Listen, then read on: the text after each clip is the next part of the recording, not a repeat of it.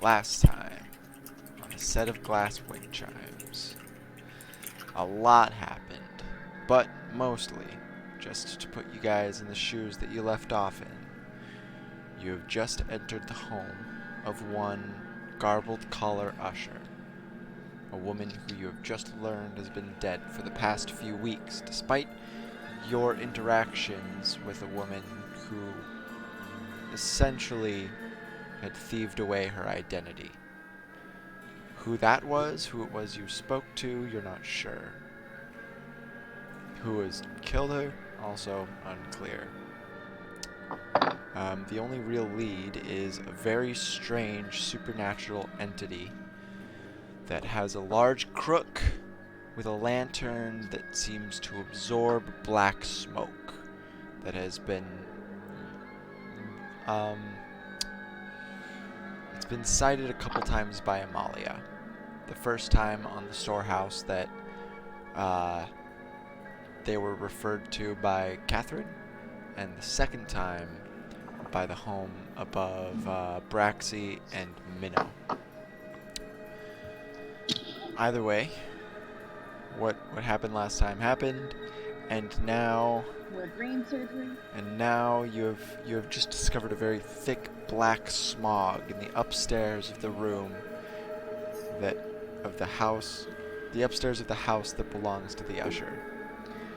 Kara is no longer server muted, and So, Kara, what were you saying about death grips before you got muted? and they're both server muted. I mean, just, I'll do it. I think I will do it.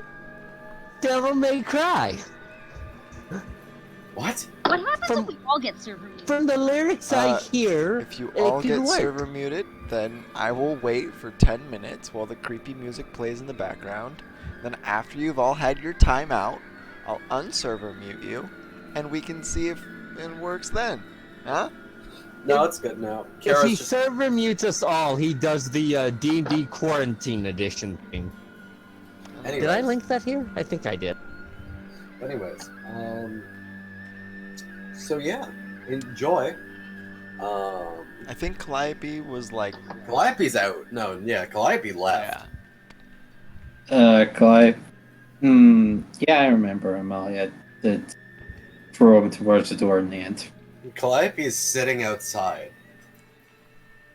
So, Amalia, you can wrestle him into the building. You're gonna have to pin him, because if you let him go, he's leaving. And that's gonna be contested, I assume, on every round. Okay. I just want some details about this house first. So the stairs are currently cloaked in darkness, yeah? The top of the stairs is cloaked in darkness. A couple portions of the handrail leading down. There's only a handrail on the left side. The right side is a wall. It's broken in a few spaces. There was some clear conflict that looked to originate upstairs and travel downstairs. Looked like it blazed a warpath to the table, which housed the chairs, one of which got destroyed, and then one of the legs of the chairs is currently going through the neck of the usher, sort of propping her torso upright. Okay. What about outside? Is there a window to the second floor? Yeah, there's a couple windows to the second floor. There's also conceivably a third floor, and then the vaulted roof looks like it would house an attic. Coming off of the third floor, there is a small little balcony with a ladder. Looks like a fire escape. Okay. And from the outside, can you see like smoke or anything coming out of the topmost windows? Do they look clear? With the light currently in the sky, it's pretty significantly into the night. Dusk was maybe a good half hour ago. You can't really see anything other than the actual details of the windows. It's conceivable that there's smoke inside. It could also be curtains, could be blinders. You can't really see too clearly. Sorry, I missed it, the first half of that. So, With the current lighting, it's pretty significantly past dusk, so it's dark outside. You're not sure if the fact that you can't see into the windows is due to smoke, could be due to curtains, could be due to blinders. Any of the three would make sense.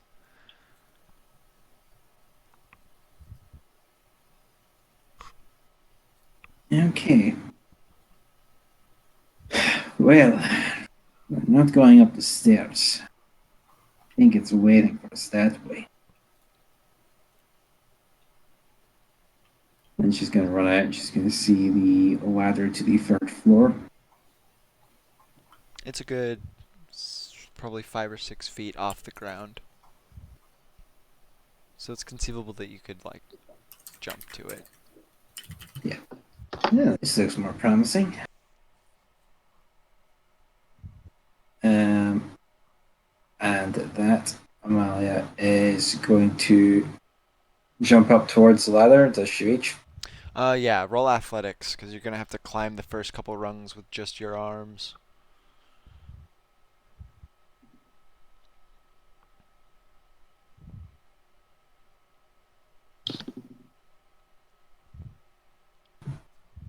I forgot to loop the music.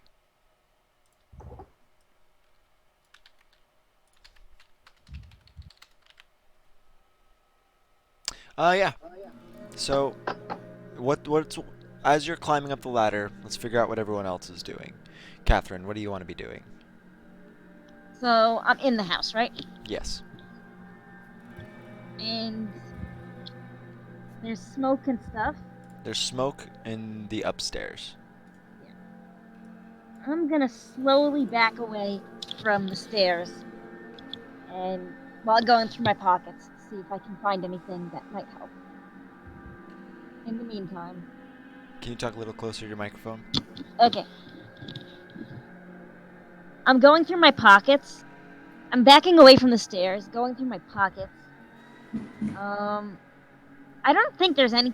Would there be anything in alchemist tools or herbalist kit or whatever that would, So there's blood, and you can use your alchemist tools to figure out if it is precisely human blood, or Good idea. rather, blood that you recognize. Right? So I crouch over and start bringing out my tools, but with lots of nervous glances back towards the stairs. All right, roll investigation and roll a roll for your alchemist's tools. Okay. Virgil, what do you want to be doing?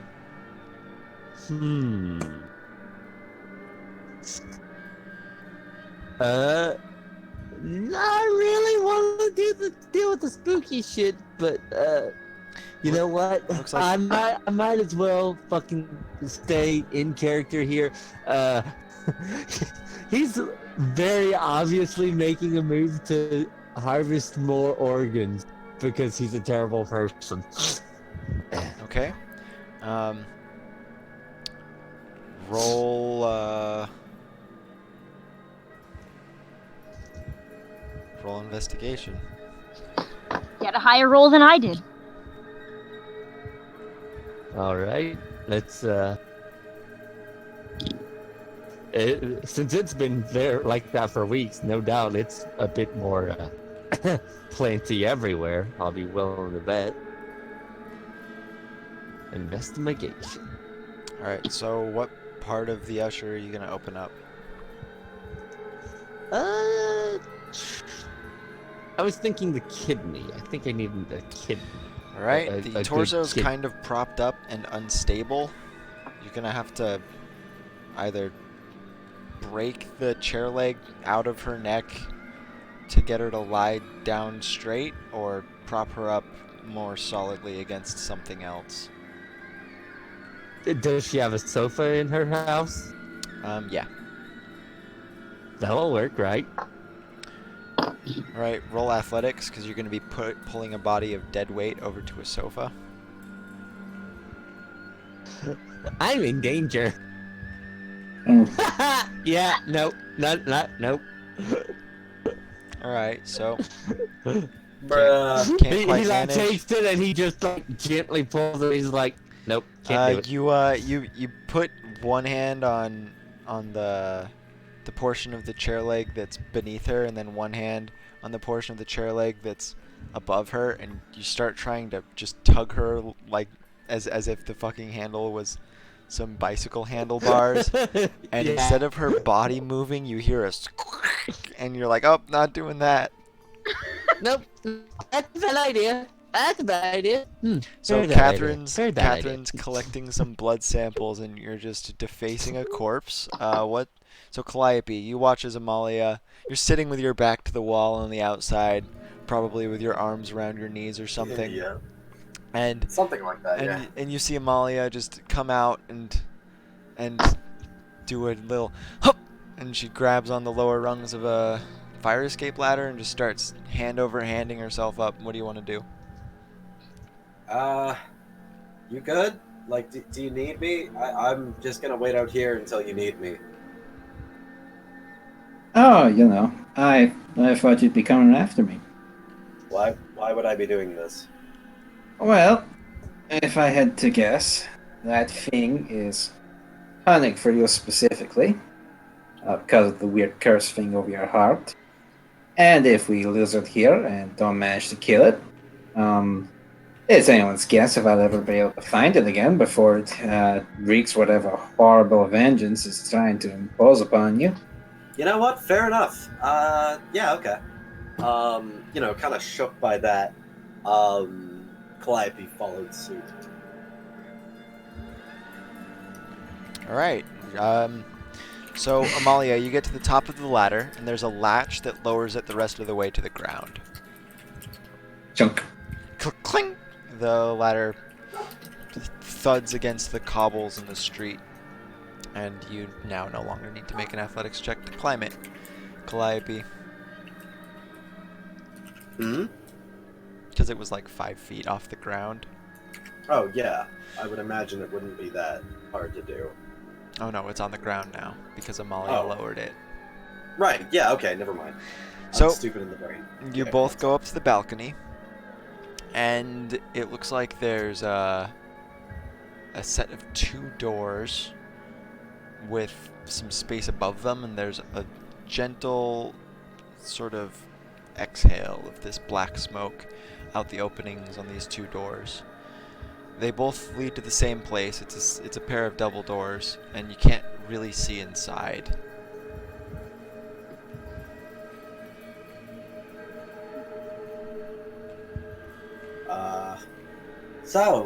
Amalia, what are we gonna be doing? Like, what are you gonna break this? Am I going to break this? What do you have a plan? Find it and kill it. Right? I mean, I suppose that's about as sophisticated as I was expecting. It's just that, what are we going to be doing to this? He points at the door. Like, would we be breaking into it? So I am going to roll Arcana, just to see if I can detect where it's physically in there or not, or shot. Let's see it. I don't know. I'm down here. I'm All gonna right. be busy for the rest of the night. So, you squint and try to detect what sort of magical effects this could be or have. There's the darkness spell that you're fairly familiar with, but that's not quite this.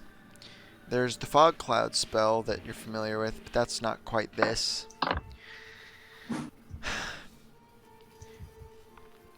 This does seem to be the same kind of smoke that was coming out of Calliope's mouth, but you can't really discern any effects of Arcana that this would specifically be pulling from. You're pretty sure this is magical, but it's also something that's new to you.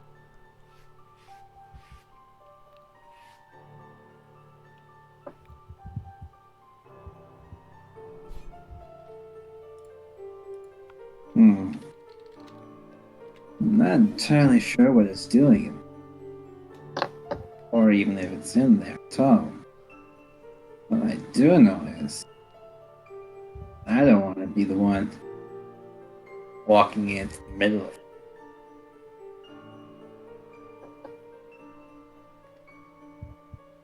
I mean, I don't think anyone would. Um, do we have anything that could like kill it? If it's an undead, sure. If it's just some kind of weird aberration, maybe not. Hmm. Do you want to like try and talk to it? No. Would you mind if I tried to talk to it? Considering it wants to eat you, Well, you don't know that. A curse is just like a thing. I've cursed people before, just with words. uh-huh. So And there's some smoke just coming out of the like corner there. yes. All right, I'm gonna try and generate dancing light in it. All right. You make a little dancing light, and it goes into the smoke, lights up the smoke that's around it, and you sort of, as you plunge it in through the doorway, you don't really get any feedback. Like the dancing light can exist in the space, but after the back half of a dancing light goes all the way through the smoke, it's completely obfuscated by the smoke. It is completely impenetrable.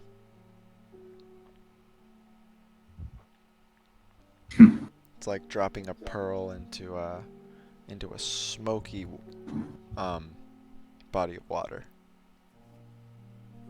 Soon Into as one of those opaque soaps. yeah.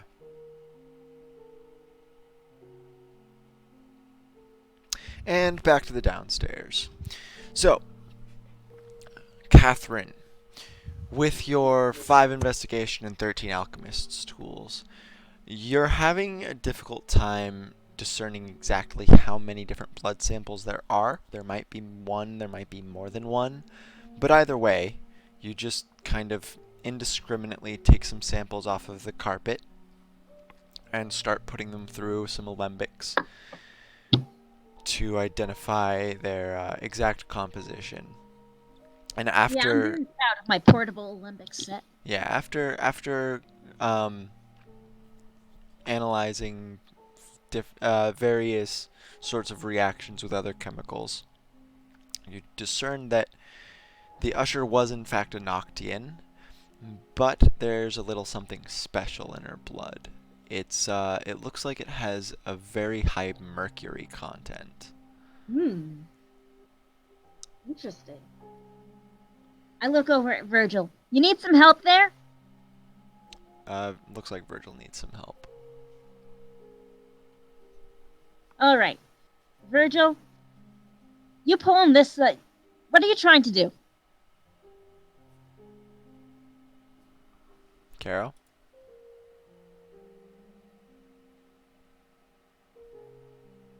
Carol. Maybe he had to run to the bathroom? He's probably muted. Like locally muted. Nope. Alright, so back up to Amalia and Calliope, I guess. Yay! Yay! Yay. Well, I have an idea. Well, there you go. Kara's internet broke. Okay, so we won't have to hang and quarter him. Yeah. Should we stop what I was about to say, or should we just No, continue? we're gonna keep going with the upstairs half. All right. As soon as it involves the downstairs half, we'll have to pause, but, you know. Amalia, tie a rope around me. I know what you're thinking of doing, but no. Come on, I'm already cursed. I feel like I should do at least one act of bravery to repay you for, well, a few things you've done for me. I can appreciate. As a matter of fact, I had a different approach in mind. Okay, I see. How many rocks are we gonna Uh, throw in there? we're not throwing rocks. Hmm. Amalia is going to get onto the ladder and she'll slide back down and head back into the house for a second. That involves the other two. Are you sure? Gonna have to. All right. I guess we're paused then. Can we switch the music to elevator? Thank you. And he's back. All right. So Yaroth is here. Karo's still trying to return. So, seeing as how we're only missing one person again, it's just that that person has changed.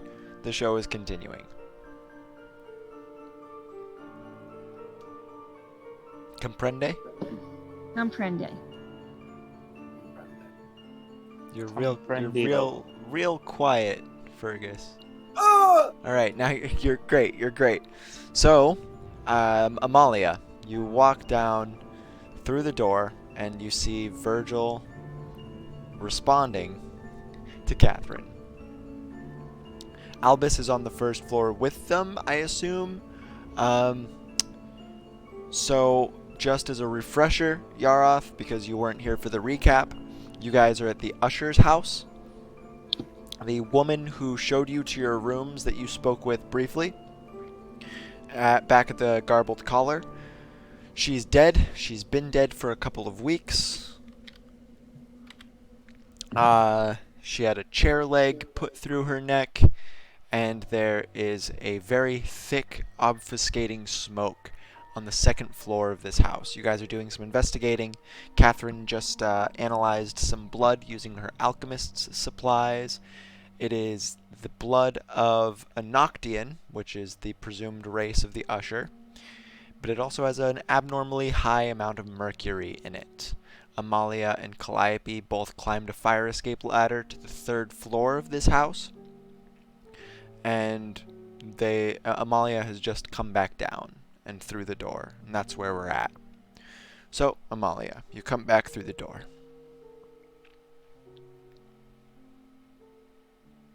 I don't want to know what you're doing. Just telling you, I need everyone out of this house.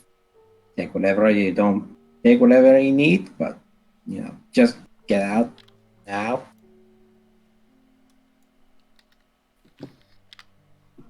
Catherine starts scooping up her tools. Caro I'll be is with you in one sec. Caro's gonna, or Virgil is going to assist you and then head outside. Albus, you want to head outside, I assume? Great.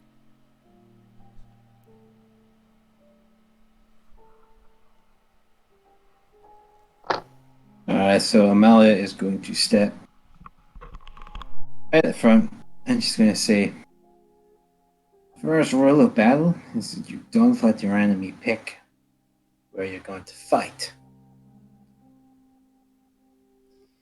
It's waiting for us to come upstairs.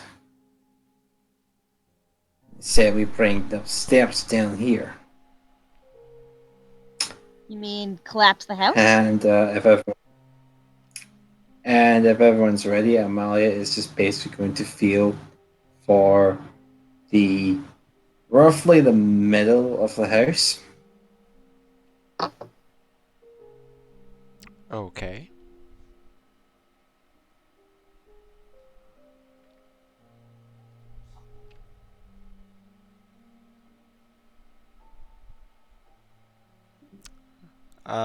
Calliope is still up on the fire escape, right? Yeah, he's gonna want to get down from there. Yeah, Calliope's heading out. Alright, Calliope, you climb down the ladder. And Amalia says what she had just said.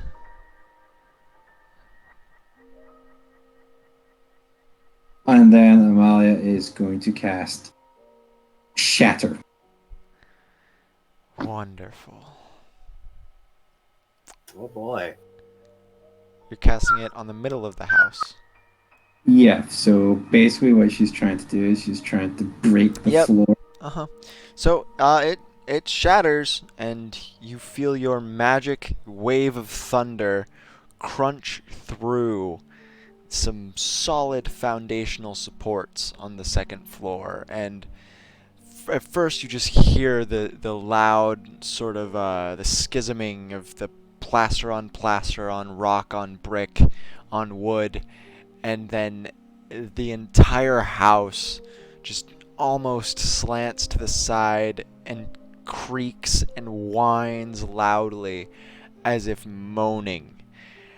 And then more and more of these creaking noises and noises of collapse, and the house itself gives a final shudder before there's no more noise. Um, did you close the door?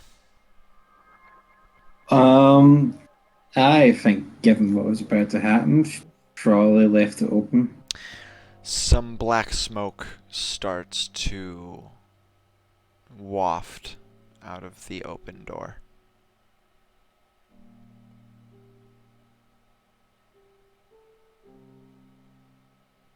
So basically, the inside has been gutted, and now there's just smoke billowing out of the bottom door. Yes. However, um it's not coming out the entire door, if that makes sense. It hasn't completely how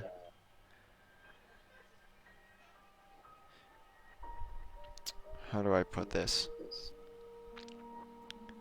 Also, give me a second.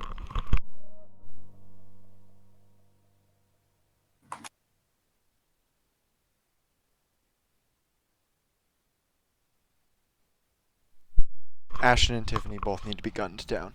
Alright, so, when the smoke was upstairs, it was basically filling it in its entirety. It was not just hugging the ceiling.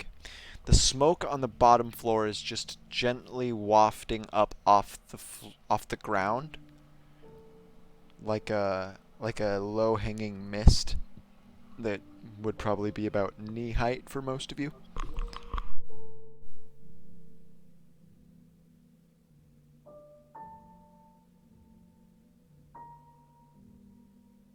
Well, not sound like the prison.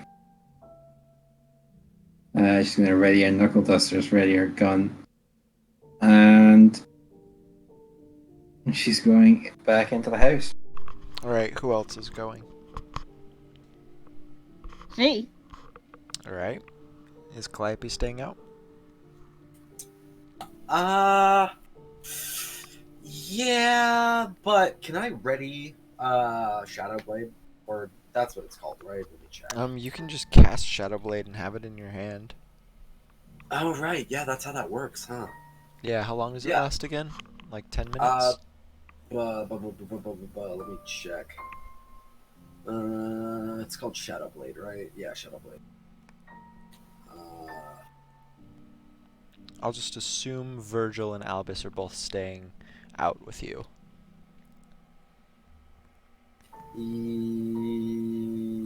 Yeah. Oh, it doesn't say.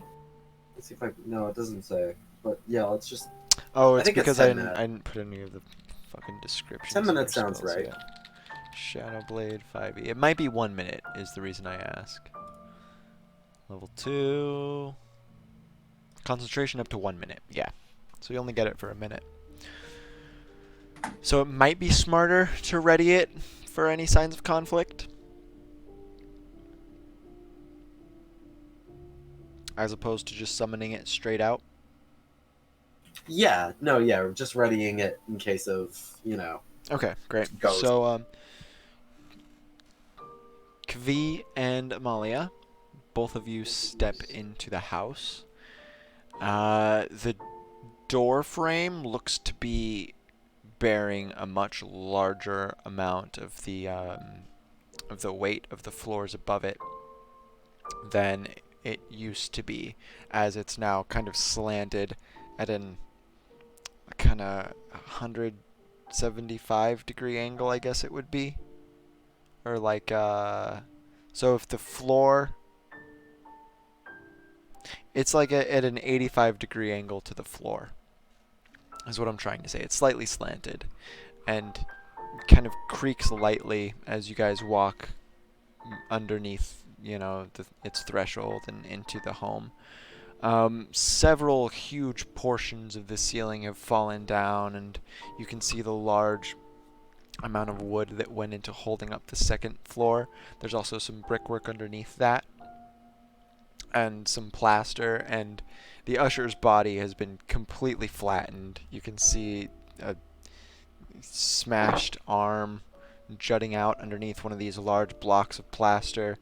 That's kind of slanted as it fell down and just engulfed a couple pieces of furniture.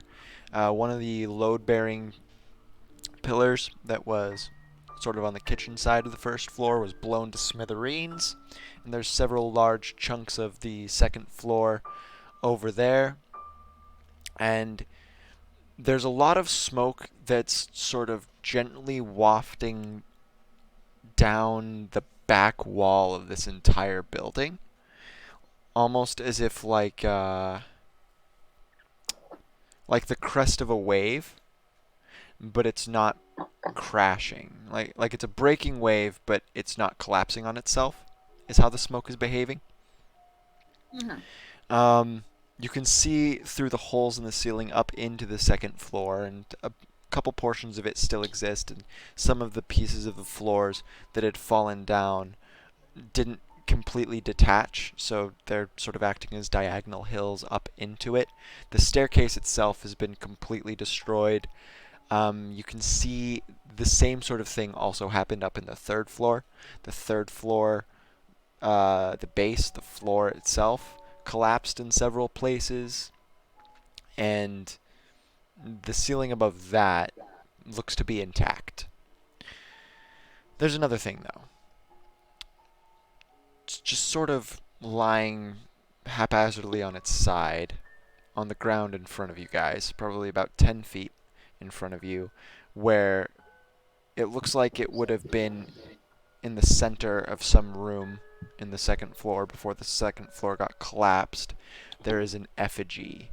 It's a large, it's a little larger than a human, and it's built of twisted, gnarled branches and black cloth that's tattered and torn and in some cases blood-soaked. The whole thing has these floating, moving purple sigils, and at its center there's a large antelope skull, larger than any antelope you've ever seen. The antelope that it would have belonged to would have been massive, would have been at least like 8 feet tall, elephantine. And Yikes. the smoke looks to be originating out from this skull. It's pouring out of the cavity underneath it and just sort of wafting and moving in various directions to keep the smoke that you see sustained. The effigy has been damaged a little bit by the fall, but it hasn't been destroyed. And it looks to have the same sort of general makeup as the gnarled staff with the crook and the lantern that the big, supernatural demon thing had. It's pretty clear that they're related. Well, Kvi's gonna bring out gonna cock her shotgun and point it at the skull.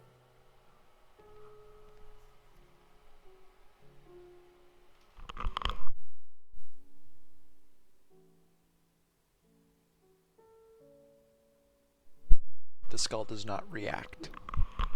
No, but she gives a glance towards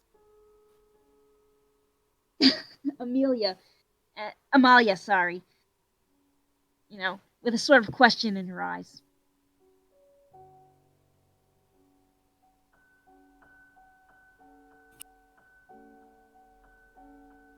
Well,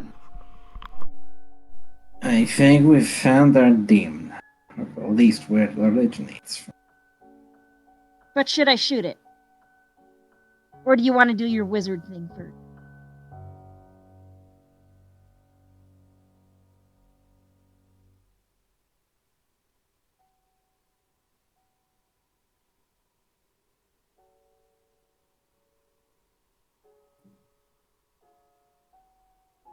Uh-oh. That, Do you want to do your wizard thing? Yeah, sure. Let's wizard it. What does As that this is What does that mean? Yaroth and Karo are both now gone. I don't know where Yaroth went. Uh, Beautiful. Yeah. Let's finish up interaction with the effigy, seeing as how it's just Amalia and Catherine, and then we're just gonna pick up Thursday. Yeah. So I will Arcana as pair. Bada bing, bada boom, bada bop. Yep, it's a horrible demon effigy, and it's almost certainly related to the horrible demon. Okay, now you're breaking up. Am I? Hello? Blah, blah, blah, blah. Yeah. Am I still breaking up? No. Okay, great. Just to repeat what I said, yes, like I just told you, the horrible demon effigy is in fact connected to the horrible demon.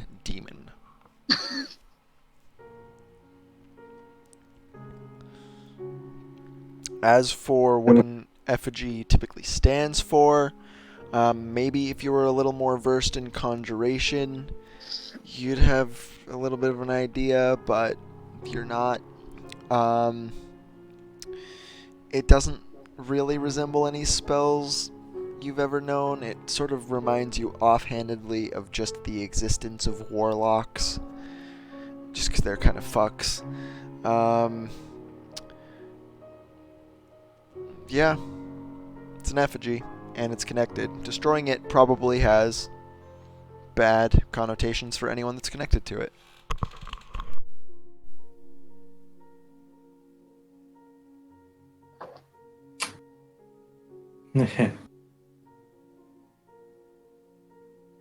She shoots a glance over to Calliope. Calliope's outside. Yeah. Like, well, I think it can still be seen. Okay. Like, standing in the door. might have a bit of a problem if the story was still linked to her friend over there, but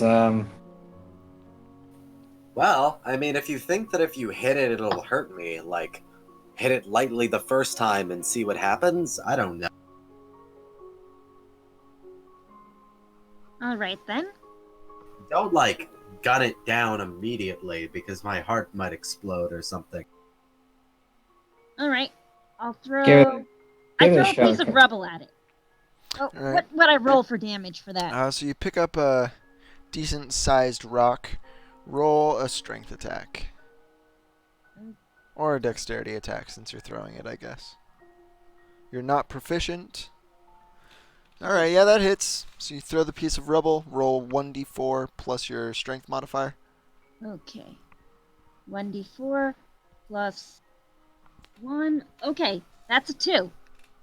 Alright, so you throw the piece of rubble at the skull, and it impacts one of the horns of the antelope's skull before just kind of rebounding off and rolling to a halt a couple feet away. You don't feel anything, Calliope. But the effigy also doesn't look particularly damaged. There's a little scuff mark, but... I feel fine. All right then. Yeah.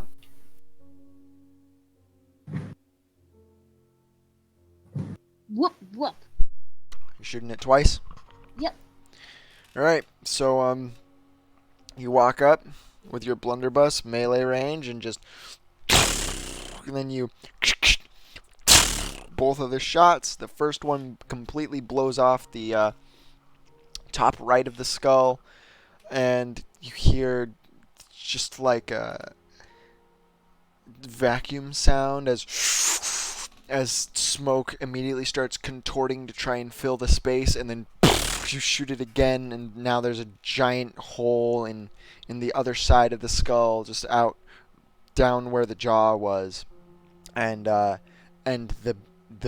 gnarled wood portions of the effigy start to crack and contort inwards, and just like warp the effigy smaller as it kind of starts folding in on itself, and seems to break in half almost before the purple runes that were just ambiently floating in its midst slowly, one by one, blink out, and its remains are just lying there. Calliope, roll a Constitution saving throw. All right. Just Constitution or like Yeah. I don't. All right. Nice. 24. So this time you feel the cough coming, and you prepare yourself for it and kind of stifle it down as best as you can. You clamp a hand over your mouth, and it sort of heaves up through your diaphragm and esophagus, but it doesn't continue. And when you take your hand away, there is blood on your palm. All right. Do Does I- he still have did the I- curse on him? Did I take any damage? You did not take any damage, no. Okay, so it's not internal at least. Okay. That definitely did something to me. I don't know what, but I am. He showed the blood on his hand. So as Calliope's talking, little wisps of black smoke start coming out of his mouth. It kind of tickles the roof of your mouth as you're talking, and Smoke came out from the damage. Did it perhaps try to drain the magic from you that constitutes itself? I wouldn't know about that. Maybe you should check. maybe you should what? What? What did you say? You cut out. I said. Calliope just said maybe you should kill it. It's pretty dead looking as far as I can tell. Well, shoot it again, or maybe there's more than one. Maybe it's a set of effigies. Who knows?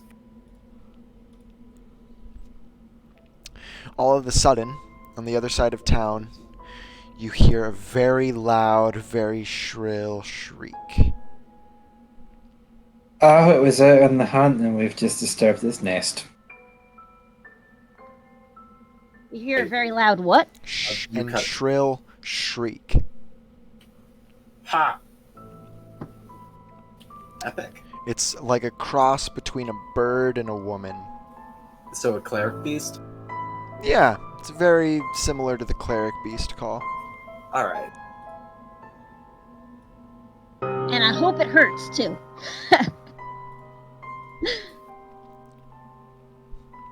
So is this where we're leaving off? I guess so. Yikes. There's just gonna be 2 recordings.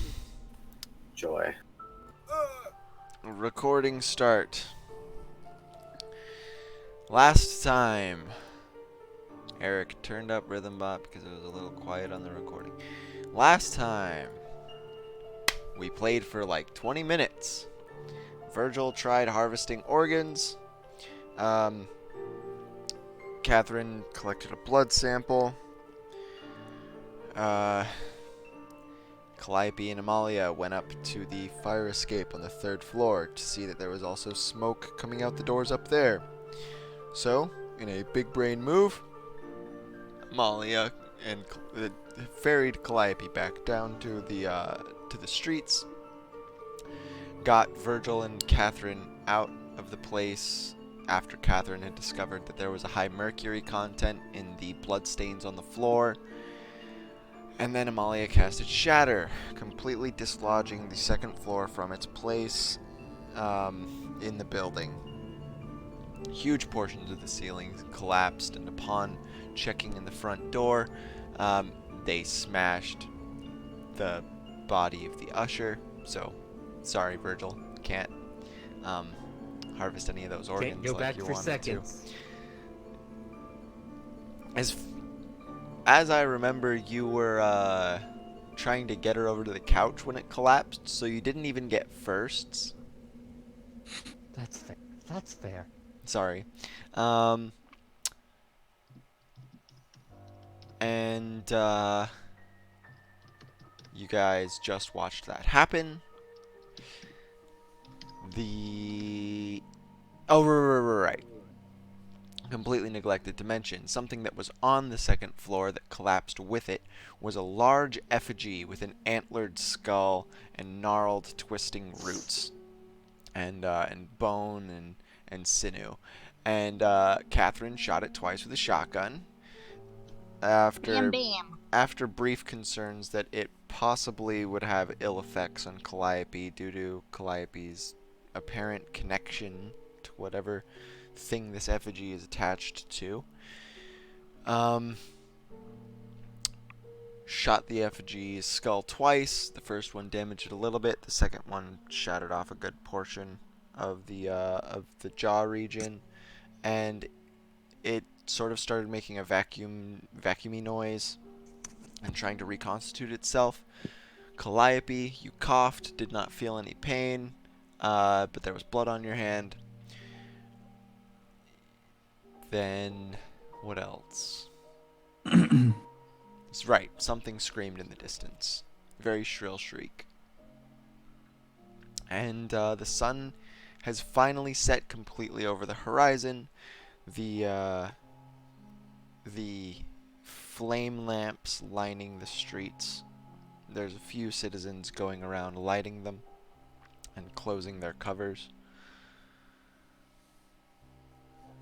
In fact, there's one of these guys right across the street from you. He's giving you wary glances, but he is just doing his job.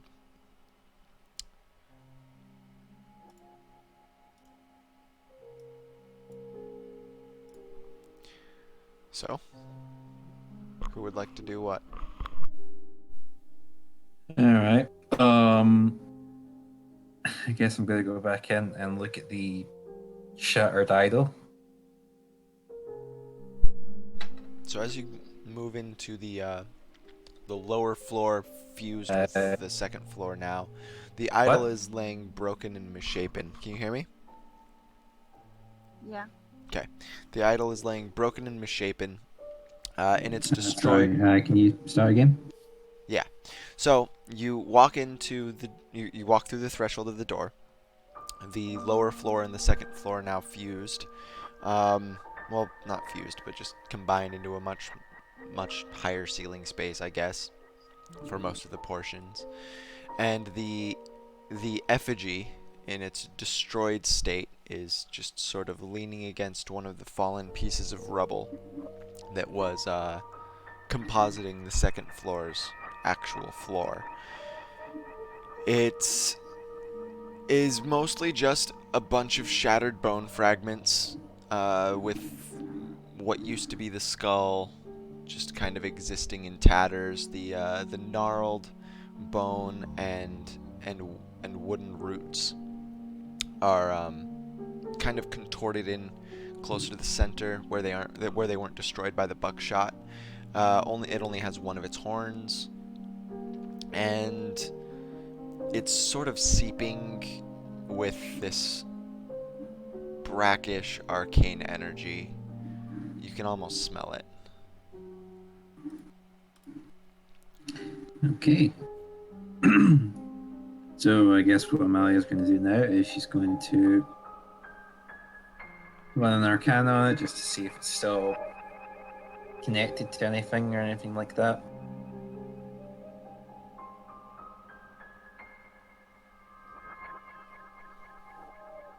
And 17. So there's very clearly magic coming from it, but I believe you rolled Arcana on it last time too, and you aren't really familiar with spells that would directly employ the usage of an effigy, besides maybe Magic Jar. but that's really, really advanced, and not quite the same thing. That said, you are aware of effigies as like an occult thing. Seeing one that is very clearly magical is a little bit out of your depth as a wizard. If you had somebody that was more familiar with the arts of a warlock, they might know a little more. Okay. One of the horns was shattered off. Yes. How big is it? Well, it's in about 4 pieces, and the biggest one is as big as your closed fist. Yeah, she's gonna grab that for reference. And then she's gonna turn around and come out to the rest of them. Well, if none of you think you can get any more out of that, let's go make sure this bastard's dead. Virgil, you do see the arm of the smashed usher's corpse. Just kind of like, you know how sometimes there's an arm hanging out of a trunk on Halloween? It's that, except it's Yeah. under a piece of rubble. So if you want to go make sure that she's not just plant insides, you can do that. I'm gonna go do that too. Okay, Shawnee, you Come on. also note that you have a vial of the blood sample of the usher. Okay. Let's see. So you take your scalpel out, roll medicine. I'll be helping him. if you All right, will. great. Roll medicine with advantage. Huzzah. Toggle that advantage. I'm Medicine. also gonna check. Nice. Oh my god, it's like you're a doctor. Molly's gonna check what? Gonna check and see if pipe is still cursed. All right, we'll get to that in a second. So Virgil and Amalia, you approach the arm. It's kind of sickening, and now that the body's been smashed, the smell just really wafts up. Virgil, you're probably used to it. Yeah. The incision you make is right across the interior of the elbow joint, and this sort of putrefacted, rancid sort of ooze just starts gushing out. It's You're having definitely... Eric, aren't you? No, I'm not. I'm trying to drink my tea. It's Virgil's the one that's fucking dissecting dead people.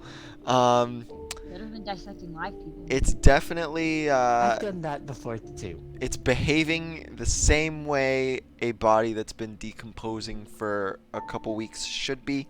The fluids all seem to be in order. A lot of the congealing that's been happening on the interior is as you would expect it, Virgil. Yeah, it looks like this lady was just murdered. No plant parts. Just a simple murder. Shawnee, That's disappointing. this doesn't look anywhere close to Abraxy. It's got tendons and everything. You're not familiar with tendons. You're like, hey, give me bark. Oh. I wonder if I can pull the rest of You could get its tibia.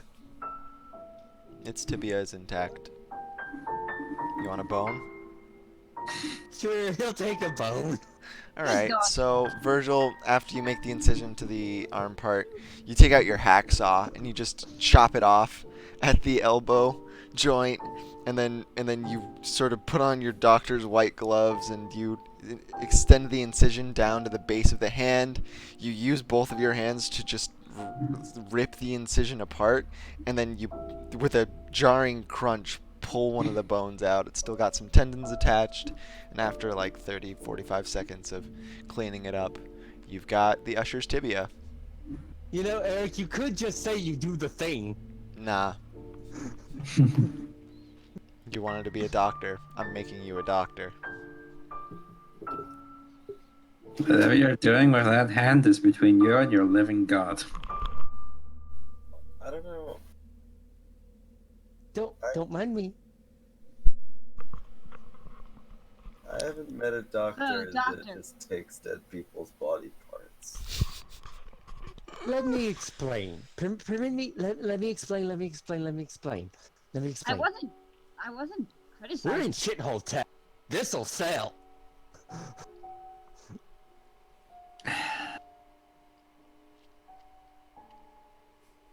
He's not wrong. I'm sorry, you want to what?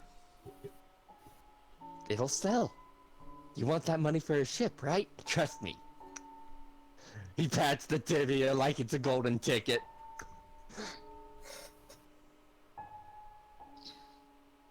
Huh. What sort of people buy those things? Doctors like you? Well, doctors like me, the occult people, people that need replacements, general freaks. Oh, wait, you can replace your own parts with other people's parts? That's fascinating. I mean, No, that's you basically what a can't. kidney transplant is. You Calliope can raised transplant his kidneys? Calliope raised his voice. It's like, I think you're making that up. Do you want to find out? What? Are you going to try and replace one of my kidneys? So as you guys are talking, Amalia's just got her hands on her hips, examining Calliope. Roll Arcana.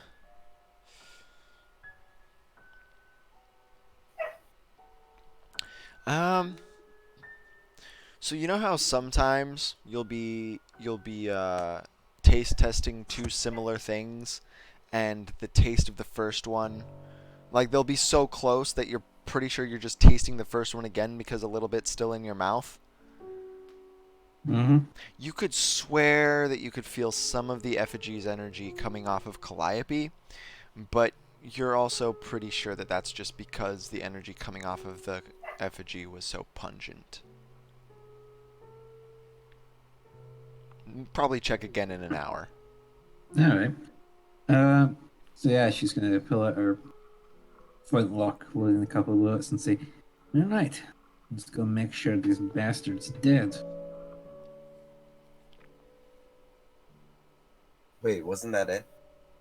I mean, like, I heard the scream, and I'm assuming you did too, but, like, didn't we, like...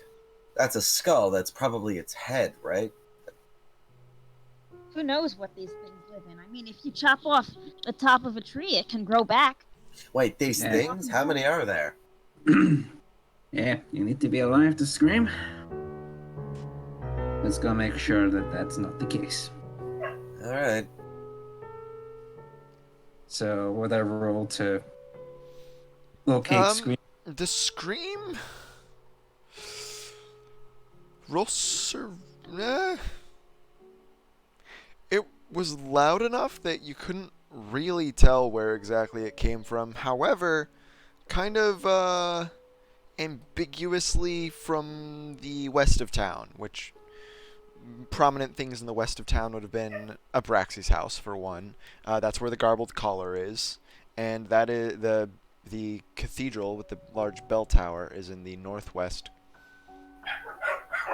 Oh, wow, Yeah. the cathedral? Alright, let's head west. Kill dogs, You really- Fergus. I will. But you really are just setting up a cleric beast fight. Cleric beast fight. I'm glad you think that. I really want it. Anyways, continue. Sorry. Just to kill I don't- dogs. I wish I could. Okay. They're stronger than me. Oof. I'm living in an abusive house with my dogs. They run on me. Alright, so Amalia, you kind of figure it came from the west. What do you do? Gonna head back towards the garbled collar first.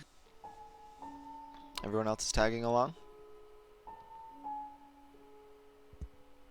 Yeah. I mean, Alright, that so sounds like a good idea right now. this time you walk in the door and the barkeep is no longer serving as the usher. It doesn't seem like anybody is.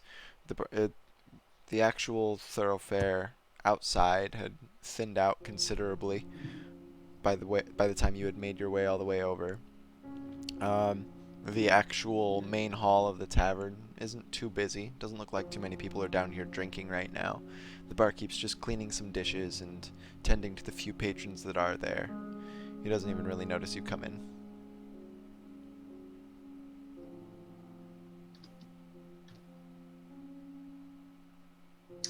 Does anyone? How long ago was the screen? Does anyone else like perturbed? The scream would have been about 20 minutes ago. And there's some people around that look disturbed, but there's always been some people around that look disturbed.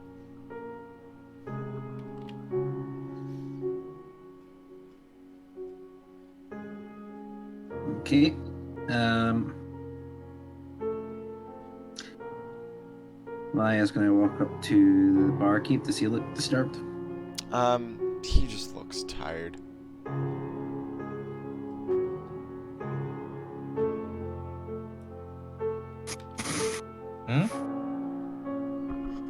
He looks up. Oh, you're the girl from before. Did you find what you were looking for? Something like that. Hey, you didn't have to hear a blood-curdling scream about 20 minutes ago? His eyebrows furrow a little bit. Listen, if you're trying to prank me, I'm not really in the mood.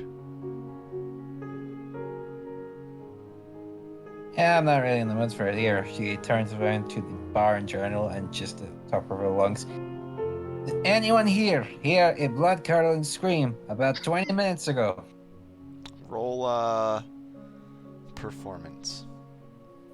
What a bro check.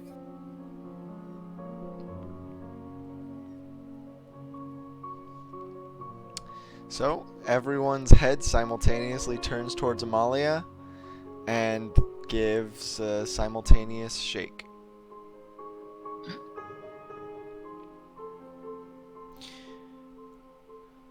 So, that gives you a couple things.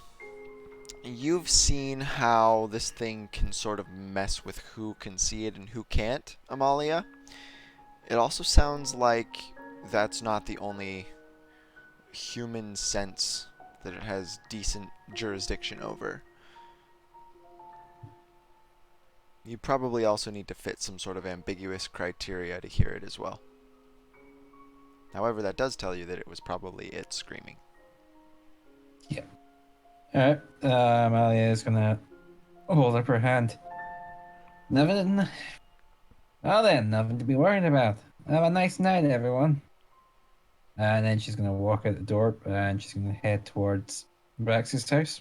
Is everyone walking with Amalia, or are you guys still back at the Escher's Yeah. house? I'm No, walking. it's- yeah. Everybody is with Amalia. Yeah. Just Yes. clarifying? Great. So, Wait, is Albus with Um, Amalia? yes, Albus responds. So Okay. you guys start walking up the street, and Amalia, you you see a little bit of a glint in the distance, but it's not above Abraxas' house, and it's only there very briefly, and you're not really sure if there's any substance to it or if it was just some ambient light reflecting off of some metal. But you saw something in one of the windows to the cathedral further up the street than Abraxas' house is. Abraxas' house is sitting there. Nothing out of the ordinary. Okay, then Amalia is gonna quicken her stride a little and head towards the cathedral. Really saw something up there. Unfortunately, with the cathedral, there is the large wall keeping it separate from the rest of the town. And as you approach Calliope, you remember something that you had spoken to somebody about earlier in the day. I'm gonna wait. I missed all of that because my dog literally kicked in my door to say hi. I'm gonna. 1 second. I'll be back like in 30 seconds. Probably less actually. No problem.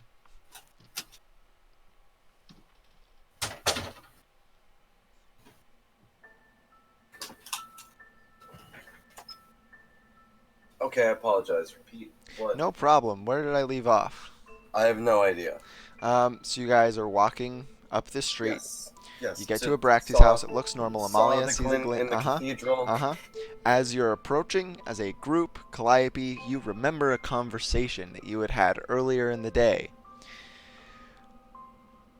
It was a conversation with Frederick about meeting him outside the cathedral, that he would get you in the walls, and who is leaning up against the walls outside the cathedral but none other than our friend with the crossbow. Hey, Frederick. He looks at you first, Calliope, and then he sees everyone else, and his head cocks just ever so slightly. I'm not here because of the thing that you're talking. That you were talking to he me holds about. up a hand, palm facing towards you, and then turns it towards him and curls a single finger twice. Calliope kind of scuttles in front of the group and moves over. It's like, what? This has nothing to do with what we were doing. There's a scary demon.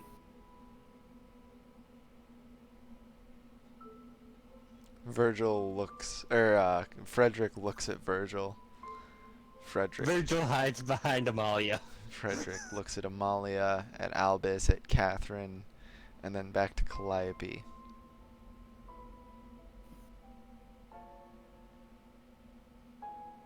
So, trying to get in? Yep. Great. But not for why I wanted you to?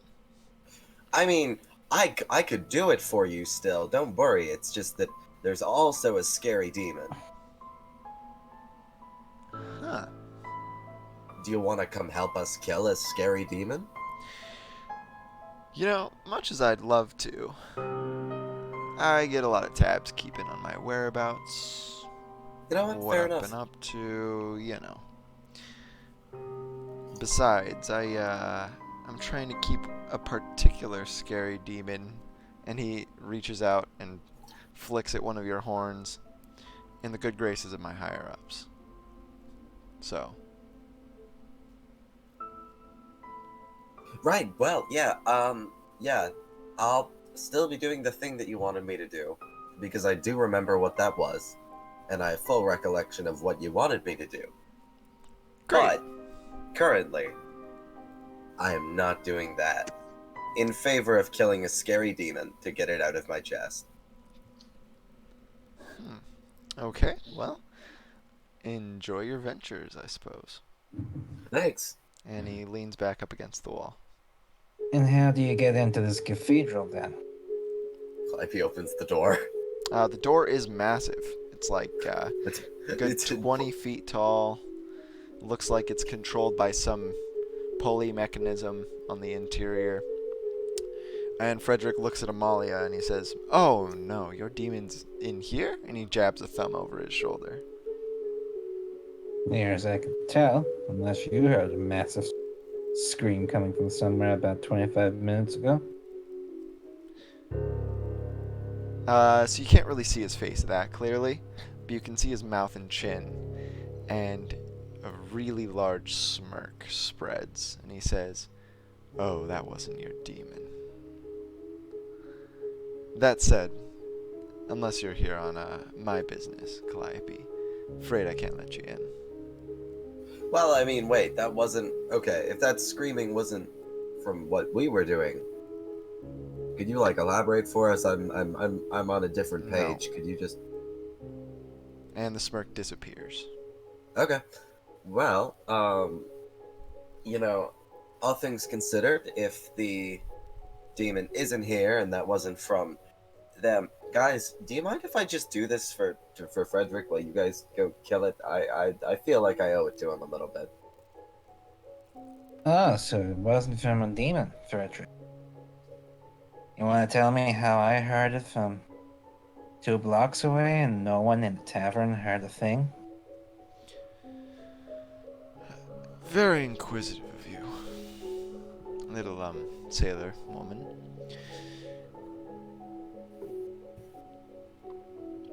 At least you got the profession right. Now, do you know something about this creature that's stalking these houses? I would love to say yes, but unfortunately, I only know that it exists. What it is a little above my pay grade. Still, knowing it exists put you above most people.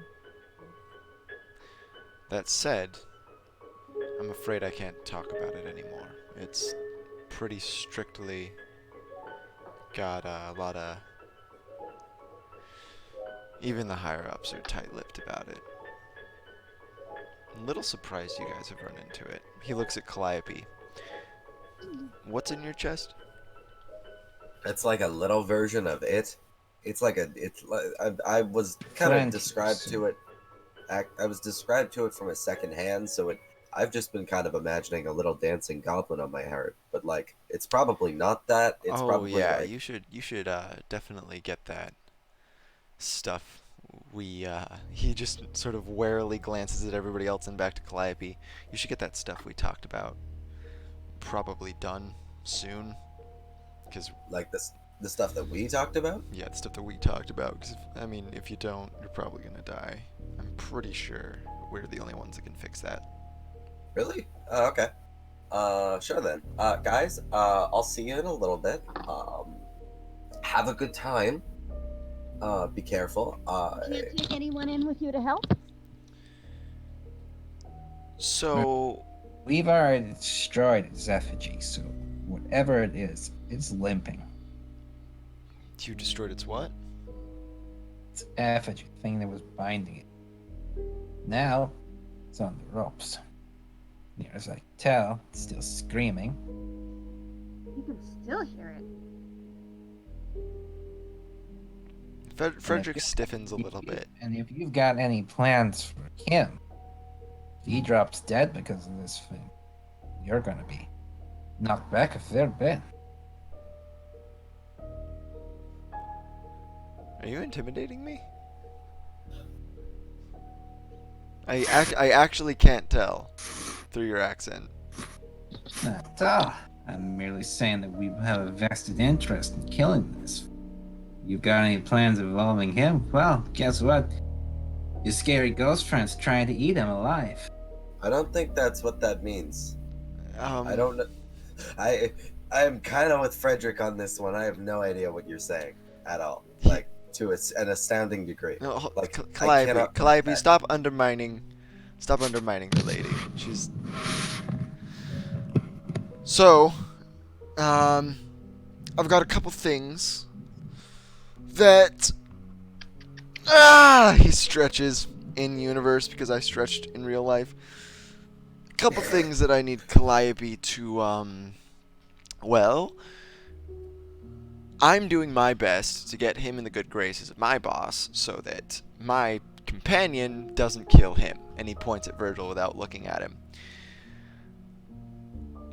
So, as far as vested interests go, if Calliope dies, I don't really care about any of you anymore.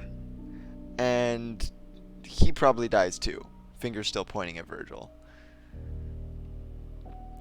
As for the ghost thing,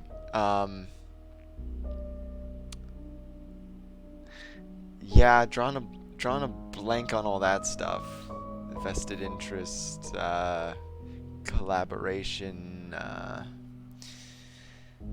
I think it's a pretty good idea for you guys to just go home and go to sleep tonight. Except for you, if you're still interested. And he looks at Calliope. And Oh yeah, definitely. I mean, like, I want to get this thing out, but like, I mean,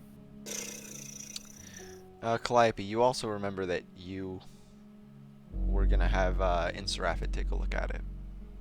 yeah, but that's taking a quick aside because Frederick's here. No problem. Catherine, what do you make of this? Are you asking me as Frederick or as the DM? As the DM.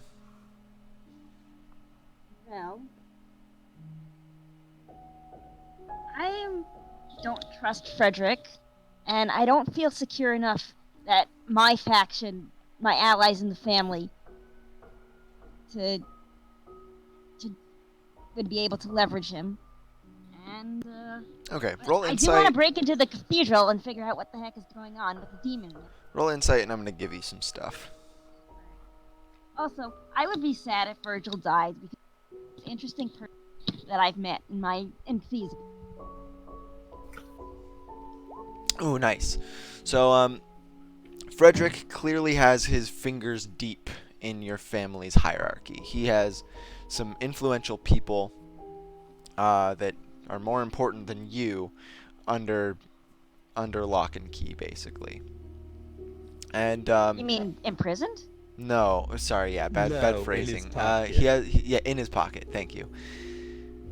So he also seems to know a great deal more than he lets on, seeing as how he also saw you try to sneak them through the back.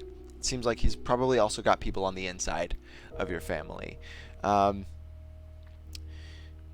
He's a little bit playing dumb right now, but he's also been very forthcoming in all of his answers to Calliope. This guy has an affiliation with that demon thing. The scream very likely did come from this cathedral, but it almost seems like they're weirdly on the same side. You have no idea what the motives are of Frederick's organization. You only really know that he's kind of a Creep. He's there to get rid of loose ends, He's basically. a disco terrorist. He doesn't have a lot of information. He doesn't get given a lot of information. He's mostly just pointed at people with his crossbow and he takes them out. That's kind of a big part of his job in whatever ambiguous organization this is. And he did mention that if Calliope doesn't get in their good graces, him and probably some other loose end taker care ofers are going to be sent after Virgil. Him and some other hunters.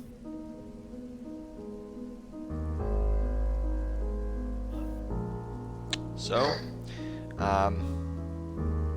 basically, probably no matter what you do, you probably can't get inside this cathedral unless Calliope gets indoctrinated. Which is. I thought him absolute- getting into the was part of his test to get indoctrinated. Oh, it is. But you won't get in unless he's indoctrinated. And even then, you're not sure if you'll get in. They very clearly have some secrets going on. All right, Calliope. So, what did he want you to do again? Eric. What's up? What did you want me to do again? I believe he just wanted to show you something in the cathedral.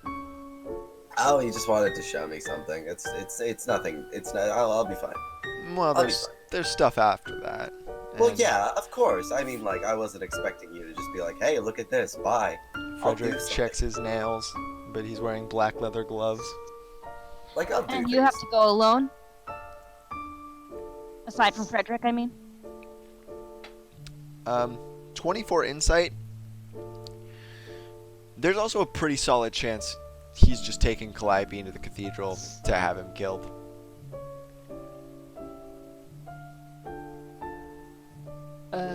Callie, if Was that your insight roll? Or, no, joking. What? come here, just real quick. I'll let you consort. Frederick just walks 30 paces south and leans up against the wall over there. All right, you're going to do this, and you're going to have to you're going to have to see if you can get him to let us come with you. I understand that this has a vague underlying tone of risk and sinisterness to it.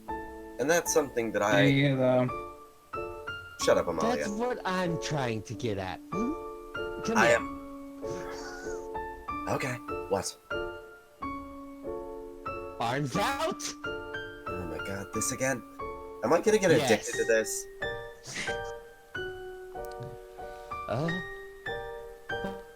Well, Well, I did test out the addictive effects. Other than making people smarter, I haven't really seen that.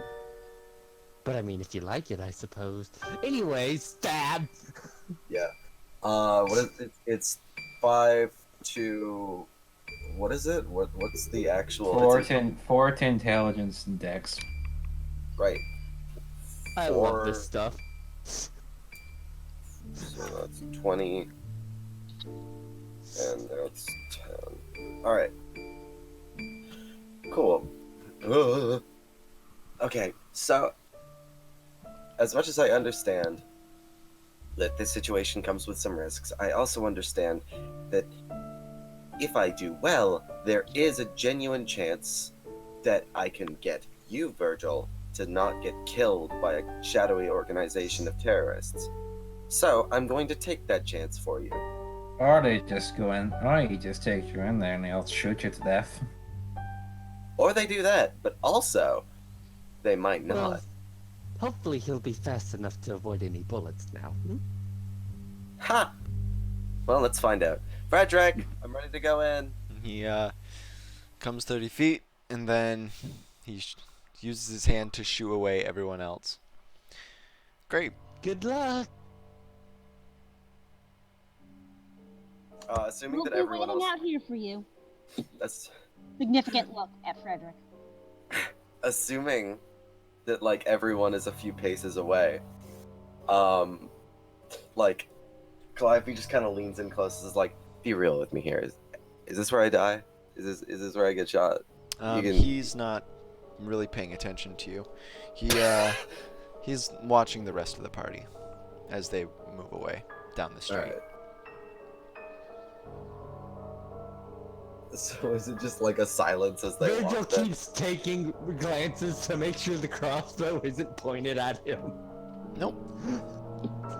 And then once you get about 300 feet away, Virgil, you look over your shoulder, and Calliope, you notice that Frederick takes the crossbow off of his shoulder and trains it towards your group. And roll initiative. Me? Everyone who's participating, definitely Virgil. Before we actually get into combat, could I attempt to talk him down? Yes, you can, but you can do that on your turn, which is after you've reacted to everything happening. That's why initiative rolls exist. You're right. That is why initiative rules exist. Oh, whoops, I rolled twice because it lagged out. It's okay, I'm drawing the street for you guys. I love Frederick. God. I love Virgil. He's an amazingly neurotic, sarcastic mess. But that might be was soon.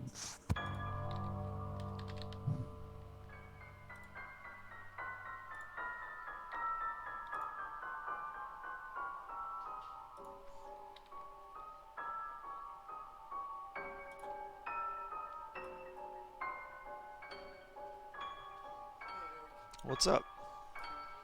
Yes.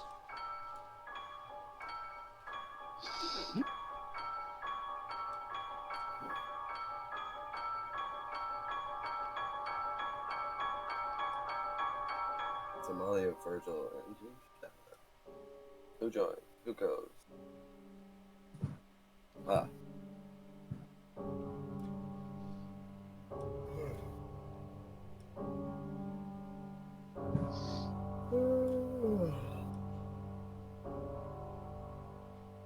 So if anyone was going to guess Calliope.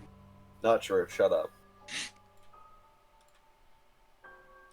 Let's make the grid a little smaller. Frederick has balls if he thinks he can take all 5 of us. Or higher levels. Thing is that He's confident in his skills for a reason, no doubt. Why isn't it changing? I really That's don't fine. doubt that it's a lacquer amount of balls. I think it's just like they're a level 5 with a bunch of materia. Oh dear. I am Just as you're doing this, Eric, I do have a question. What's up? Is the crossbow an MLA technology? Looks to be technological, so you could influence it with MLite technology. I could just launch it. Oh, that'll be good. Small. In fact, let's do names only for this.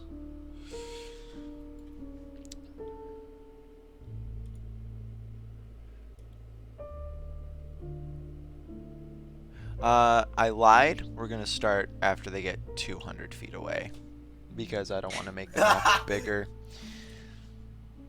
Nice. I'm gonna control Albus, who responds.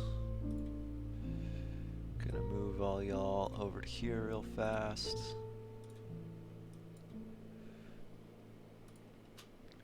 I also didn't have this planned, so I'm gonna be using a stand-in token for Boy. Frederick. I imagine his outfit kind of looking like, you know, the old hunters that have gone crazy in the dream. Yes. Yeah, just that. That mixed with like John Wick. I could see it. Albus should be down here. Why is Clampy so small? Oh, I see it. And now,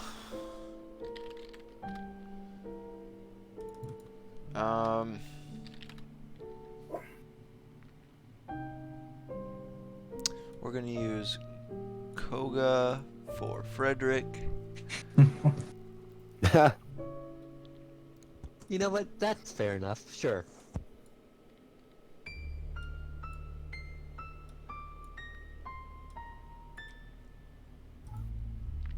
And so, music shift as well to, I know what we'll do. Which Death Grips remix are you blasting now? Not a Death Grips remix. No! No! If Frederick's theme is in Death Grips, I'm gonna cry.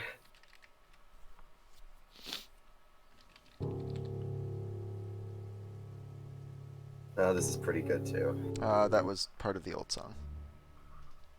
I know. I was just looking at the I was looking at the thing that you put. Okay.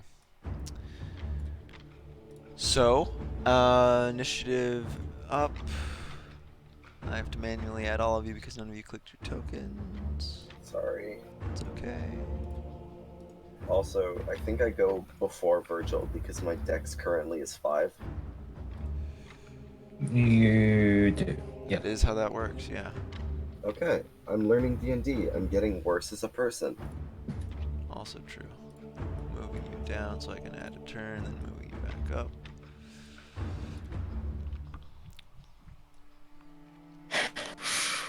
Yeah, it's ironic that we're gonna get killed by Koga because, you know, Koga never got a doctor. Oh, that's good. Frederick goes second to last. So, is his crossbow loaded? Yeah. Is he actually, like, pointing it at the group, or does it look like he would have to aim it to get an actual shot off? He has to aim it. Just give me one more second. I'm almost done with initiatives. Alright. Albus. So I have to play Albus.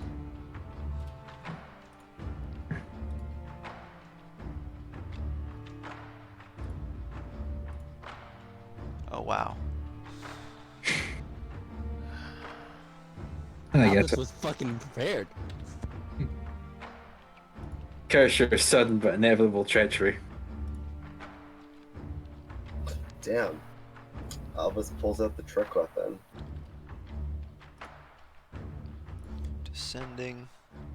And we start, since you can react Calliope, with Calliope. Then it goes straight to Frederick.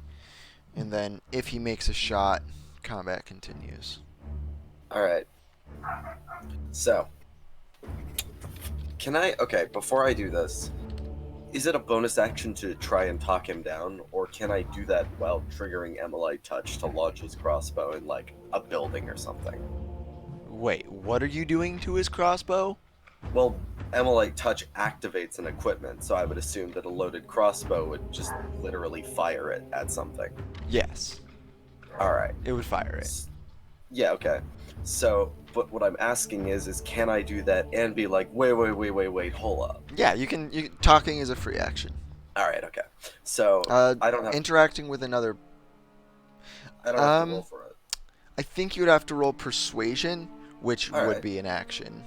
Alright, but I don't have to roll for Emilite Touch, which is nice. What's Emilite Touch? Is it a bonus action?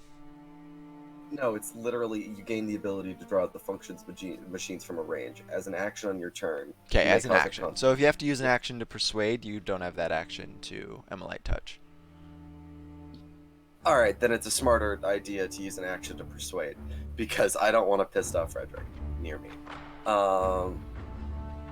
So Calliope, like, kind of not touching the crossbow, just kind of like puts a hand on it and is like, hold up. Can we really ought to discuss this first a little bit. I mean, He pauses pretty quickly and looks at you. Roll persuasion. please, for the love of God. Okay, yeah. Well, the crossbow slowly lowers. It's not me, it's them. Well, can you elaborate a little bit, or is that classified information? He nods towards the rooftops around where your friends are. Are there just like a shit ton of like? You don't see anybody, but he further elaborates. You guys were followed here. All right, but by your guys or like my guys or like? Yeah, by my guys. They're not gonna like this hesitation, but I'll just say that you kicked me in the nuts or something. All right. We're doing D&D, but welcome back. And that's probably it. You successfully persuaded him not to shoot. Good job. All right. Calliope kind of like raises his hands over to the other group to like try and get them to stand down to end combat early. Are you yelling? No. Like okay, well they're all walking away. Except Virgil probably sees Calliope waving both of his arms. Actually, no. Wait, my bad. If they're still Virgil's paranoid ass was never mind. looking back the whole time, so he probably would. Yeah. Okay, yeah. That's really funny. Okay, Virgil, was the roll only one insight. to see that.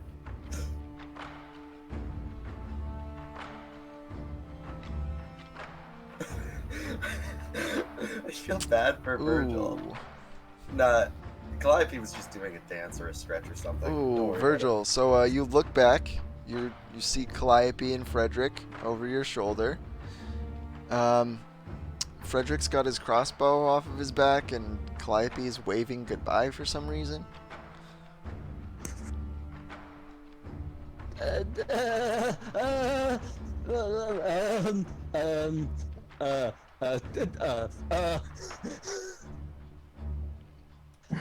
crossbow's slowly being replaced, so pretty sure everything's okay. Yeah.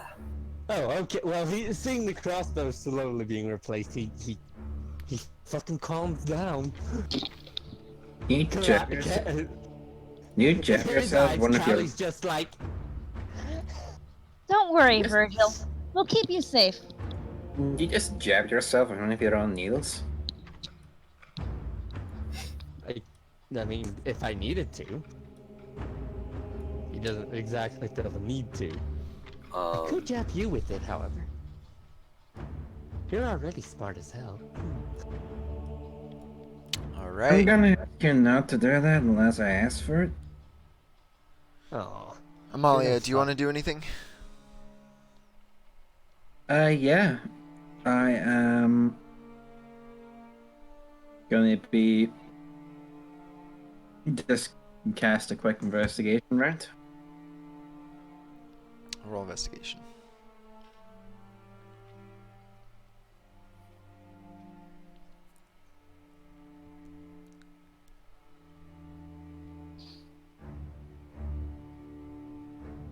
All right, what are you looking for? Jesus. What happened to investigation? What the fuck? So Amalia is going to have a look around the house. She's sort of on edge with Virgil just suddenly having a spasm. Looks around up on the roofs. Does she see anything? She's looking up on the roofs because Virgil, who regularly has spasms about everything, had a spasm. He's having a particular spasm at this point. I'm going to give you disadvantage on the investigation check because it seems a little meta. I'll still let you make it, though. And it is a plus 11, so... your chances are solid. Alright, Observant. What a fucking feat. yeah, the balancing around investigation and perception is that investigation you have to be looking for something specific. You can't just happen upon things normally.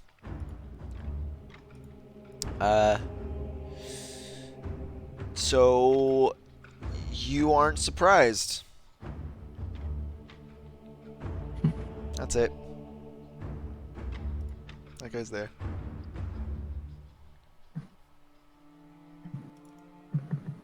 That guy's there.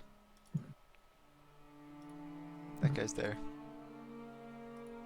That guy's there. They're all on roofs. Hi, Awogas.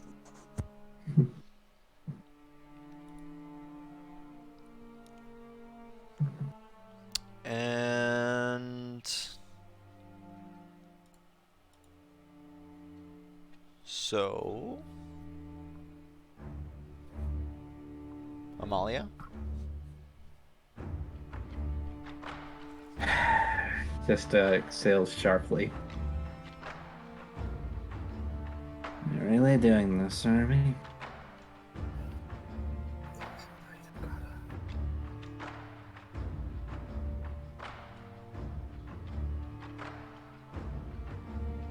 Don't look up. Oh, do you want to roll stealth to make it so they don't notice you noticing them? Sure, why not? Alright, roll that too. For what that's worth. I don't think it'll matter because they go next anyways, but I don't think it'll matter because Amelia doesn't have a particular high stealth, but hey, fuck it, miracles happen. they do happen. Especially in D&D. Negative miracles also have. Alright, so you do a pretty good job seeming innocuous. And you say, don't look up. Don't look up. Two in front, two behind. Roofs. And what is everyone's reaction to that? Look up, wait. Do you look up, Virgil? Shit, You... fuck. Right. Stand with her press her back against the wall and very casually arrange herself so that she Alright, can grab Virgil, her shotgun quick. what's your AC? It's 15. Okay, that's unfortunate. Does a 47 hit? Yeah. Oh no! Alright, I have good news and I have bad news. The good news is that one of them missed. The bad news is that one of them crit. One of them crit. And he's there, and the one that crit was the assassin rogue. Oh, fuck. Which, they deal double damage when they're attacking somebody that's surprised, so that's a big, big modifier. Alright, That's quite the bonk. so you Yeah, miss. but we weren't surprised. Amalia told us. Malia was not surprised. Yeah, and she said there's some people following us, so now we all know. Doesn't mean we know exactly when they'll strike, though. So That's it's like still saying- kind of a surprise. Yeah. There's a Being ghost in the followed attic, and then there's a and then bolt of being peppered with crossbow bolts are a little bit different things. Oh yeah. I'm just. They are all attacking Virgil though, so there's that. I'm just so impressed you're arguing for your own death. So Virgil, you take, that's not good, 15 damage from the first one. Jesus Christ. 8 damage from the second one. And so that would double them. I'll just roll the crit and then I'll double the result. 2d12 plus 3. Oh, good. The crit sucked. And then 20 damage from the last one. You Glad could we- just re-roll the crit. I mean, the crit didn't do a lot of damage, and It did the 20 first- damage. I mean, I dropped after the first one. I had 13 health after that restoration bullshit. So Wait. What restoration bullshit? When have you guys fought today? Because you might have I had fought, and I 13. just might not be remembering. But typically when you come out of the dream, you function from a long rest. Abraxas was after the dream. Right, he was. And This has been a long day. how much exhaustion did you have Yes, it from has. wounds? Did you still have any? I had a moderate, but Kavi also kind of treated it. Okay, so yeah, you would have still had 2 levels of exhaustion until you long rested next, and then they would have been taken care of. And so you had 13 HP and 2 levels of exhaustion. The critical, because it's a critical, is going to deal double exhaustion damage, so you should reroll that. Okay, then that's what I'll do. Watch All it do right. this. I'll reroll to hit. Maybe it won't. That way it might fucking miss. Okay, it still hits, doesn't crit, so you take double damage. It still reduces you into exhaustion, but it doesn't Kill you. maybe. So the first one did 15, which lowers you to 0, and it's Right. it's a moderate attack, so you're at 4 levels. No, this kills you. Holy shit. Oh no. All right, so Virgil's freaking out, and then one crossbow bolt hits the cobbles in front of him, causing him to stagger back into 3 more that just cross. One goes through, I'm gonna say, right next to his spine, through his back. One goes deep into his shoulder, and then the other one hits him in the abdomen, and he just falls forward and is completely unresponsive. Oh. So mine cut out there. Is he dead? Yes. I will give you the reroll back because it didn't matter. Look, would you like to borrow my reroll? If we reroll enough misses, You reroll that one's damage, then the odds of it killing you are slim. The second one will then put you to 0, and then the third one will not kill you. So the attack that lowers you below 0 also contributes to exhaustion. You would have to survive the first 2 hits. okay. So I would have to survive the first hit. Like, be above 0 health after the first 2 hits. And then I'm the second willing one to reduces you contribute my below 0. What? I'm willing to contribute my reroll. If you guys wanted everyone contribute rerolls and I just roll the attacks again, like, these are being made with advantage. They have a +5 to hit. This is rough. Like Yeah, that's a +5 to hit. Jesus That's Christ, a- I only have an AC of 15. that's too Like, many they hit bugs. on average, and advantage gives mathematically like a +5.5. So they would have to roll pretty low. That said, the first one did roll max damage dice. That's true. If we can reroll that one, Yeah. that might give us a bit more of a chance. Save Virgil! Save the Virgil Fund! Alright. What about this whole exertion stuff? You said we can't resist or anything, right? You can... You're surprised. You can't do anything. Well then, fuck. I'm not surprised, right? No, you're not surprised.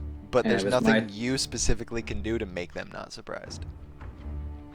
She Yeah. warned Have us. some sort of reaction feature, maybe? So Eric, What's up? so I noticed them and then I said my thing, and then when my turn was over, they get to go and shoot him. Yes. Okay. So possibly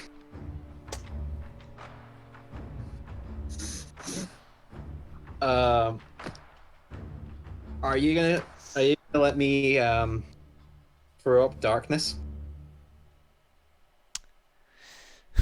It's a little retconny.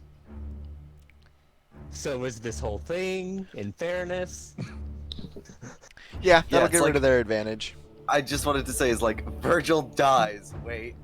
You no, can no, throw he up a doesn't. darkness, getting rid of their advantage. Yeah. Let's do that. I like the idea of it just going in reverse. Alright, so you throw it up. That means only the first 2 attacks even hit, which still deals 15, which drops him to 0, adds 2 levels of exhaustion, and then the next one kills him. So which attacks are we re-rolling? We're definitely re-rolling that 15. Okay. Still hits. Re-rolling it again? I mean, if it hits, it can hit for less damage. I did denote in the, Did I change it, or can you still re-roll any roll? I think I made it so you can only re-roll 1d20s. Oh shit, yeah, that's a D12. Fuck, you're right. If I ever gave a weapon a d20 damage roll for any fucking reason, then you'd be able to, but... Okay, fair enough. Let's use another reroll then, I guess. Oh my god, it still hits! It's Okay. got a pretty high chance to hit, so I'm not certain. It just has to roll below average by 1 to Is miss. this fate? It might be. Look at this shit. That's 2. What about Albus's? He ain't fucking here. Albus doesn't get a reroll. God damn it. Did you already use my reroll? No, we have not used yours. Okay. Well then. Oh my god. Ah! Still hit? Okay, if Fergus hits, then Virgil's dead, regardless. Are you using your reroll? I mean, I still gotta survive whatever's happening with Frederick. I mean, Technically speaking, they're only after Virgil. I genuinely, Caro, from an out-of-character perspective, what do you want me to do here? Because, I'm seeing a pattern here. You do what you want to do. It's hit you by exactly what it needs to twice.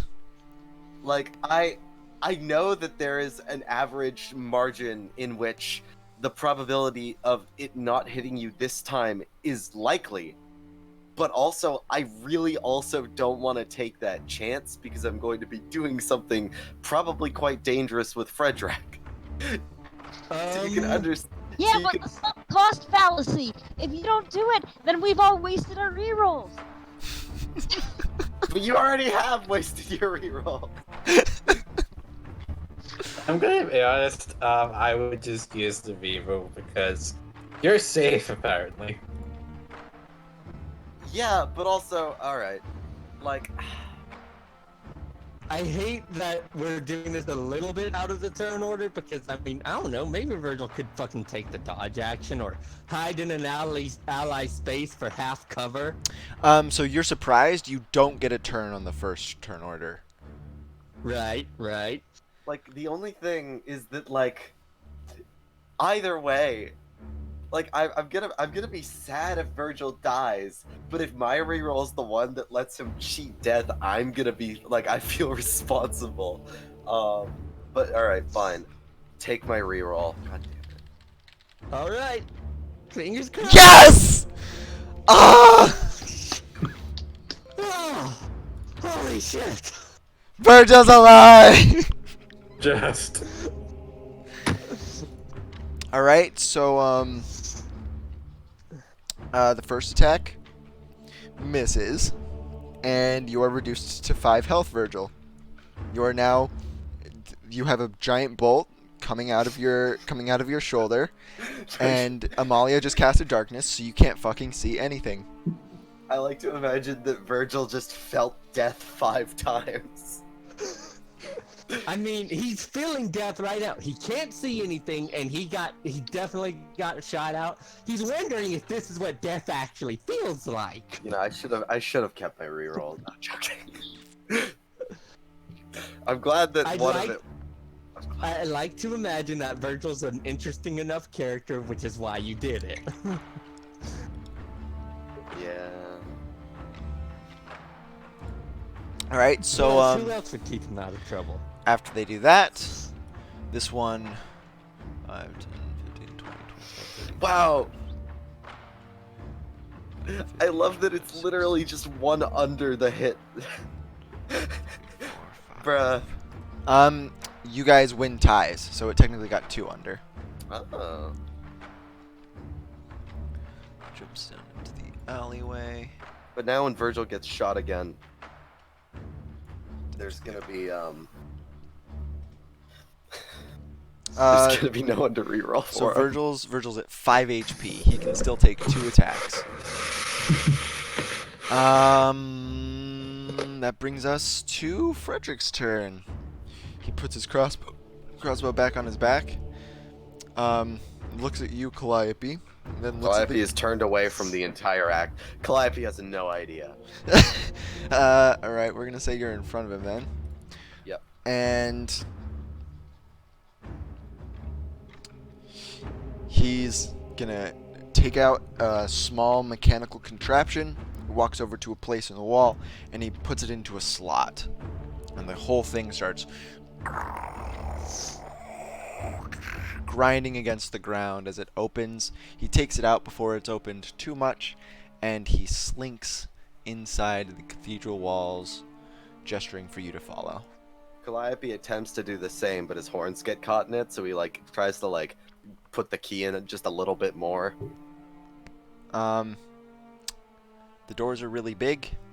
Oh, okay. I thought it was like a secret contraption. I didn't know that it was the actual doors. Never It's mind. the actual doors. It's the actual straight up doors. Okay, Yeah. so they go in. Also, he's the only one with the contraption, and he doesn't hand it to you. Oh. You follow him in. He pulls a lever on the other side, and it closes. Good sound effects. You guys are out of the fight. Alright, Albus's turn. He's going to health shield everyone. Thanks, Albus. Very cool. I'm having fun. I am too. We all raised our hands over our head to give Virgil our energy. Wow, Albus's character sheet is broken. Just broken as in overpowered, or broken as in No, not functioning? broken as in I can. I'm pretty sure it's 1d12 plus int, so everyone gets 10 temporary health. Me included? No, joking. No. Oh. Wow, Actually, no. 50. Amalia does not get the temp health. It's a 10-foot radius. Fuck. So he's gonna move to here and do it, and then she does. Easy peasy. And then after that, he's going to make a pot shot at this guy. whilst responding. Albus responds. Boom. Gotta remove the dex modifier off of the damage real fast. Because I nerfed guns. You had a Nerf gun? Yes. It's no for nothing. That hits. 7 piercing. Alright. So this one is currently being attacked. Which one? The one on the left, I'm going to give him an indicator. So I heard you read Heart the City Beneath, Eric.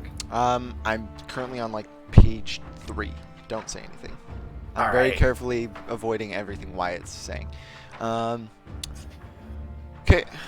And now it is your turn. Virgil. You can't see anything. Oh wait, Albus has to make that attack with disadvantage because he's in the darkness. Can't they see in the dark? He has dark vision. This is It's magical magical darkness. dark vision. Yeah. Fuck. Never mind. This one's doing fine. You centered it on you, Amalia? Yep. Okay, I'm gonna give you the big black aura. Darkness is 30 feet, correct? 15-foot radius, yep. 15-foot radius. Nobody can see anything in that entire orb. I don't see an orb. It's oh, yeah, thank you. Forgot I have to do that. There you go. Did you see it now? Yeah. Perfect. Alright, Virgil, what do? You have a crossbow bolt, you hear Albus's gun power up, and you feel a positive energy shield form around you, but you still hurt like hell. You can't see anything, and then you hear Albus shoot, and you don't hear anything really respond to it. Well, I know where my possessions are on me, right? Yeah, conceivably. Well, I have a potion belt. Alright, so you fumble around on the potion belt. What kinds of potions do you have? Potion They were salad. 3 healing potions. You didn't make any more? I haven't had the chance to yet. Okay, great. So you just use a healing potion. And heal for 9 health.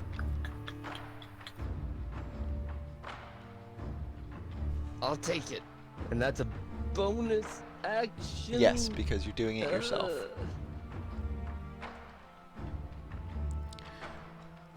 You are currently prone. Just FYI. Yeah, I'd imagine. Oh, God.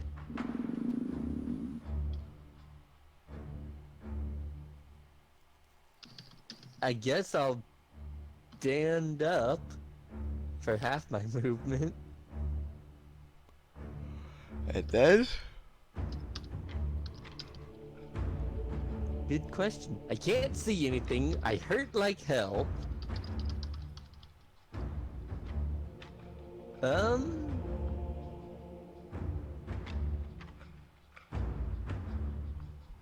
gonna fucking take the dodge action. Great.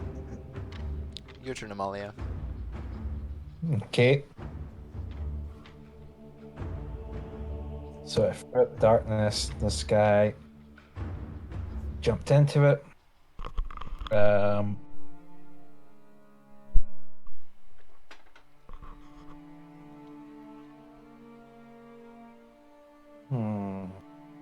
What am I going to do? On your turn, you hear some shutters loudly close on the other side of the street. Yeah, figured. No one wants to get involved in this. Alright, before I throw the darkness up, describe this building here. Wait, what? I was looking around before the darkness got thrown up. What does this building here look like? It looks I guess, I don't know. We'll say it looks like a storehouse. Great. Is there a window? No.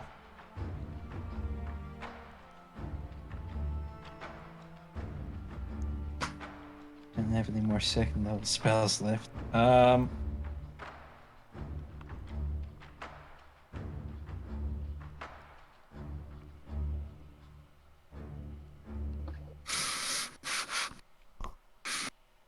Alright, so what I'm gonna do then is I'm gonna throw a thunder wave out in this direction. Okay. Roll damage, and then it's a con saving throw, right? Or strength? God.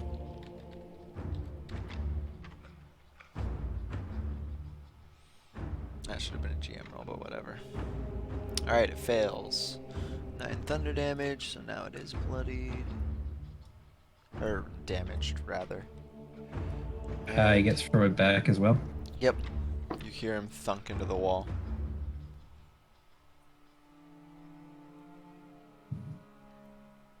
Okay. Wait, 15 feet centered on self. No, it's a cube. Yeah, Okay. You should change that description. I should. So having heard that, Amalia is going to use that to discern where the wall is, and she is going to move. The darkness shouldn't be going with me, Yep. but it is going with me. Oh, it shouldn't be going with you, is what you're saying. Yeah. Okay. Move back to where you were.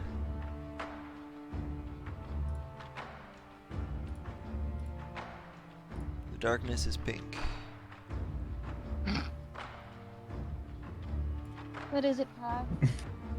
It's a very special kind of darkness. And now I disable the aura. Just, Perfect.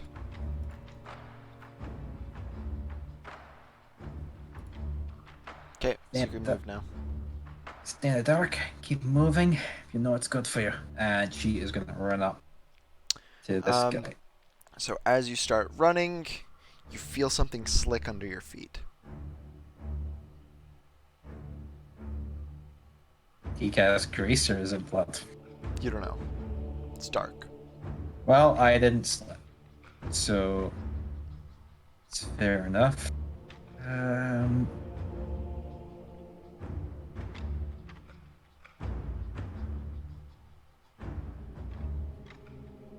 I'm just gonna hold this guy here. All right, Catherine, your turn. All right. I summon Danger. Summon Danger Plant. Where you put him, and talk closer to your mic, please. Okay. I summon Danger Plant, and I can't. Danger Plant. It doesn't have eyes. It How has does it? tremor sense. Yeah. So Not- it can tell. No, it has can tell blind where- sense, not tremor sense. Yeah. So it can Yeah. tell where things are without. Okay. Sense is 100 feet blind sense. Yeah, it can just beat the shit out of these guys. Okay. Danger Plant. Go hug your new friend. All right. So he's making a grapple attack. Yep. Okay, roll strength. Buff. Sorry. It's okay.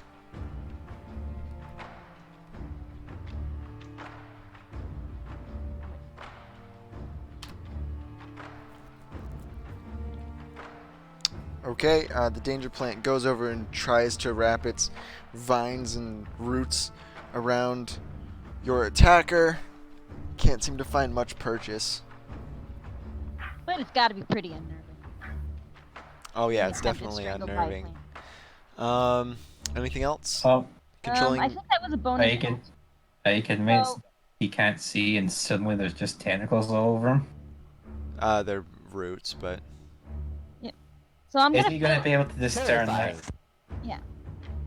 I'm gonna feel around for Virgil okay. and cast Cure Wounds on him. All right. You heal for 3, Virgil. Do you roll like a 1 in that? No, you rolled 3.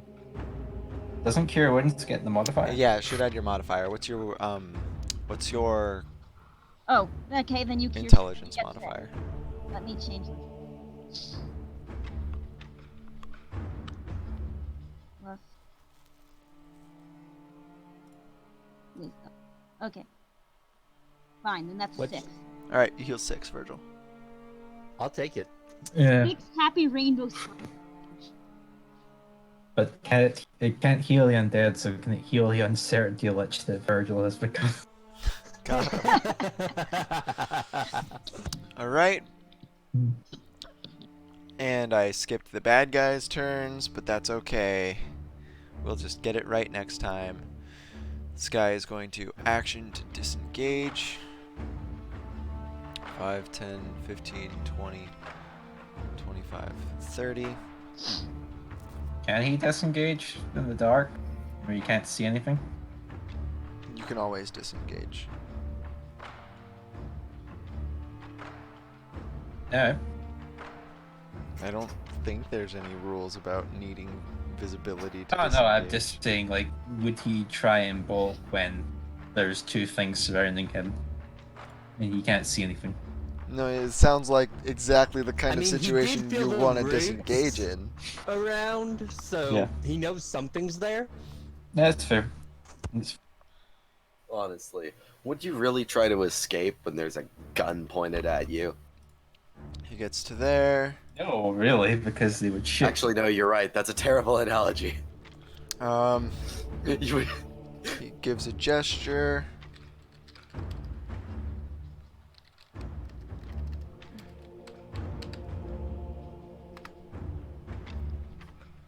Alright, and another volley of crossbow bolts flies into the darkness. None of them find any purchase.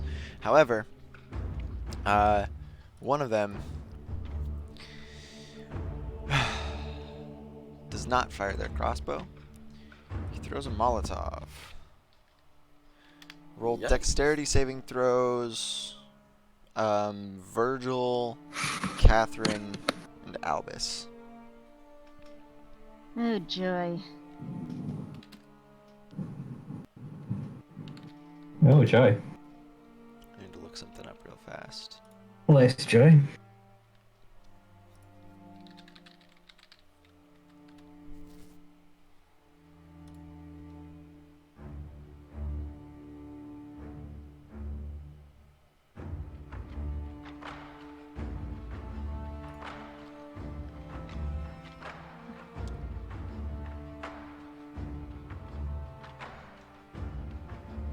Great. He does not throw a Molotov, he throws a firebomb. And both of you make it. Albus has to roll his.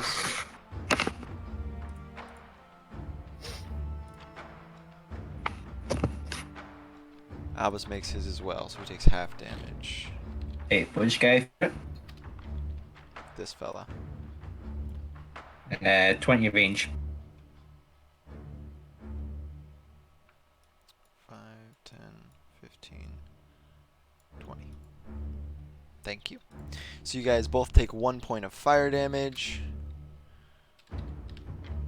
And then the entire floor combusts because this fella slicked it with oil.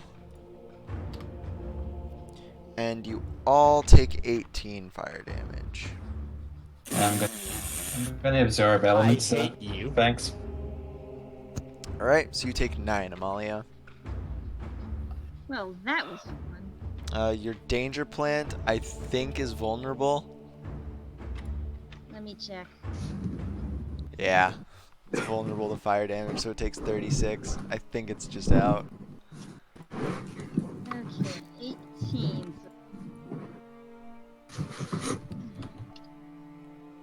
I hate these guys. They're assholes.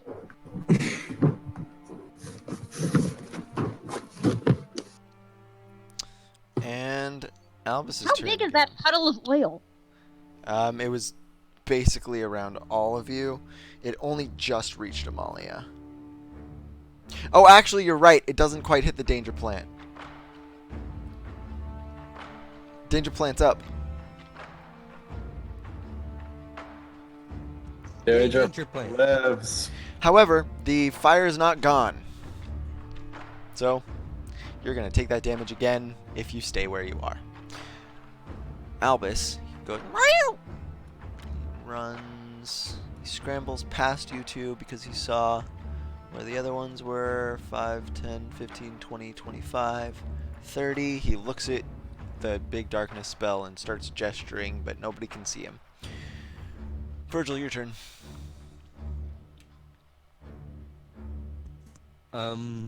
Virgil is going to follow the sound of footstep, squeeze in his space, You take can't. the He's dodge not action, small.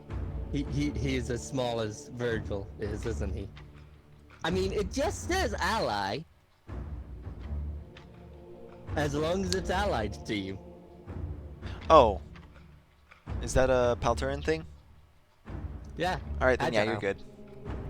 Oh, no, you can move through... Yep, okay, When you're good. occupying You're an good. allied creature space, you have half cover. Perfect. Just squeezes in, pops another one of his potions, and prepares to dodge. I love healing potions. They're so dumb. You get another 9 health. It's I like mean- calming tea in this universe, or what the fuck ever. I'm glad that they exist, but I love the idea of just like having third-degree burns on your legs and then just Oh, pouring he out the doesn't have potion third... on them. Oh, was anybody reduced below 0 by the 18? I don't think you were. No. Yeah, so nobody's Surprisingly, no. actually Oh, burned. right, yeah, the temp shield. Nobody's actually burned. Oh, that's awesome. Alright. Oh wait, so does that mean you don't take it off the health points? You had So temporary. 10 temporary health was... People took So 8 it blocked 10, so you only took 8 fire damage after Right. the 1. And Oh, I thought you Amalia. were saying, but yeah, but Are you Yeah, at so- or below 0? no. Then you're not injured. So you don't have burns. You're powering through it. You are still Right. standing in a field of fire, though. Right, yeah, I forgot how that worked. So get out of it. And your turn, Amalia. Okay.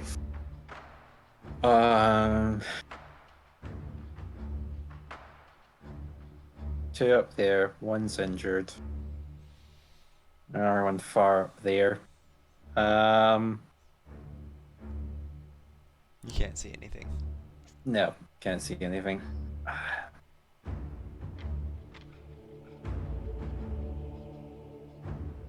Do we just want to leg it down the street? Draw them out. Are you gonna talk? Maybe. She can have complex thoughts while she's burning to death. Thank you very much. No, I mean I thought you were asking the party. No, she's I am voicing my own thoughts at this moment.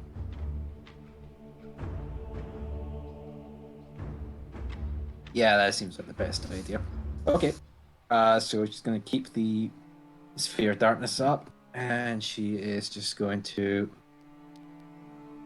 say, alright. Best option now is a fighting retreat. And the fire itself. This is gonna be fun. And 1, 2, 4, 5, 6. So you guys are Is running? Fear of Darkness a concentration spell? It is, yeah. Yes. She Amalia, was burned? No, she took 9 damage. She resisted it. She didn't even get to her actual health. It only came off the temp health. yeah, you don't have to roll concentration Oh, until you cool. get to exhaustion. Yep. So she gets to here, turns around, sees this guy. So I'm gonna delete the whole thing. You guys are going to enter a skill challenge to see if you can escape. Just before I do, I'm gonna turn around and I'm gonna lob a chromatic orb at this guy. I can't kill him with max damage. I think even with your affix. So, the skill challenge doesn't change. Roll attack, roll damage, just to see if you guys do end up fighting him later. And I do need him to have missing health.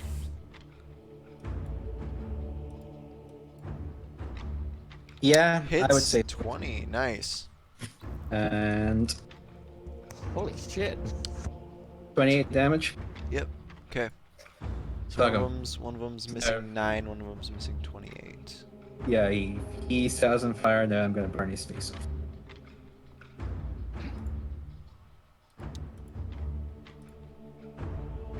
All right. So I am a firebender. skill challenge time. All right then. You guys are running down the streets.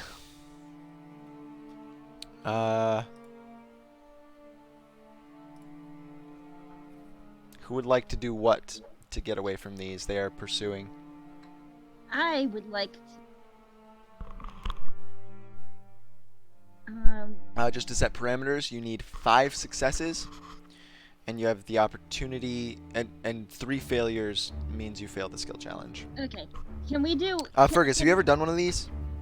No. Okay, basically the way these work is you come up with some inventive way to interact with the environment to inhibit them from catching you. You're not participating in this one, so unfortunate. But Okay. you're basically not supposed to use the same skill check or ability check twice in a row, or twice at all for that matter, because it'll get a compounding DC. You can aid your own skill checks with things like spells in order to lower their DC, and as long as you beat 5, you're good. Each failure makes the skill challenge harder. It either raises the DC, or it increases other variables, or it makes it so you need more successes. So you Cool. need what did I say? 5 or 6? You said 5. Okay, 5 successes, 3 failures. Catherine's doing Godspeed. what? So, can I cast entanglement if we're using, and then do a nature check if we're going to? A little closer to the microphone. Okay. So if we can use spells as part of this, can I use entanglement as part of a nature check?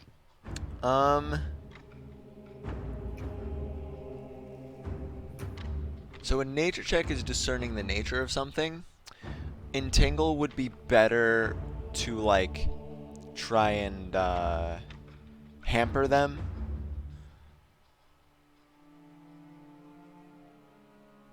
Like what are you trying to understand with the nature check? You know what? I could use a nature check to basically see some uncomfortable, tangly plants and lead the others around them. And then when the people try to chase after us, they get, in like stinging nettle or whatever. Okay, so you entangle in front of you and then use your nature check to lead? Yeah. Alright, so you just completely dam off the entire street with entangle. Roll nature. Well, 40. Yeah, you rolled twice, and players win ties. Congratulations. That's a success. all right. I don't know if it actually matters, but that guy also takes 1d4 radiant, so he's got another 3. I crushed him. From what? All our weapons were coated in silver oil. She casted... She didn't punch him. That's fine. Um, So used to her punching people. yeah. So... Also, yeah, it just adds radiant damage, you're right. So... You completely dam off the entirety of the road with entangle, and then leave a few hidden spots open for you and your friends. You ferry them through, them first, and then you, and then your danger plant sort of melds into the entangle and uses it to inhibit the other, the assassins. 2 of them were on the roofs; they're completely uninhibited. You see them run past the wall of entanglement, but the 2 that were on the ground are briefly stopped. You guys are probably a good 20 feet past the wall now, and they're still making chase. Who's doing what next? Okay. So let's get the obvious one out of the way. I'm going to use investigation first to see if to establish where we're going, and then second, I'm going to wait for one of those guys to jump across a rooftop or something, and then I'm going to throw a thunder chromatic orb where they land to try and like send them through the ceiling. You're shooting a chromatic orb at a portion of the roof that you can't see because you're on the ground. No, I'm assuming that they're on the edge. No, the they're roofs running don't up. have a lot of overhang. Okay, so they're running along the middle. Yeah. All right, that's fine. I don't have another shower, so. Also, probably a bit of a dick move to Yeah, release civilians. So roll investigation. What have civilians ever done for me? This isn't a good party. All right. Where did you decide you guys go? Okay. So they're running along the ceiling, or they're running along the rooftop on either side of us. It makes sense for us then to turn down an alleyway, so that one of them at least has to get down off the rooftops and cross over. Great. You can think of a couple places that the alleyways to your guys' left would lead. The alleys to the right mostly lead just to the Chair's District wall. It would be a dead end for many of them, but to your left, that's the general area that Catherine's family estate is in. Even if it's a bit far, it's like probably a good half hour away. There's this safe house that you guys opted to not stay at that's down one of the alleys and then at the corner of a couple residential streets. There's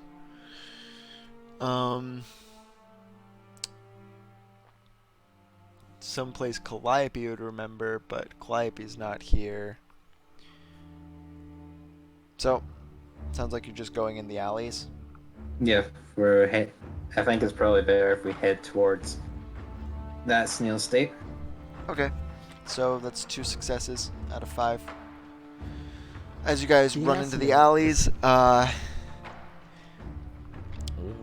the one across the way looks like he gets prone, the one that can't keep chasing, and he fires a volley of crossbow bolts after you as you're running through the alleys, while the other ones that can make their way up and onto the roofs do so and continue making chase. However, if anybody would like to roll an acrobatics check to see if you get another success.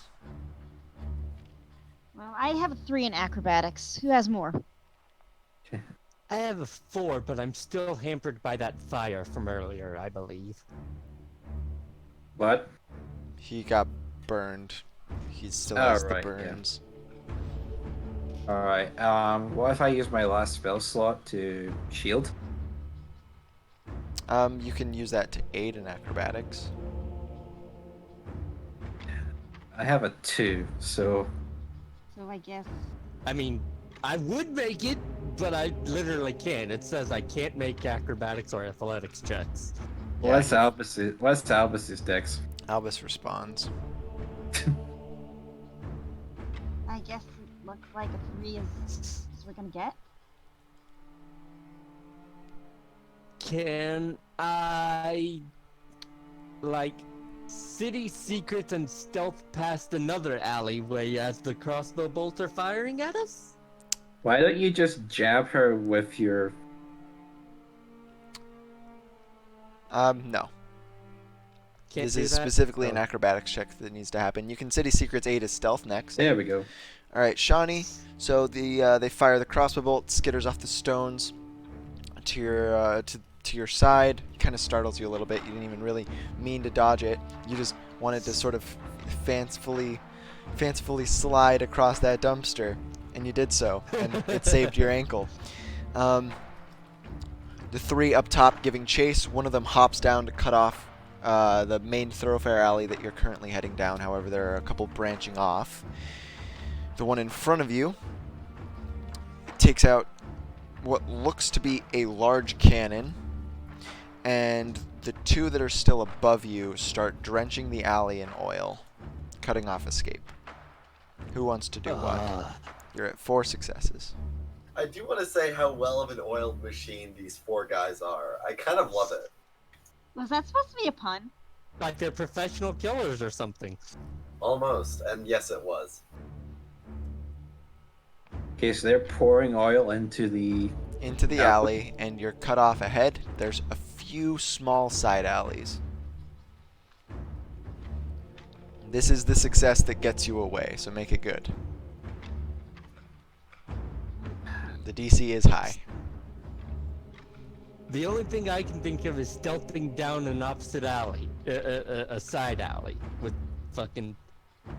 What were you saying before Shawnee rolled that 18 about City Secret?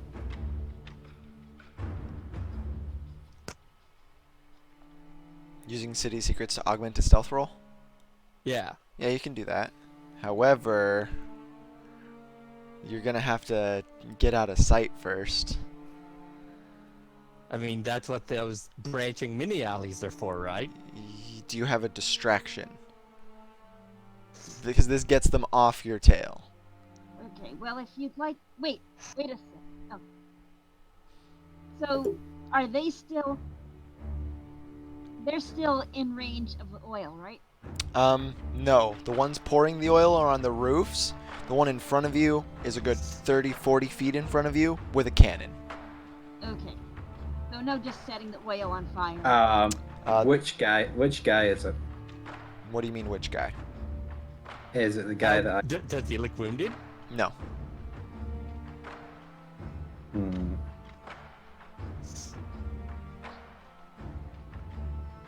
Man, if we didn't need to distract him, mine would have worked, but I can't fucking actually...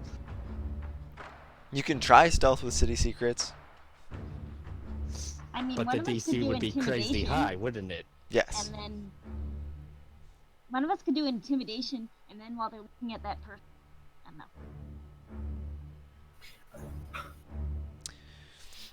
know. Okay. So what rolls do we have left? I still have Can I 5. pump it? Can I pump my dex up with my own focus serum? First? Yes. But that would be augmenting your stealth, not the city secrets. Also, that wouldn't help your friends. Okay, You what? can't augment them both. Okay. Damn. Okay, what if I just like throw a dancing light in his face and then just tackle him?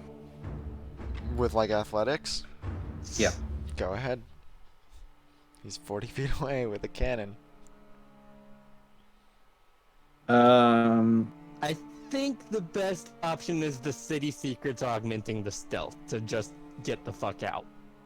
I respect Amalia's hustle, though. It would be impressive if she pulled this off. Is there anything sleight of hand could do here? Like, you know, smashing something vital. Yes, there is something sleight of hand could do. Like... I'm not gonna tell you, but there's something sleight of hand could do, and it would be so cool. Okay, guys, let's Stealing brainstorm. the fucking cannon? No, he's 40 feet away. But it would. Oh my god. What if we just? What Do you if want me we to? Do you want me to DM you, Shawnee? Well, wouldn't that mean we couldn't use it? Yeah, I'll just tell you after. What if we just phantom thieves our way up onto the rooftops? Okay, That's so the you're city gonna secret start. stealthing You're it gonna then, start right? climbing one of the walls with a cannon primed on you.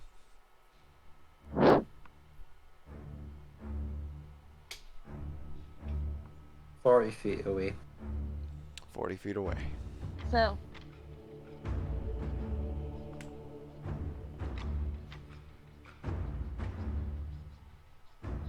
So I can't steal anything away from Cannon Guy, and can't steal anything away from Bucket Guys because they're too far away too. Think about a card trick. That kind of sleight of hand.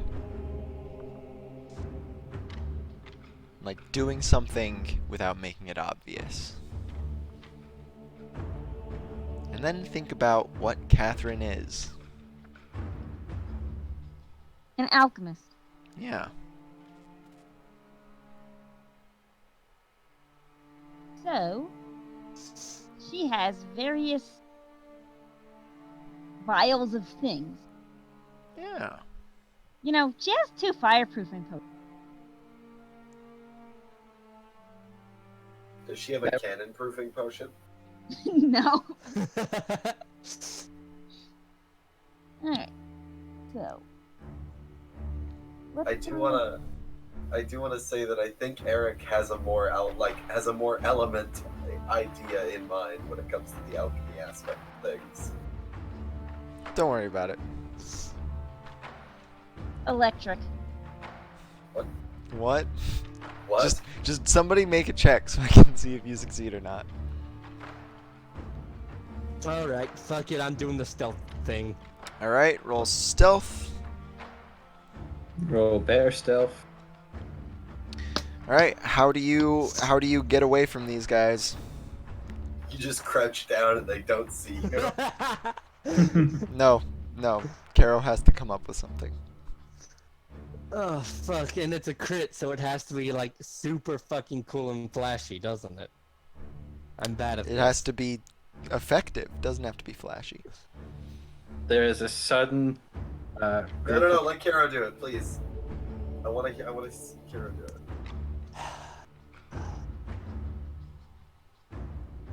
You want to think about it? Because I gotta take a leak. Yeah, I have to fucking think Alright, about be it. right back. Thinking up the top of my head! Stuart, you don't have a problem with this, but Karo does. It's a learning experience. I'm sure glad you think that I know how this stealth would Hey, work. you've done it before. Like,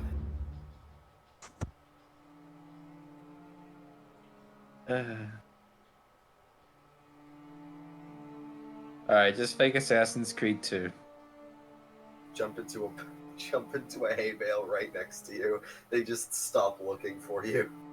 Merge seamlessly with a passing group of prostitutes. It's true. Ezio is a well-known prostitute in Venezia.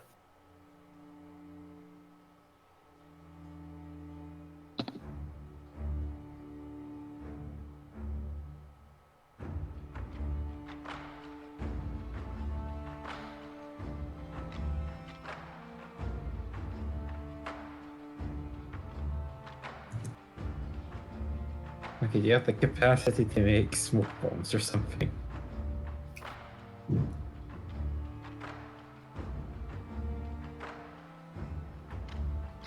It would be really funny if Virgil literally just threw a hallucinogen gas. Alright, what's up? Have we come up with anything? Kara's got the chalkboard out. So, since we've already made the check, you want to know what your sleight of hand roll would be for? There's a bunch of oil around you. You take out a chemical that very conveniently explodes oil harmlessly. They assume you die, and you duck into an alley. Huh. I'd be able to pull something out of my rear like that? I want to Presumably? play off of you being an alchemist, so yes. Wait. Okay, so now that I know I'm allowed to get away with crazy things like that. Oh, sure, she can be a flawless alchemist. I can't be a good fucking doctor. You could have succeeded at the brain surgery! It was DC Just, I didn't work 16 like that. to notice that you have to treat this brain differently, and then it was DC 16 to navigate around the difficulty. You got a 10, buddy! Dice, am I right? Yeah, the dice determine as to whether or not you're a brain surgeon. Right? God. I mean, with your modifiers, on average, you can usually be a brain surgeon. Usually. But that had some fucky plant bullshit going I on. was also on a Speaking of the couch. fucky plant bullshit going on, can I, like, throw some of this plant hybrid organs to distract them that way? Just No! with a kidney. Just You're throw it using back. several of You're them. using city secrets to augment it. Ah. That means you know the secret patterns and flow to cities and can find passages through the urban spread that others would miss. Anybody fancy a trip through the sewers? Because we could go through this convenient sewer grate. It can't stink worse than the company back there. Fuck it. Why not? Alright, so there's a sewer grate on the side of the road that Amalia uses her giant man strength to lift, and you all just duck down, like right as the alley turns slightly enough just to put you out of vision for a fraction of a second, and you don't come out the other side, and they don't see you. Actually, I changed my mind. I think I'd rather be up there and die. You're not in the sewers. Eh. You come through the sewer grate, and you're in a very musty tunnel. The grate drops you at the base of a ladder, and then a series of stone steps carved from rocks that are very different than the ones Cheru's normally exhibits in its buildings, sort of coil around in a curved downward staircase. It's very aged. It's a little like not haphazard, but it's not very geometric. It's as if it was like a 15-year-old who had made these steps with no specialty in making steps. It doesn't have the math of This is civilization. actually here. Okay, so do these look like those ruins? No, you're not sure what these look like. Closer to the microphone, please. Okay. Fuck me. And we cut back to Calliope. It is dead. Well, I'm sure glad that, I stopped the conflict from going on. You were almost about to shoot that guy. Yeah. I was about to shoot that guy. Well, glad that you didn't. Anyways. 1 second, finding the song. Benny help me.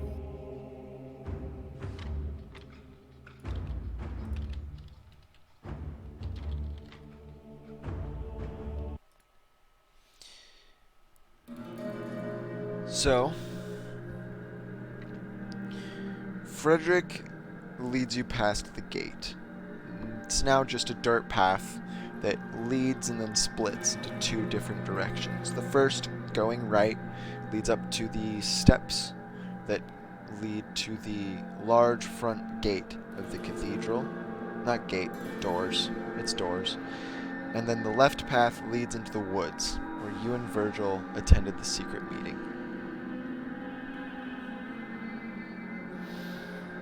And he leads you this time to the right instead of the left. Down a path that you had been on with him once before. Okay.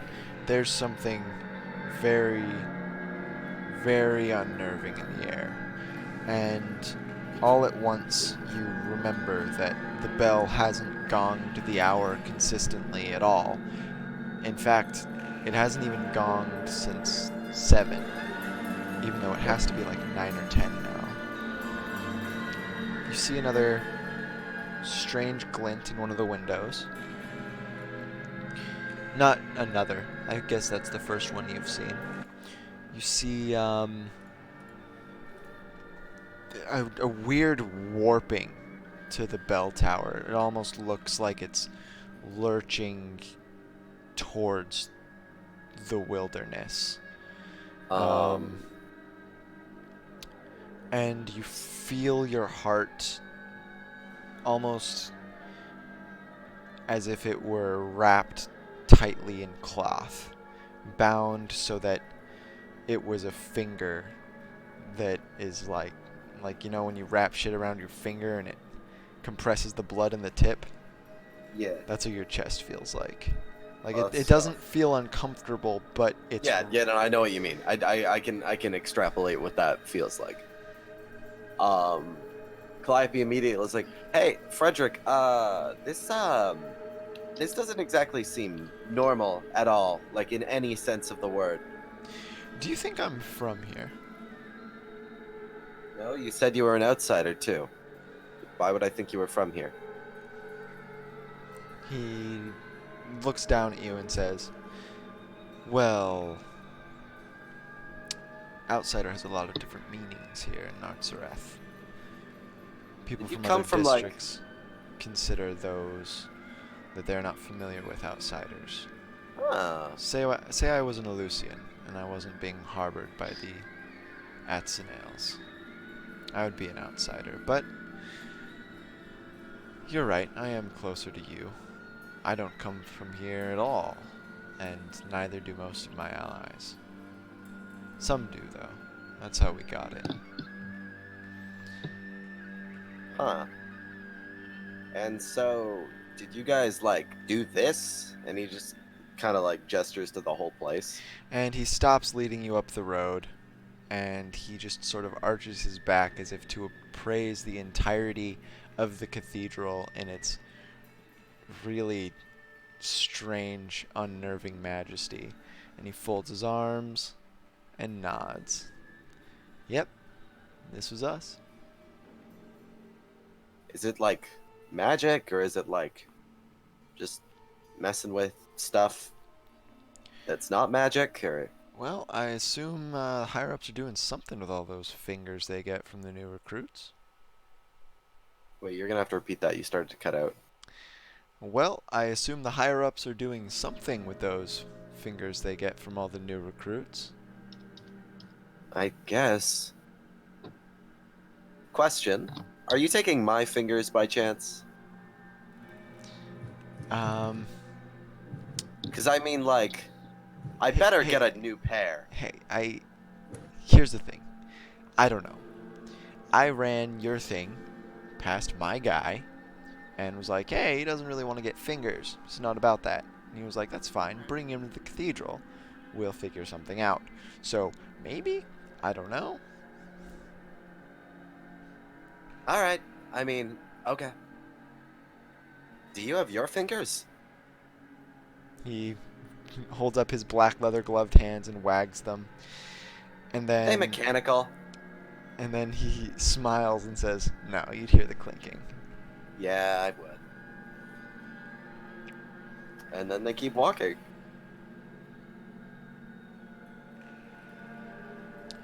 No, actually, you don't. Okay, then they He's still keep got his stopping. arms folded, and he's waiting for something, it seems like. Another few questions. You say, well, rather, your friend had said that you'd run into this, he air quotes, demon around here. Is that true? Like, just kind of out and about. Not in the cathedral. Ah. I mean, you say demon in quotes. I'm just gonna, like, does it have a name? Can I Well, call it there's something? there's something the other ones call it, but Dave.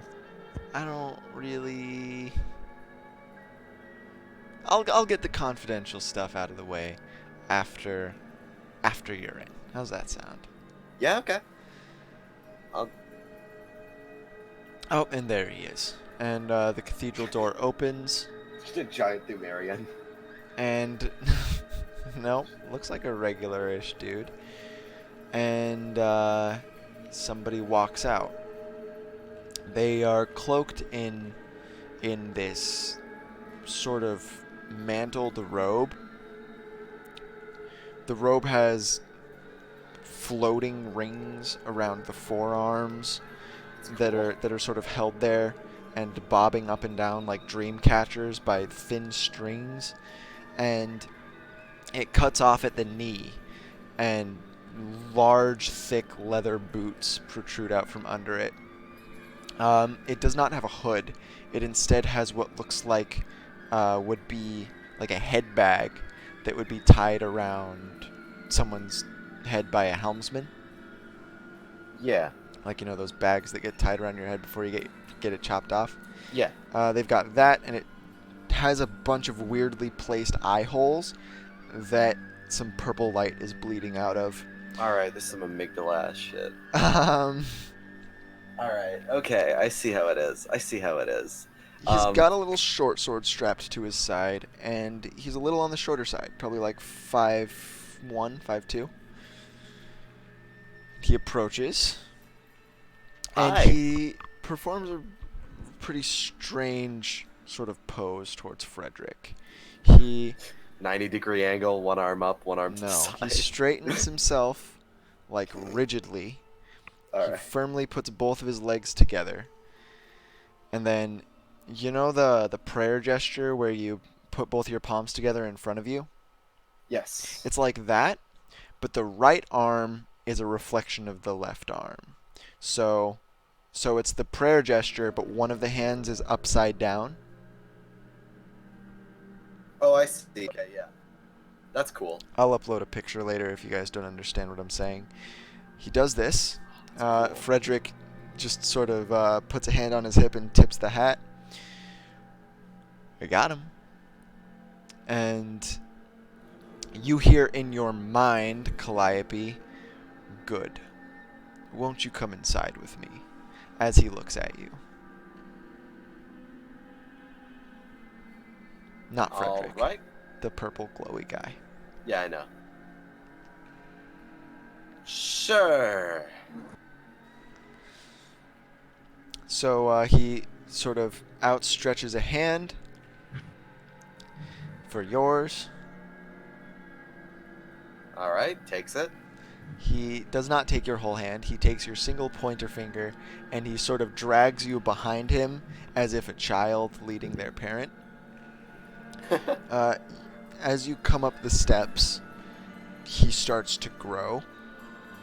At first, it's not really obvious, and then he's really clearly 6 feet tall at the top of the steps, and then he opens the door, and his arm gets thicker until it completely fills the space of the rings that were hovering around his robes, and you hear the threads just sort of strain against the expansion as he opens the door. The hand that is now holding your finger, it could hold your arm the same way.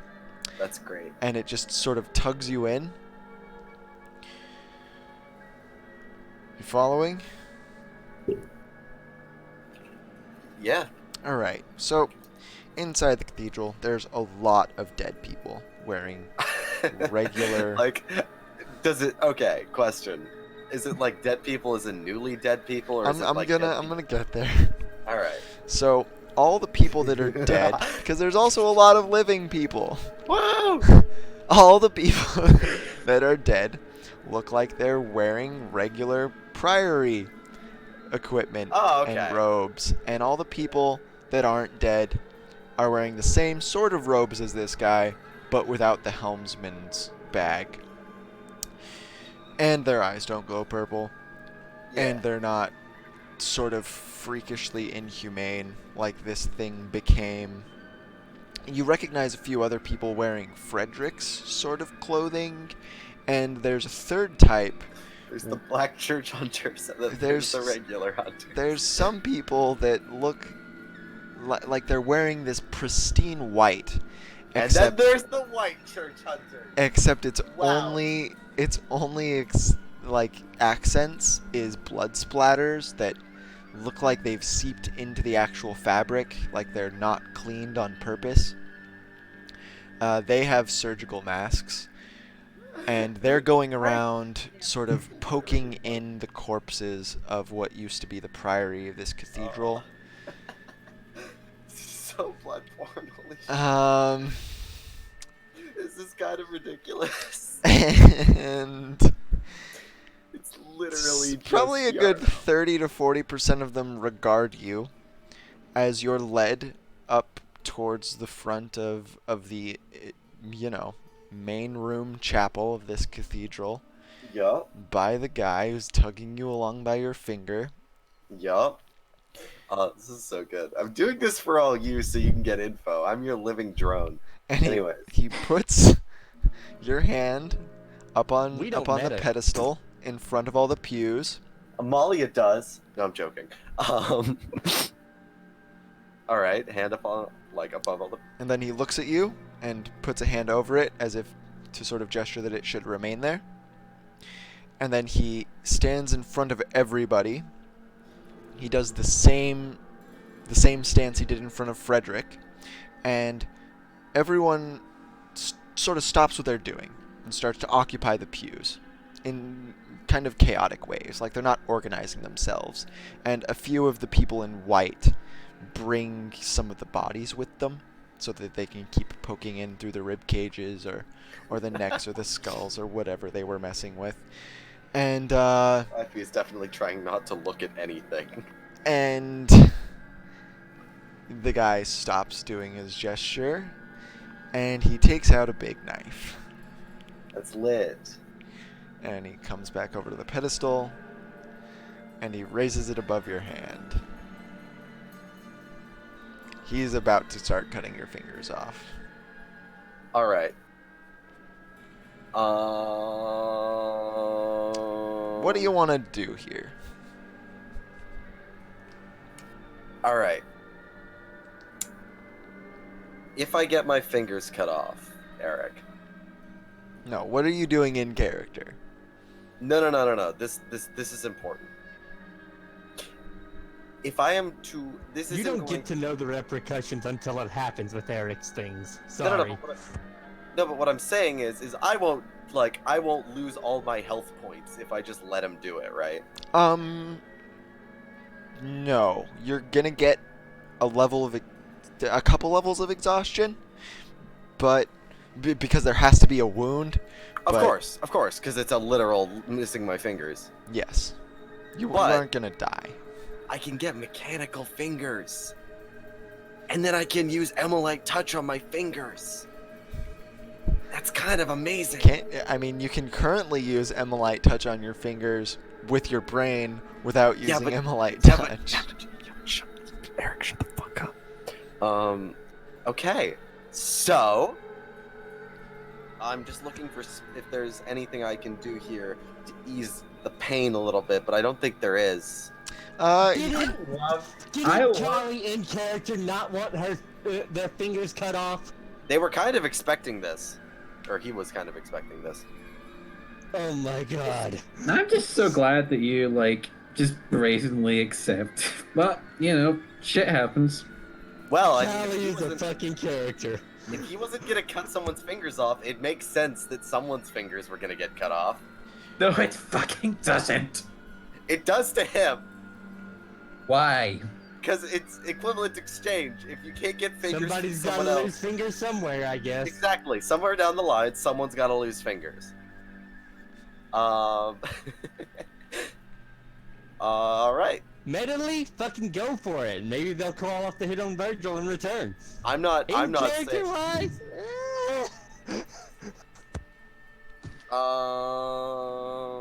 In character, this isn't great. This isn't a fun thing that's about to happen, but also this is essentially to save Virgil from constant pursuit of being killed. So I feel like it makes sense. This is a sacrifice. Make an Calliope is willing to awful lot of take. how assumptions well here. does he like Virgil? All That's right. the question here. A decent amount. Roll A Constitution. genuine decent amount. Roll How much Constitution to Constitution? see how bad this hurts. Saving throw or regular? Whichever. I don't care. Yeah, that's It hurts honestly fun. really bad. It's- He yeah, starts it's- with your pinky. There's the real sickening sort There's- of give that you feel at first, and then you're like, oh boy, that 4 more times. And you Yeah. can't look at your hand while it's happening. Yeah, Eric, let's for the sake of the listeners, He cuts let's off not your go fingers. into it. Great. Yeah, it cuts off my fingers. He cuts There's off your screaming, fingers, Oh, There's sure, you'll blood. do There's him that screaming. courtesy. and There's blood, because I asked for it, Caro. and uh, nobody in the pews really seemed to care. Yeah, because they're probably missing like a finger or two. It doesn't matter. Like, All we're right, thinking in people's and then brains and stuff. you pass out. Yeah, I would imagine.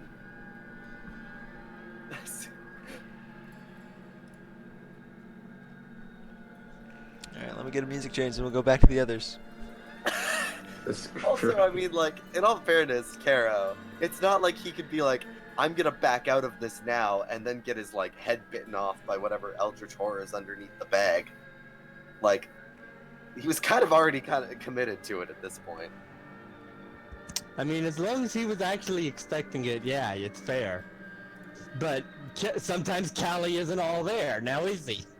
You know you're the literal child of an actual god, right? Yeah? Well, out of character.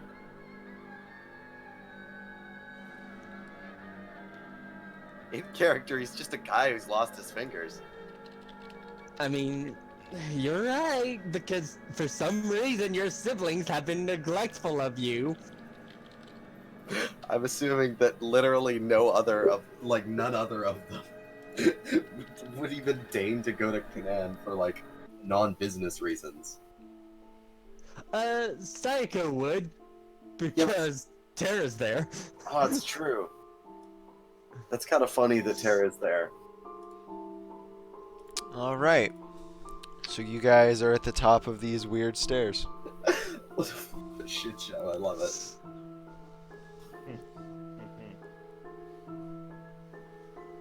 Hey, Okay. Yeah, that was fun. Had fun. Fun. So Let's night never has do it fallen. again. And two things immediately come to mind for you, Amalia. The first is in Seraphic. And the second is Spooky Ghost Man.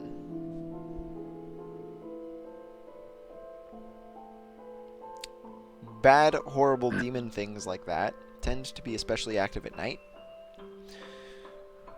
And you've rolled Arcana on him enough that he seems to fall more within the likes of ghosts and spirits than something like just a horrible disfigurement of civilization. So just have those two things in mind as you proceed. There was business to conduct within Seraphic. Oh, this is throwing the massive wrench in my plans. Really? A little Just closer the- to the mic, Shawnee. What were your plans? I was supposed to meet the paladin in the basement of the house. I was not supposed to lose. Some guys are a weird cult. You know, Virgil was not supposed to get shot a dozen times. Amazingly certain I saw my life flash before my eyes like 10, 20 times. Fuck. Well, that's because you're a danger to yourself and everyone around you.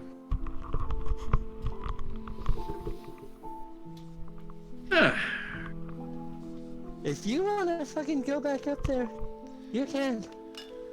I'm staying here. You're sitting on some very uncomfortable stone steps, Virgil. I'm gonna fucking see where this goes. It's safer than up there. No shit. Well, I for one need to rest. Get my magic back. If I had my spells, maybe I'd go up there and fight, but no. Run a bit on empty. I mean, I'd take you back home, but I don't know where this. That's alright. We're gonna find out Sarah. And she's gonna raise her hand and bring up some dancing lights and start heading down the stairs. Yay!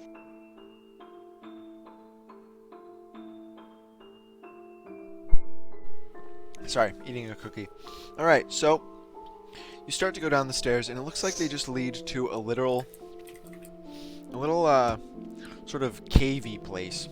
It's still semi-cobbled on the ground, and there's some wooden furniture, and it doesn't seem to go anywhere. It's just this little secret place. There's a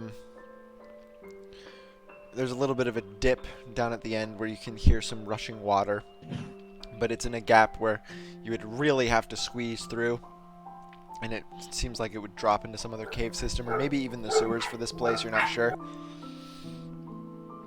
It seems just like a little room. All Roll right. investigation. Yep. Let's have a look around, see what we can find.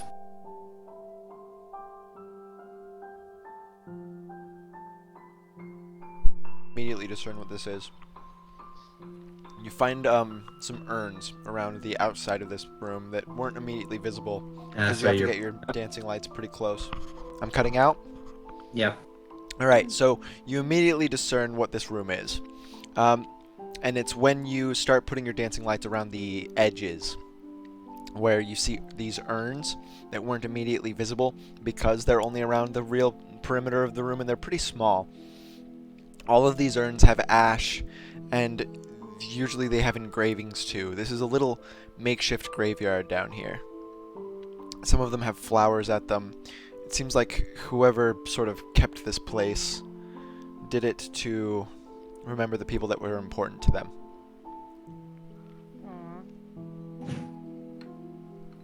Alright. Any markings on the urns? Yes, the urns usually have the names of the dead. And the names aren't important, so. This must be a little. Are there like triage tags in this like era? What? Triage? Yeah. Do those exist in like this time?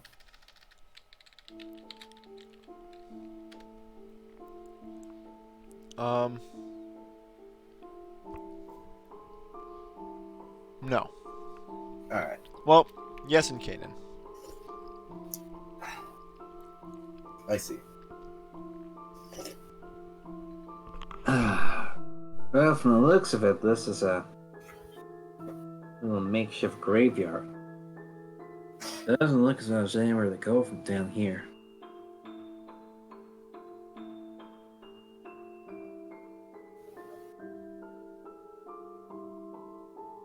Hmm.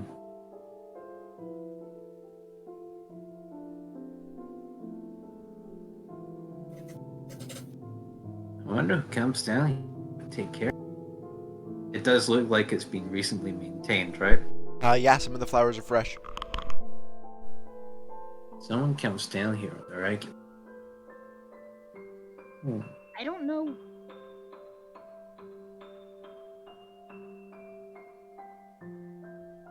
Someone from my house.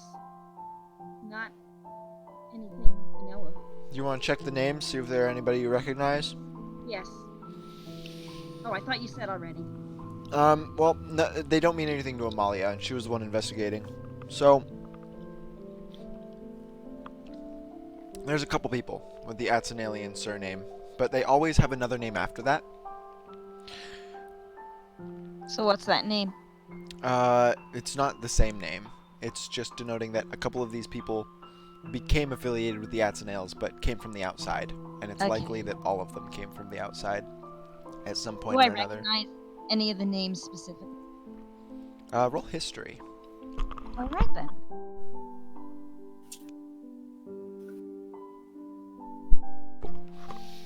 There's two in particular that strike out to you.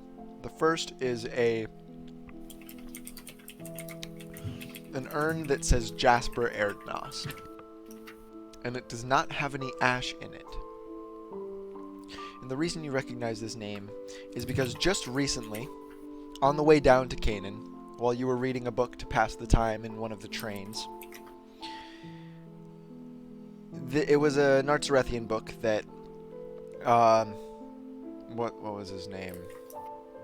What's your buddy's name? Which buddy? Roderick. Yeah. It was a book that Roderick gave to you because he thought you would find it interesting.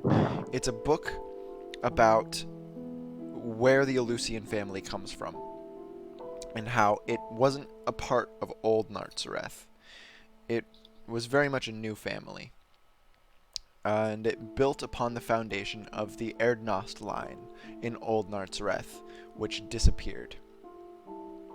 So, seeing somebody with the last name Erdnost, specifically Jasper, it's possible there were multiple Jasper Erdnosts, but one specifically did show up in that book as sort of a trickster, but also one of the most accomplished in the magic that the Erdnost employed, which was usually illusion magic. They were also directly responsible for a lot of the good things that happened in Old Nartzareth. However, they did not manage to save it from its downfall. Do you want me to lore dump about Old Nartzareth and what it is? Sure. Yahar'gul, the Unseen Village. Old Nartzareth was the place that was in Mysteries of Ascites, basically. It was similar to this one in that there were different families vying for power, but it wasn't separated into districts. And the combat was kind of in the streets. And the family that ended up succeeding was the one that sacrificed the civilians in order to create structures that would save Nartzareth from the 500-year cycles. So that Nartzareth is now in ruins. And the only real interaction this Nartzareth has with it is people will go to those ruins and pillage through for artifacts. The whole subject of the book you were reading was that the Eleusinians found the tablet that they ended up getting true naming as a concept off of in the Erdnost Manse.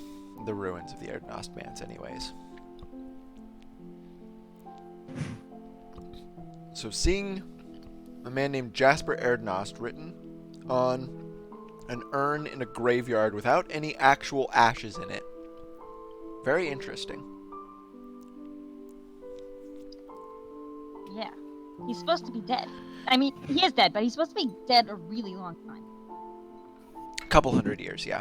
Then there's another name that you don't recognize, but I'm going to say it anyways because you might recognize it out of character. Idea Silverfay.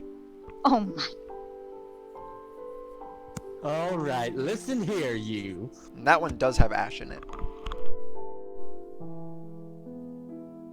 It must have been a really brave motherfucker who went down there and got that body. Really brave or really stupid? Or both. You see Hi, any? Art. So you see anything of value here? Some very old graves. Really old graves, huh? Yes. Legendary, if stories are to be believed. And someone has been coming down here to tend them.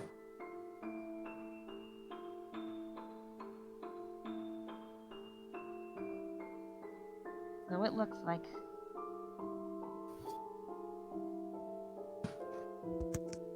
I long for Meaning, though hidden, this place is only a little safer. No, I think it's safe. You really imagine a place like this not being looted if everyone knew where it was? People will pay top money for your arm. How much would they pay for the ashes of a legendary hero?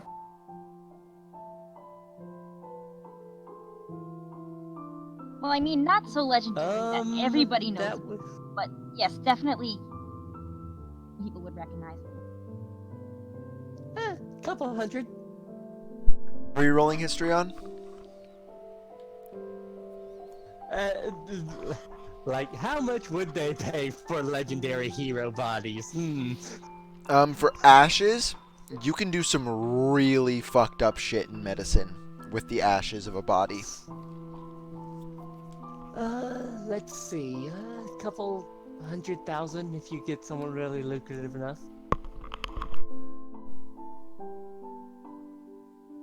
Mallory just crosses. Mallory just crosses her eyes and sort of locks Virgil with her gaze. You ask. Yeah, I did. And now I'm not taking my eyes off you for as long as we're in here. Oh, I don't want these.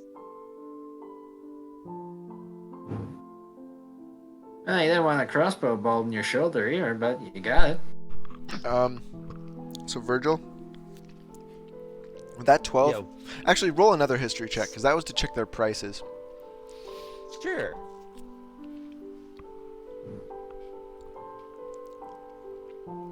The reason the ashes of a corpse are so important in medicine is because if you burn the body the right way, supposedly it is a reagent in a salve that will restore life to somebody. Okay. Well, I mean, you know, supposedly, if you do it just right, it's a reagent for a salve that restores life. It's top money for a reason. People have been trying to bring people back to life. Sometimes it's a stone, sometimes it's a miracle potion. Yeah. Us Some- alchemists. Sometimes it's a feather for some reason. Camera.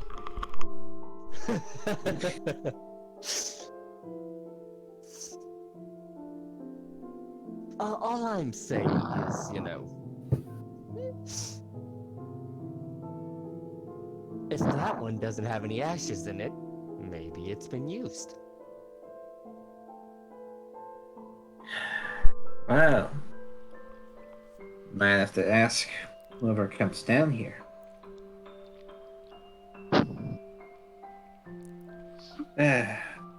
First things first.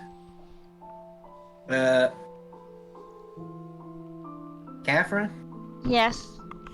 So, do you prefer Catherine or V? V, honestly, but here people know me as Catherine. Then we'll go with Kavi. Can you help Virgil with his many, many wounds? Ah. Come here, Virgil. As for your little buddy here. She kneels down to look at the danger plant. Mm-hmm. How does he see? It's something called blind sense. It's... I mean, you know, yeah, well, you would, I suppose. It's not really seeing, per se. It's more like knowing where things are. And she pulls out her medicine kit. All right, let's see. One day. Tweezers. Okay, stay still. Boink. The danger Oh. plant just sort of... Some vines wrap around Virgil's limbs, keeping him from disrupting the process. Roll... Oh, 16. Nice. So... You didn't actually get any wounds that fight? You're fine. The ones that you've had are still on the mend. You just need rest. I mean, there was that crossbow bolt to the shoulder. It grazed you. And being set on fire. That he powered through. It's mostly your clothes that are damaged. Your health system is fucking weird for me being a doctor. Nah, I like it. I don't. Doctors are also therapists. That's all it is. Apparently. Alright, so if he doesn't have any wounds that we can deal with, can you have your friend look to see what's coming up? Look to see if the coast is clear upstairs? All right, danger plant. All right, danger plant's going scouting. Roll stealth for the danger plant. All right. I was just imagining he could get to the grate and then just like tremor sense from there. It's not tremor sense. It's blind sense. Blind sense. Blind sense stops at walls. All right, so the danger plant, with no regard for stealth at all, goes into the middle of the alley that you guys were in. Stays there for a couple minutes. Comes back down. I guess the coast is clear. Can you communicate with that? No. I mean, yeah. Well, not effectively. Not is the coast clear. It doesn't do yes, no. It does. Follows directions. Yeah, but I can sense things through it, right? Nope. Bro, it ain't. Once it gets a personality, then it can talk. All right.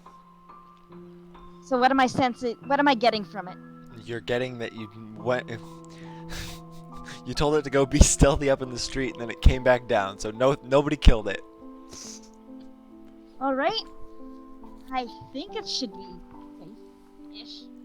Safe enough for one of you to go check, anyways. Wait, when we were in the water temple, wasn't I sensing things through it? Or are things different? I think it was just sensing them. And then I'm pretty sure you still made your attacks with disadvantage and stuff. Oh no, you were responding to your danger plant responding. Because the danger plant still regarded things with, or at least it looked, basically, you know how cats will like get into danger mode? You saw your danger plant get into danger mode. And you're like, guys, there's stuff around. As opposed to communicating with it directly. Alright, well. I'll go up and take a look then. Are you rolling stealth? For what it's worth, sure.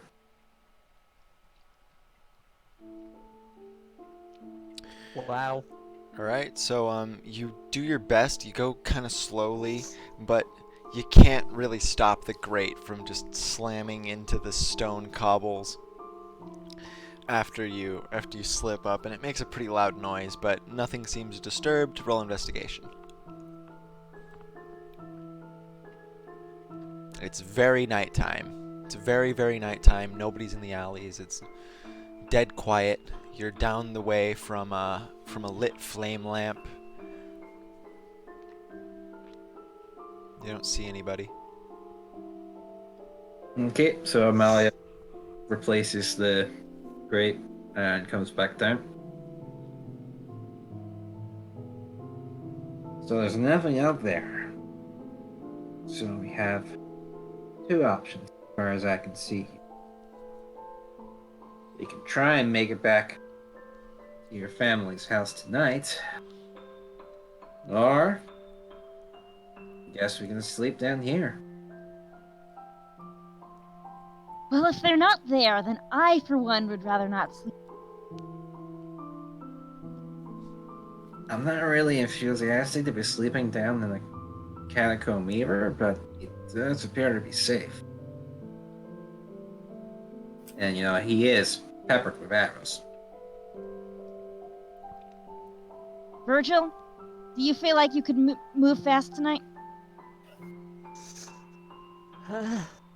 You know, I'm very shaken.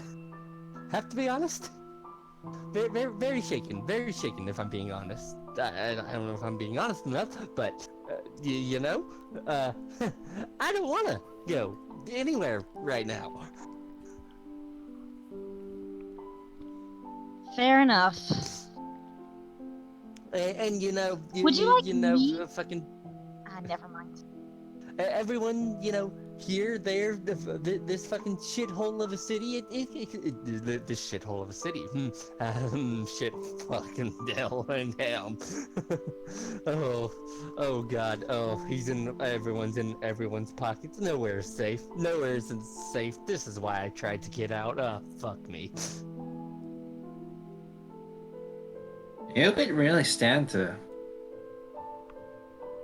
You could really stand to take a bit off your mind.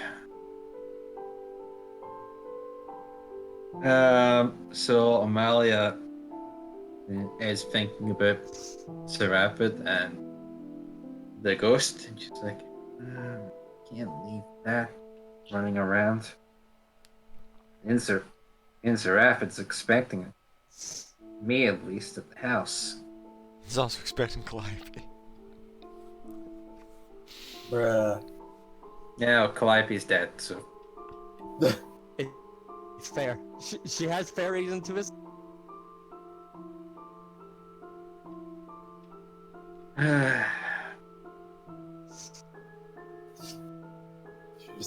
She just messes up their names. It's like, oh yeah, Virgil's dead.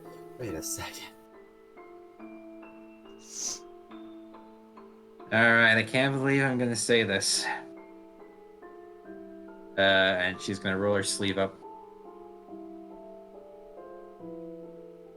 Give him the jab. Good luck. Jab. Alright. How many medications have you used today? That was the last of them. Nice. So I probably need to make more. Okay, so. Alright, so you feel your mind sort of. It's like, you know that feeling where all the water comes out of your ears? Finally. And there's just absolute clarity. You know that? It's that, Yeah. except just brain version. It's good shit. Yeah. I'll jam with it again. So as you move to leave, you notice that there's also a little bit of a makeshift coat rack that's just been hammered into the stone wall down here. And there's a large cloak that you could use to completely obfuscate the rest of your clothes with. Yeah, she's gonna do that. Alright, you wrap it around yourself. It's notably a pretty light brown, which isn't really any of the colors the people here wear. And you move up the steps. You climb out back through the sewer grate. You want to make your way to Inseraphids? Yeah. Alright. So, you get there. You come in the door. The smell of Abraxian minnow hit you like a truck. But whatever. We're past that. You move back into the bedroom and then take the stairs down into the basement. And Inseraphid is sitting there in the exact same pose you left him in. And he says, "The bells have not gonged." Yeah, What- the bells don't appear to be going in this town. What time is it? And where is the horned one? Yes, well, about that. I believe this is just Amalia here. Yeah. Oh. We had. Unless you want to come with. You want to come with? Yeah. Fuck yeah, Kavi came with. We had a bit of a run-in with some of Frederick's friends. I see. And don't know about Calliope. He's in the cathedral now. What the hell's going on in there?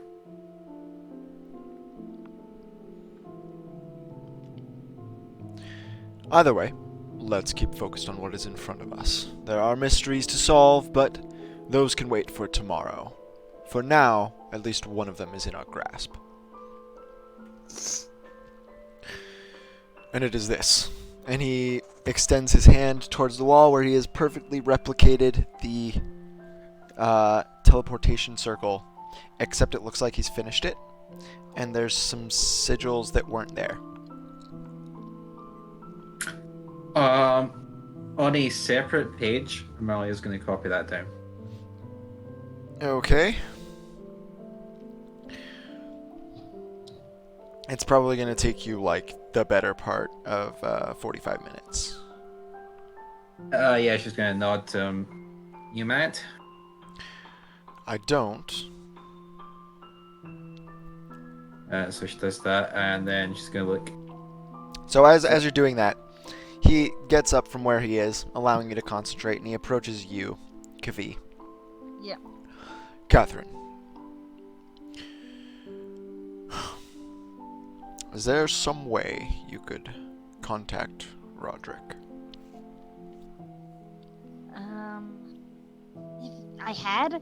If I knew a way, then I'd have contacted. He furrows his brow. Then you've not been connected with him. No. If you know how to talk to him. I don't. I just... Rurik seems very concerned with the state of things, and many times he has been implicit about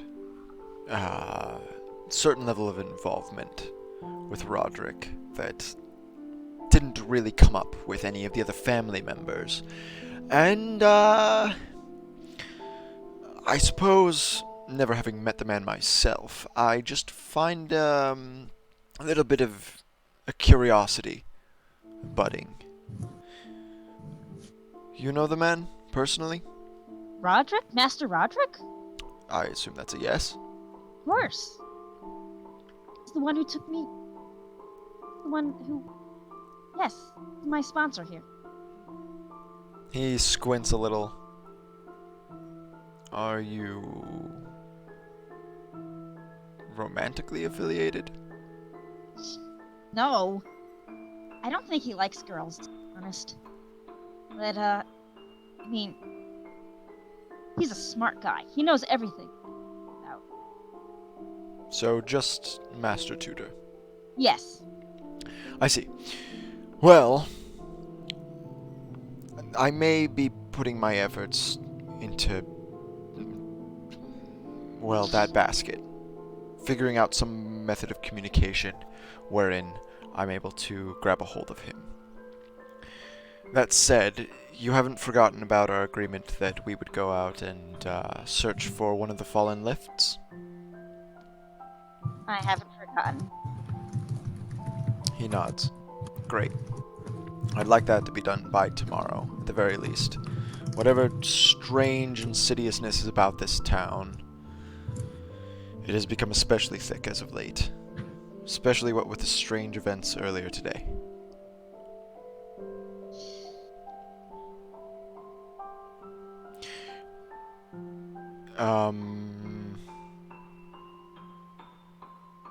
What's that? What's what? Is that a burn mark? Oh, And he examines a little bit of your shoulder where it's small. scorched. It's small. We ran into some assassins today. Some what? I don't know. They were shooting us with crossbows. They nearly killed the science guy. I mean... Crossbows don't burn. Oh, well, yeah. Well, they were also... They also dumped some oil. One of them did. I'm starting to really hate that guy.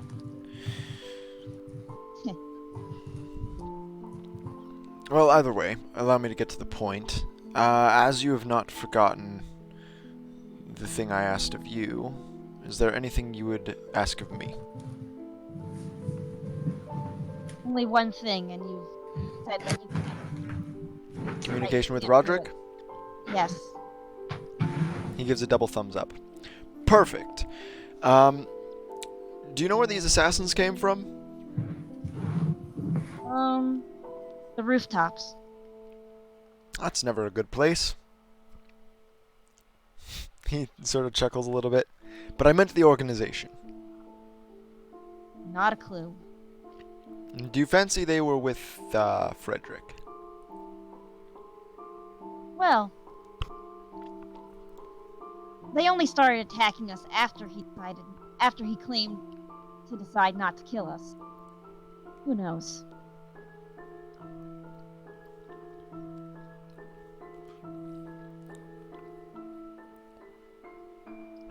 And Seraphic looks very thoughtful at this. I see.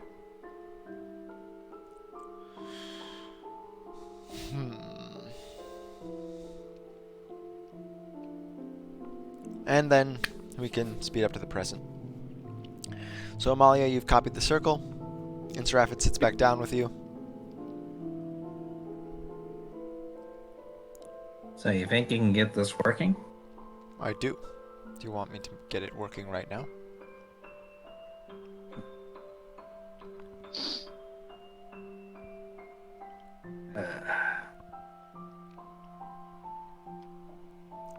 You expended much of your magic today?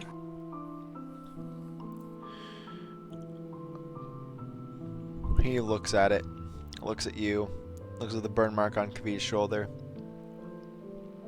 Sounds like this is a venture that we are saving for another time. May have to. I don't think I've got much left on tap. We would be going into very likely a place of safety for that fellow upstairs. And he points a finger towards the ceiling. And I doubt that is a place of safety for us. And I doubt we would really know anything about it, having gone through. So, regardless of me feeling pretty good about myself, I think that it is more important, of more concern to plan for the lift expedition tomorrow.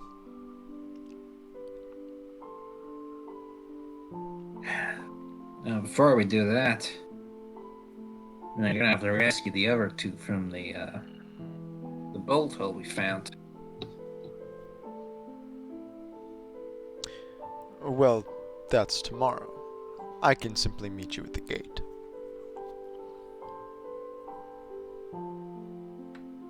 Unless you need my help? I would appreciate your help. Sure. And he unsheaths his large greatsword. It starts pulsating with red runes, like sort of almost pinkish. Roll history.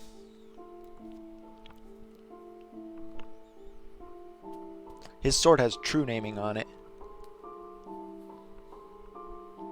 It's a nice sword you got there. It was a gift. Well, not originally a gift, but enhanced by a very close friend of mine. And he sort of looks at the blade and runs his fingers on it emphatically and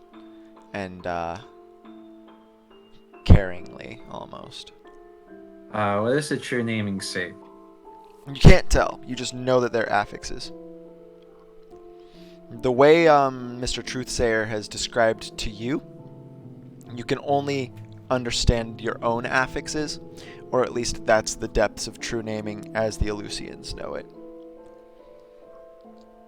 They know that their knowledge is incomplete, and that's why they do their expeditions into the ruins underneath their district. And none of the affixes on the blade are the same as mine? What are your affixes? What do they do, rather? Melee conversion and plus 1d12 fire damage attack? Nope. Okay. It looks like there are 6, which is almost a complete true name. Complete is 8. Malia will make note of that in her head. And she's gonna look around. Alright, are we done here?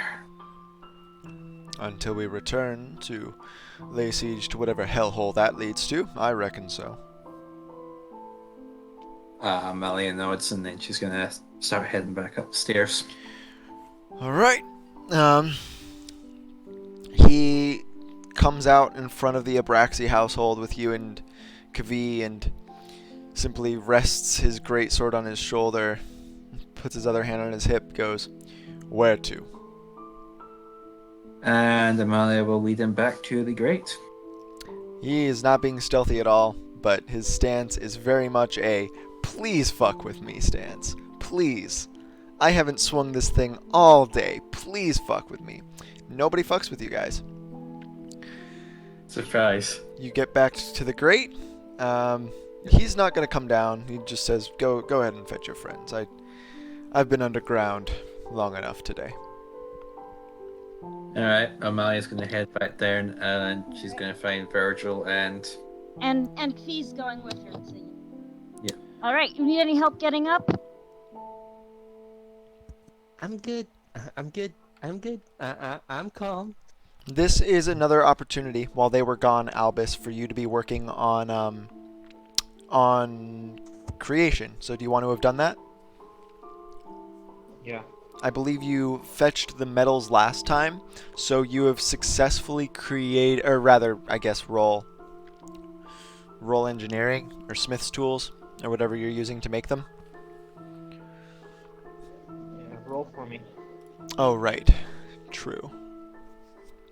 And I guess intelligence for it because Yeah, it's intelligence plus proficiency. We're trying to find.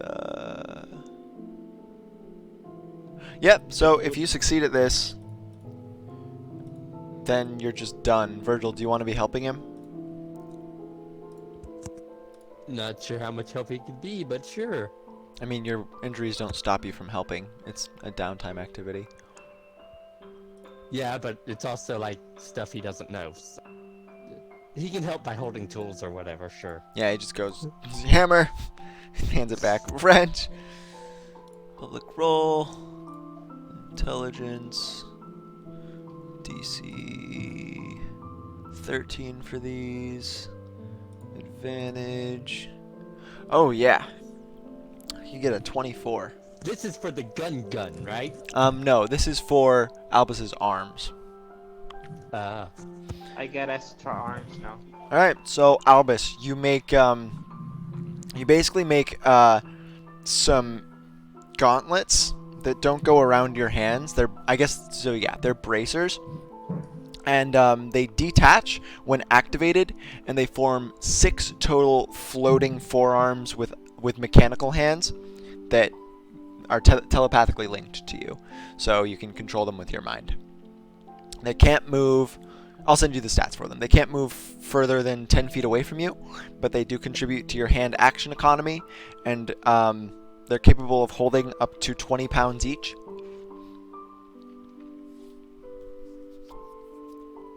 Yep. And if a weapon has the finesse property, then you can make attacks with the hands using intelligence instead of dexterity.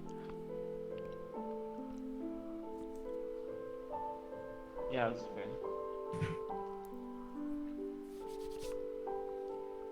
Do you want to name them anything in particular? Nothing yet. Yeah, just give them any imagination about how they work for now. The Hecaton Air? Since that's basically what comes to mind. Just nah, for now. No. Hand Catan Holding cheer. No fancy names for now. No fancy names for now. Okay. Yeah, I'll call them something later. No fancy names for now. Yeah, just a comment, a passing 6 comment. hands. They won't call it that. I'll just say it. Up to 10 feet away from you and carry 20 pounds each. So I will say with these hands, you can only benefit, your AC can only benefit from having 1 shield. Yeah. So you can't stack 12 AC. Nah, that never would work. Everything else should be fine though. Yeah.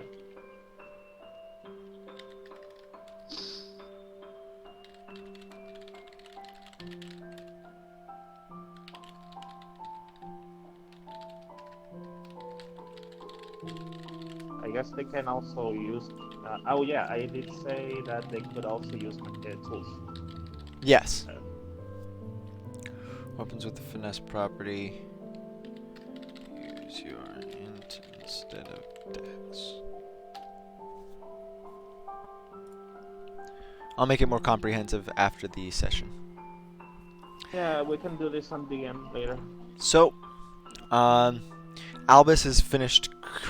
As you guys come down, Albus has got all of his work tools out, and he's just finished 2 bracers that attach to his forearms. What do they look like?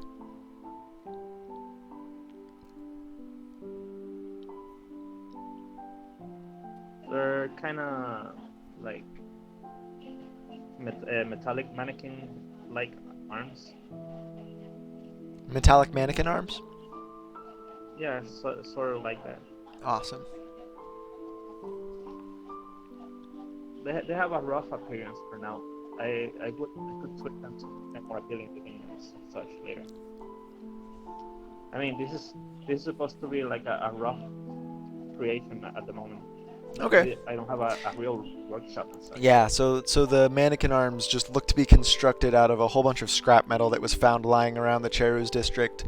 But the hands can all it's like the original Iron Man suit, where it's just made from a bunch of metal and sort of cobbled together, but they are very functional. Anybody want to revisit anything else down here before you leave?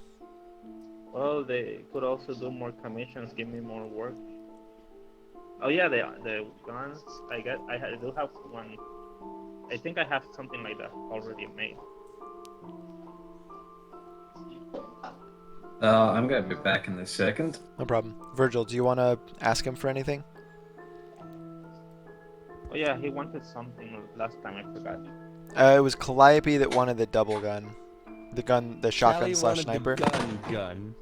I mean, Virgil wanted something else. But we did discuss out of character something. Yeah. Like, out of character, we had discussed, like, tonfas that could also hold and shoot darts. Whether through a swing or a trigger, we're not certain. But that way he doesn't have to actively dig and toss them, you know? Okay. So presumably he had kind of talked about it without, well... So what I'm hearing is you want tonfas with detachable spines. Like biological spines, like porcupine spines. Except more fantasy-ish and bladey than... More shooty outy? It's more like a darty Just syringe detachably? thing. Yeah. Darty syringe thing. Buffy's pick is good. Okay. So you can just... Let's see. And back. Do you have anywhere you're writing these down? My I can God, type them, yeah. your character sheet is so broken to me. Jeez. My character sheet does need a lot of work. If it's mine, it does. I haven't. No, I mean the Roll20 formatting is broken. Is anyone else's? Roll20 is not working for me. That's also another. Yeah. No, it seems like Roll20 is just being shit. Great. Is it any better on Firefox? For what it's worth, mine works the same as normal according to me. That's good.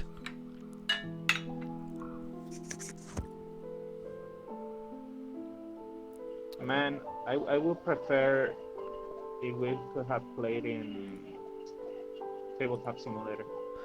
True. Yeah, Firefox is working better for me. I'm just gonna switch over to here. Alright, so you guys all come out. Anybody want to talk within Seraphic about anything, or are we just going back to the Atsnail estate and sleeping? Well, I am no longer busy, so I can be active now. Nice. Yeah, going back to the estate, I think. Do you want to talk to Inserafid, Albus? No. Okay. I don't have any reason at the moment.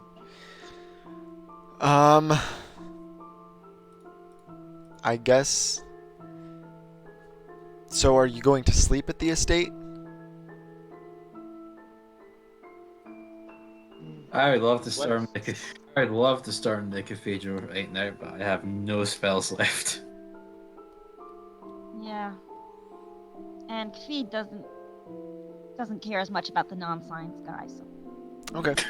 she wants to work on. Anyway, she's got some ideas for a weapon prototype thing, and she wants to work on it. Okay.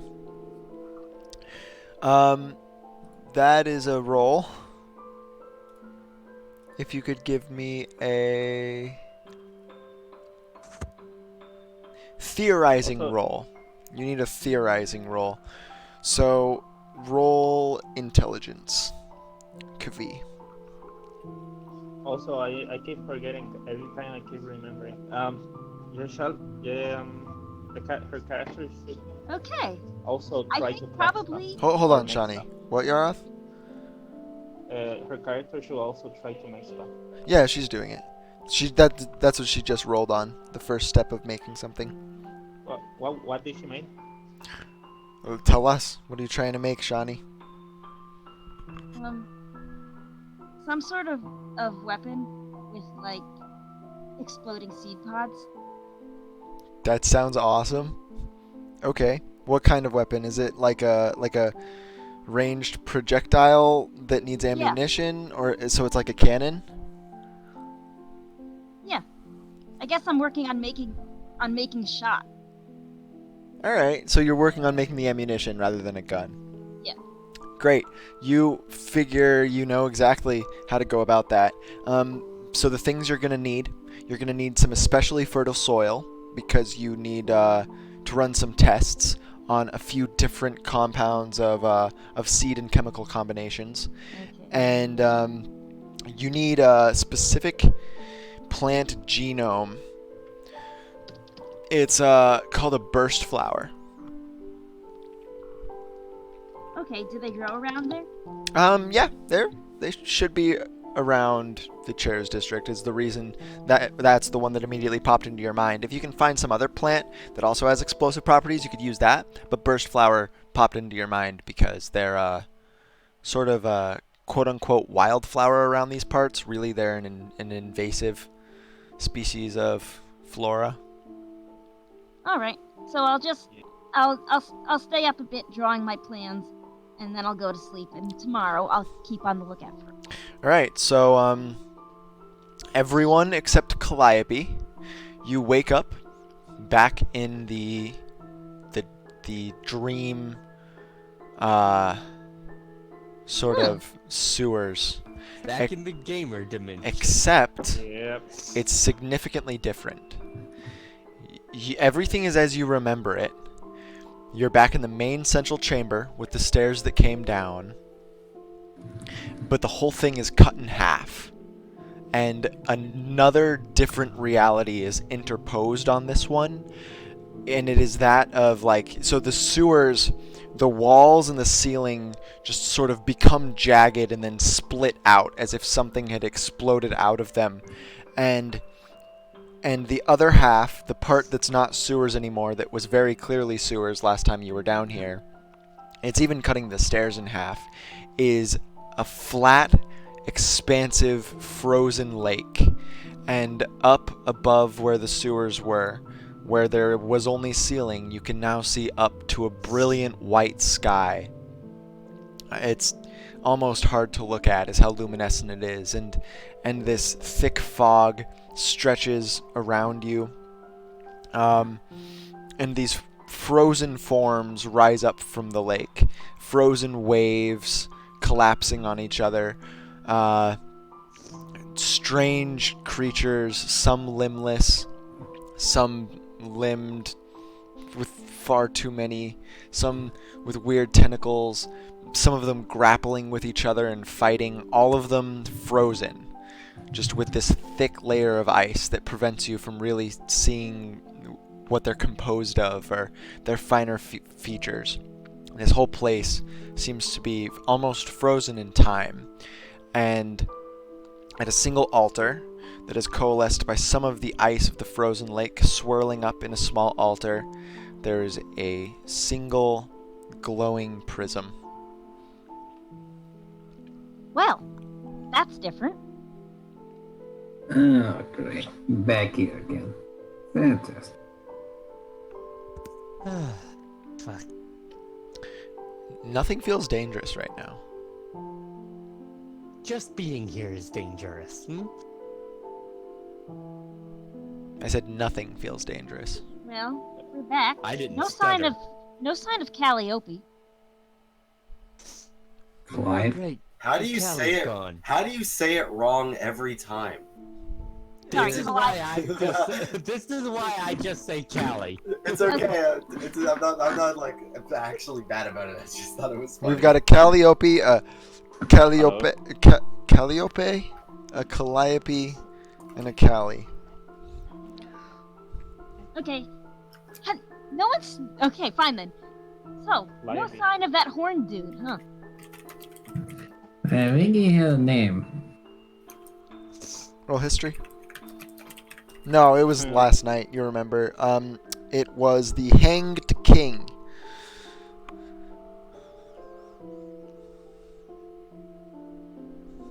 What? The Hanged King was his name. She was talking about Calliope. Oh, the horned guy. Correct. My bad. I thought you were talking about the optional boss. Yeah. I was wondering. Should we wait for them to show up? Oh, did we all go to sleep at the same time last night? Oh, you did not. It No, pulled all I'm of your. saying in character. I'm asking. Oh, okay. My bad. Because... Wait, would I know that from rolling something? You guys would have talked about it. Okay. Well, we all showed up at the same time last night. If not here, then I don't think he's gonna be here tonight. I mean, Just a could guess. be dead. Hope not. Otherwise, we're never getting into that cathedral.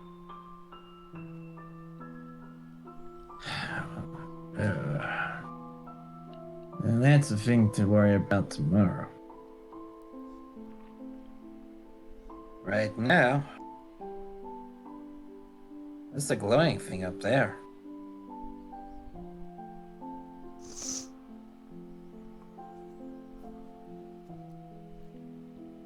Just for funsies, let's Arcana the Glowy. Okay. As you start to try and focus on it and discern magical properties, you realize you're an idiot. This place, Is all magic?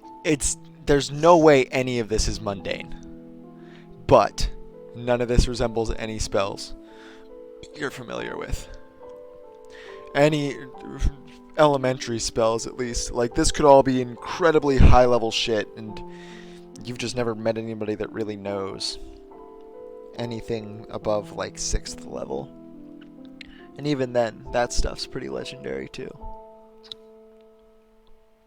Alright, well, in that case, I am gonna... I guess I'll just pop up towards it then. Alright, Calliope. You, Yeah. you wake up, and you're lying on your side, holding your knees to your chest with your arms, and, your right hand, missing its fingers, Don't at me. and you're in a smallish room with sort of metal walls, but as the walls climb up, they sort of fracture off into nothing, and there's no ceiling, and there's ice climbing around and on the floor, and a portion of the floor of this little room is missing, and you see some frozen water. You don't know how thick it's frozen, you don't know what's beneath it, or anything really. But regardless, right in front of you, about 5 feet away, is the frozen water sort of coalescing up into a pedestal. And on top of that pedestal is a little prism. Question. What's up? Do I still have my gamer sword?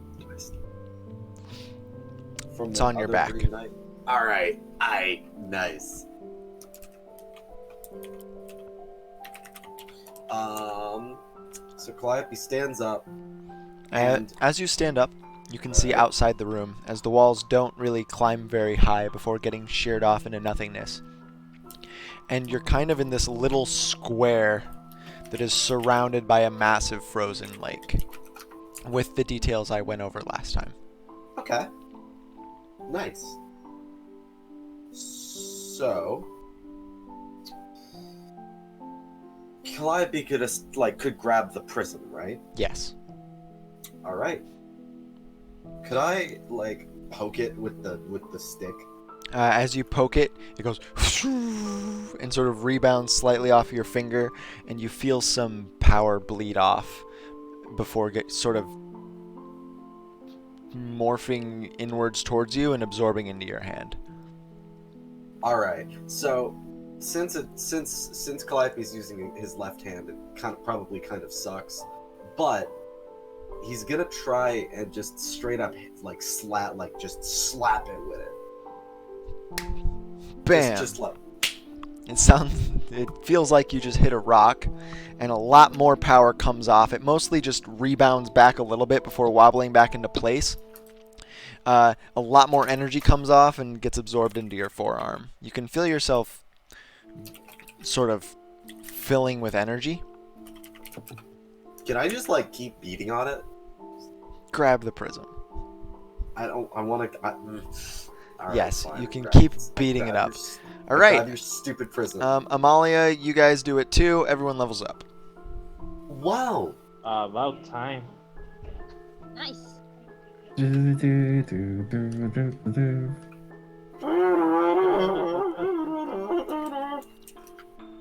Alright, what does level 4 do? ASI. Pick a yeah, stat. AS. Pick a stat and put 2 in it, or pick 2 stats and put 1 in it. No fits, right? Remember that even numbers are good. Also no fits, right? Because I don't mind, but... Well, in that case, I'm doing. Let me see if Sorcerer gets anything else. Alright. So... Okay. You get the ASI, and you can cast another second level ASI spell. is good. And you get another cantrip. And you get another cantrip and another spell. So you know an additional spell, Fergus. You can cast another second level spell, and you know another cantrip. Okay, that's not bad at all.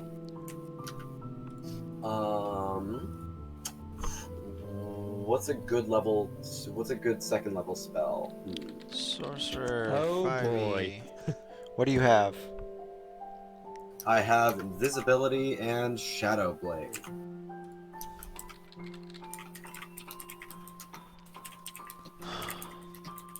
Good thing I have a secondary curve shit over here. Alright. Knock unlocks anything you want it to, but it's loud.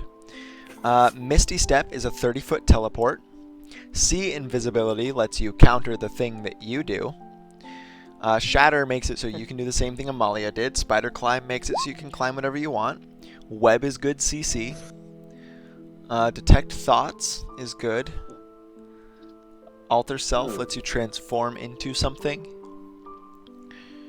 These are all very good. Yes, they are all very good. Scorching Ray is yeah. good for damage. Enlarge Reduce is hilarious, but it's kind of stupid. It helps. I mean, reduce would be good in case imagine we're fighting a boss, and then I just make it tiny and we kick it to death. True. It would be pretty funny. Enlarge Reduce, unfortunately, does not change something's stats in 5e. That's really dumb. It is. It's really stupid. It's really stupid. So it's. But we are homebrew, so why are we even doing draw again? That's true. So change it. Doubly true. It changes something's Damn, stats. Yarik just said, hey DM, you can change this. Hell The yeah.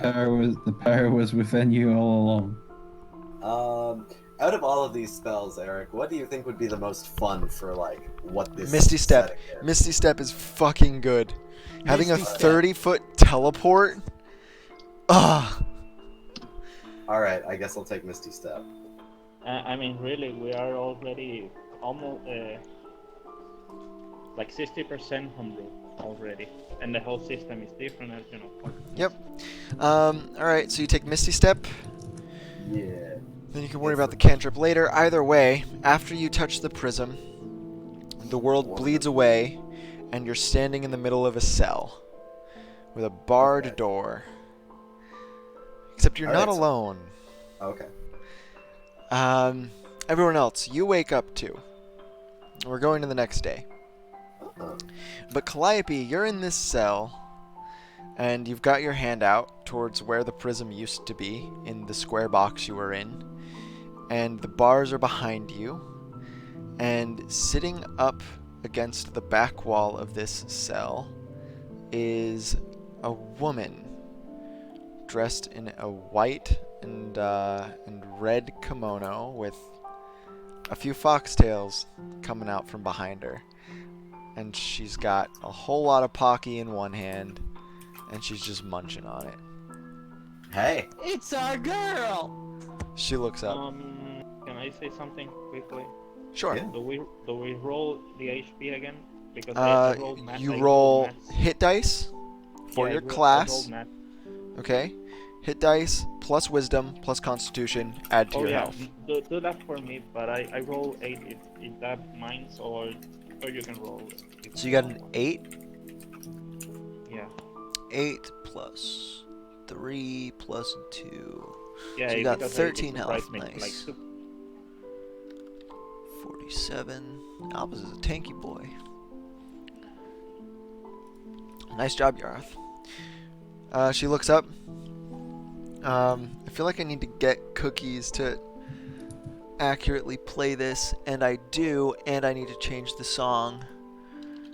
I had the rhythm button muted. I've been listening to Death Grips. That's fine. Yeah, this song doesn't fit. Great.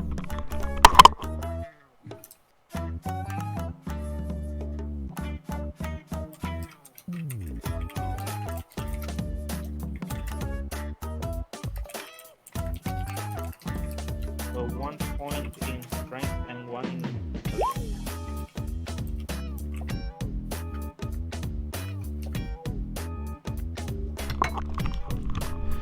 Alright, so she looks about 20-ish. Pretty young. Same age. And, she, like I said, she's munching on some Pocky. And she looks up and says, "Oh, hey, buddy. What's up? I'm missing my fingers. Yeah, my hand hurts a whole bunch. That's why I'm here." Ah. She wags her right fingers at you. Let's see it. Yeah. Come on. Huh? Let's see it. Well, I don't really want to look. Her eyebrows raise, and she just sort of, with her forearm, moves a lot of her unkempt bangs out of her face. She has the same stark white hair that you do.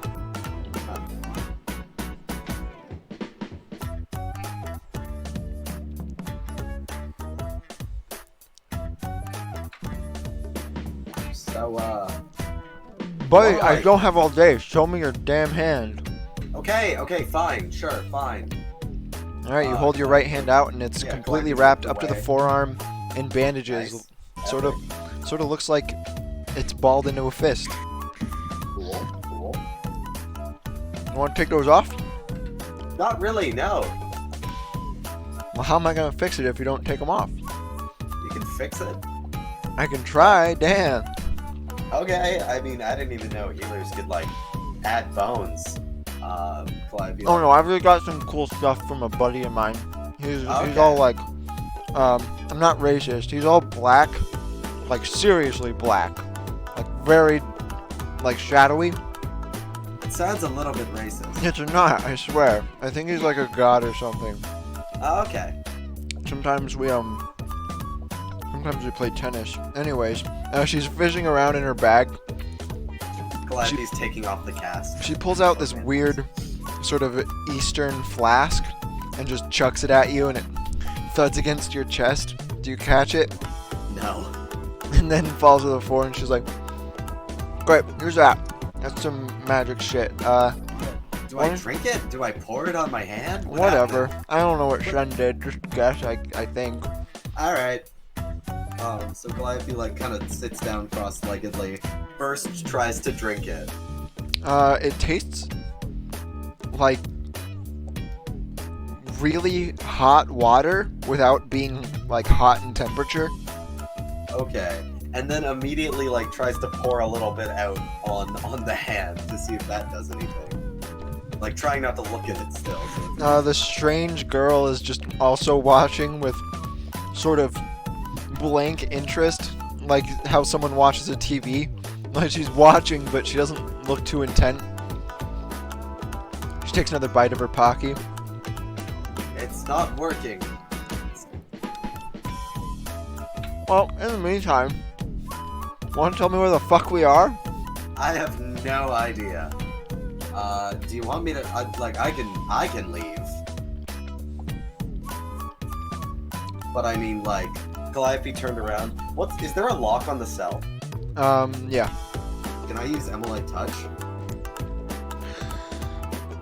Yes. Alright. Fingers. It locks. Wait, it locks? Yeah, it locks more. It locks again? Or You does activated it. It's called a lock, not an unlock, so sorry. Right. Well, it seems I've locked ours in here instead of unlocking us out of here. I think we were already locked in. That's usually Well, now what we're cells doubly are for. locked in here. Damn. You can, like, break out, right? I'm fine, yeah. I can just vamoose whenever. Yeah, same. So you sure? You're good? She looks I at your guess. hand. I mean, I would like these 5 digits back. But I mean, I was talking to a friend earlier about getting mechanic ones, and I thought that would be kind of cool. Okay, well, I have a couple more questions. Okay. So this is supposed to be a little bit of like an exclusive club, Yeah? and I didn't know you were a part of it. So when I felt my hand hurt, I was like, oh, I'll go see what the fuck, man, this Pocky's good. I'll go see what Chiharu's up to. I guess she just slapped someone's ass too hard. Nope. I'm in a cell somewhere that I don't recognize. Talking to a sibling I didn't know I had. So, I mean, in all fairness, I didn't know I had siblings either. I feel like that's kind of the two-way street. what's your name? But my name? Oh yeah, okay. My name's Calliope. Have you ever been to Canaan? Yeah, a couple times. It's a nice place. I grew up there. That's what Tara seems to think. Who? Huh? Nothing. Why do you have horns? I don't know. Cool. Want some Pocky? Yeah. She hands you some Pocky. It's pretty stale. Wow, this tastes like shit. Thanks. She looks incredibly offended, and then sort of gestures for you to hand it back before you finish it. No, Calliope eats it.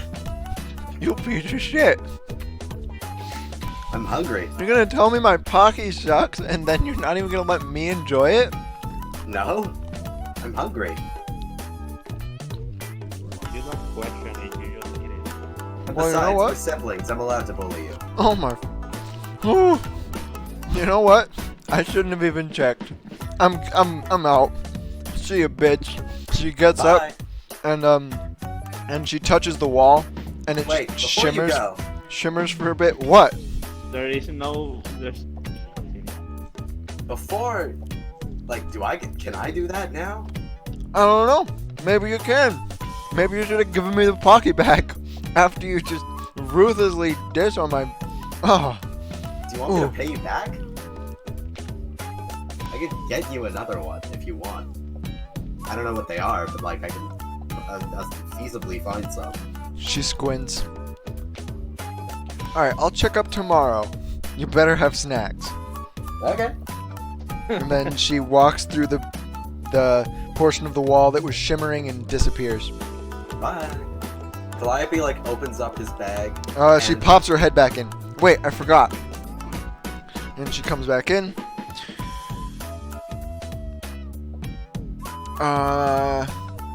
Technically, I need you to finish with that flask because I need to bring it back. Shen doesn't like it when Wait, I can't keep it?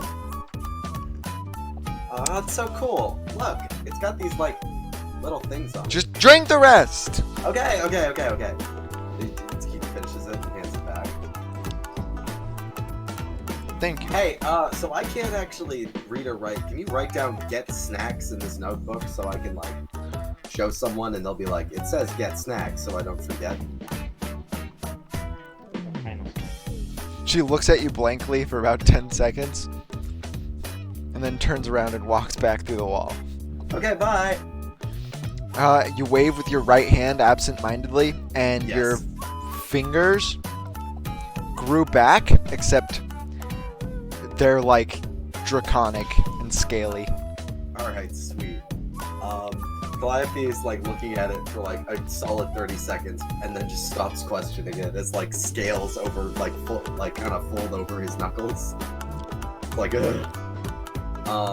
And so Calliope takes out from his bag a pen and paper and tries to write get snacks and it's just chicken scratch before giving up and putting it back into the bag. Right. I cast Misty Step.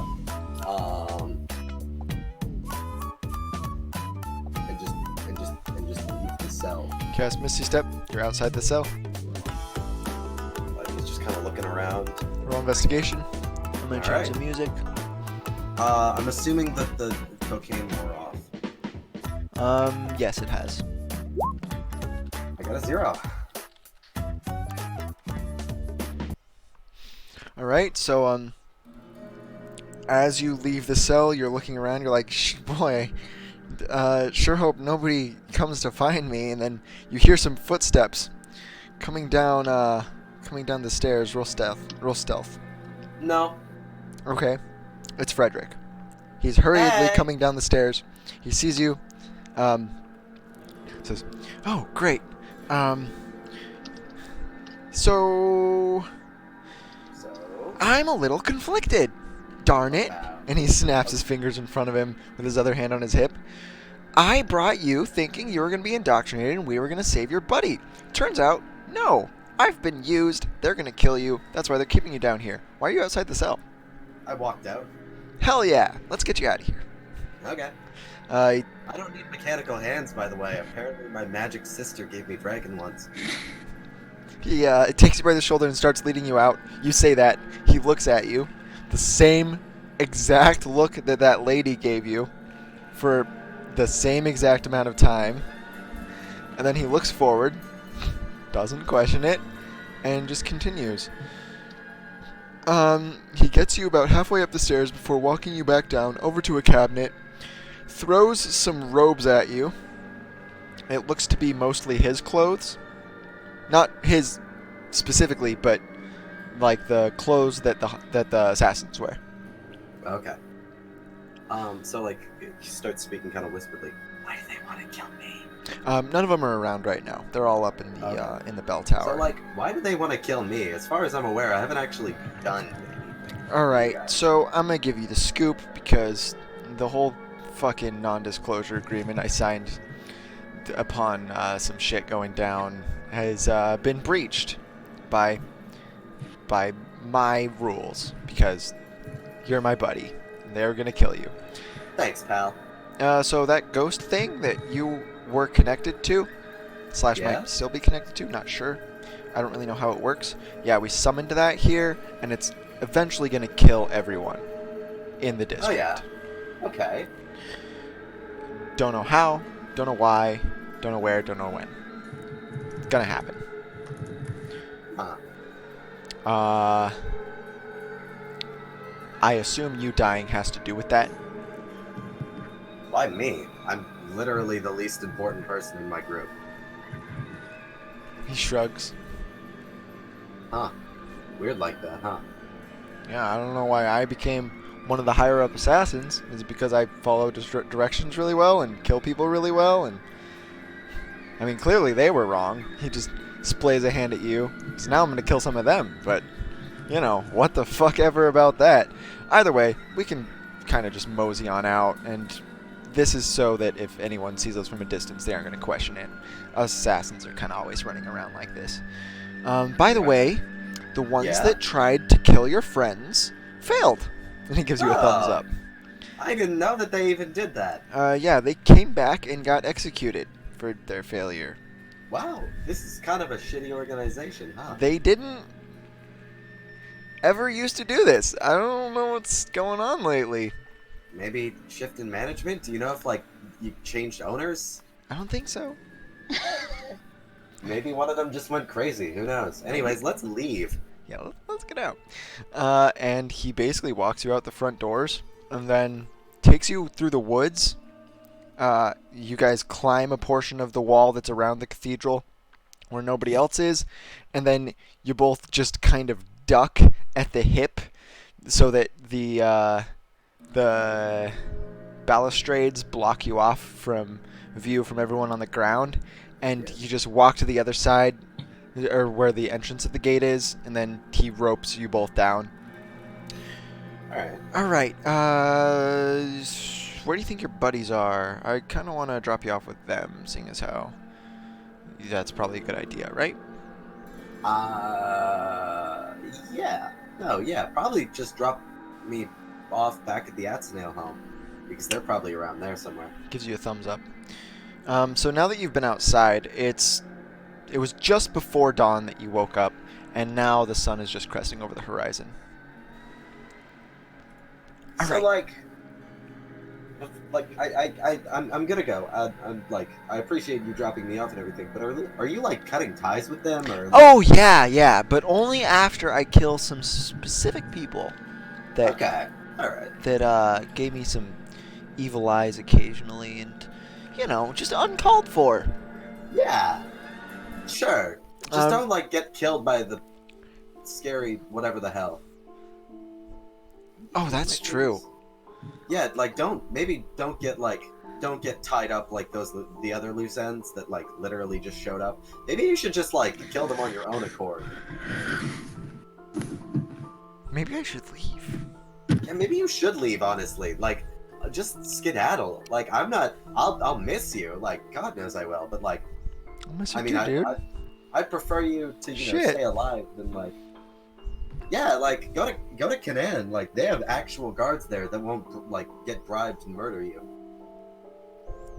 You can take a boat. There's boats. Frederick's looking a little emotional. Calliope pats him on the shoulder and like brings him into a little hug. Can I see your new fingers? Oh yeah, sure. Look. Damn. Yeah, cool, right? You're a weird little guy. Yeah. Apparently, I got this from a god.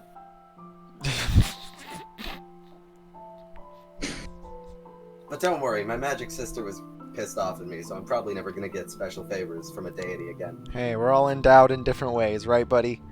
Hell yeah! You gotta wait. Question before you go. I've always wanted to do something. What's up? Can I like hold your crossbow?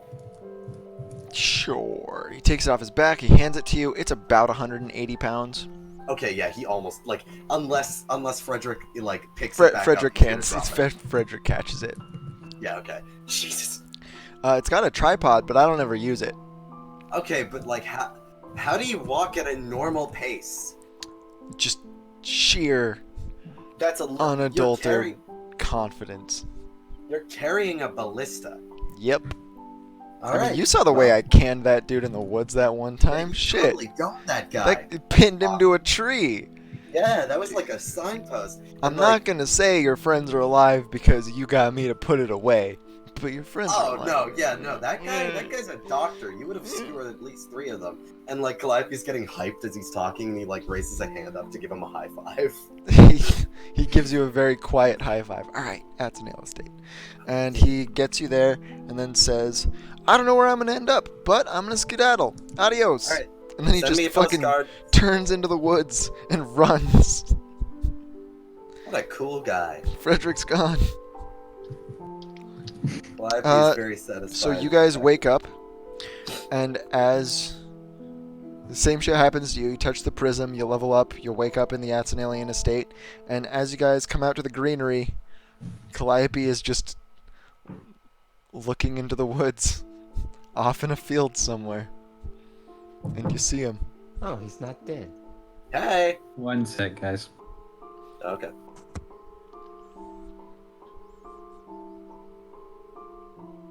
Welcome back. Stuart is currently BRB.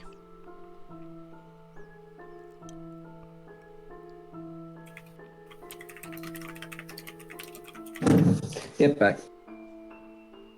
Okay, so yeah, he's just waving. Amalia's just looking and it's like, what the actual fuck? Hey guys, I de-radicalized a terrorist. What? Yeah, no, Frederick's not with them anymore. Good. Yeah, and then I just left. Amalia, What happened to your? What happened Oh. to your... Well, my fingers got cut off, and then God gave me a new pair. You're an interesting person to hang out with. Yeah. Amalia just hears this, turns on her heel, walks back into the house, and shuts the door behind her. See, you guys kind of like have only ever seen like the bad side of me, like when I'm asking too many questions or I'm talking too much. I'm ridiculously competent, like to an astounding degree, like to a degree that I don't think either of you understand. Like I am extremely. It's Virgil's turn to heel turn and walk through the door, closing it behind him.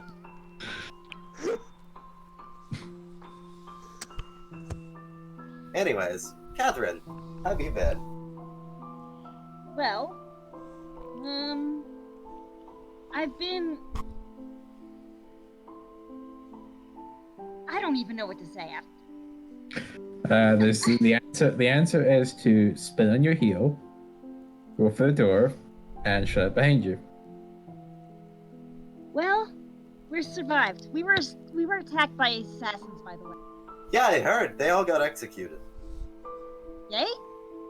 I don't know. I think that's pretty messed up. Well, they were trying to kill me, so. Yeah, but I mean, like, now they're dead, so you're like, Yeah, exactly. yeah. But Amalia got killed. Amalia comes back out with a cup of coffee. Hey.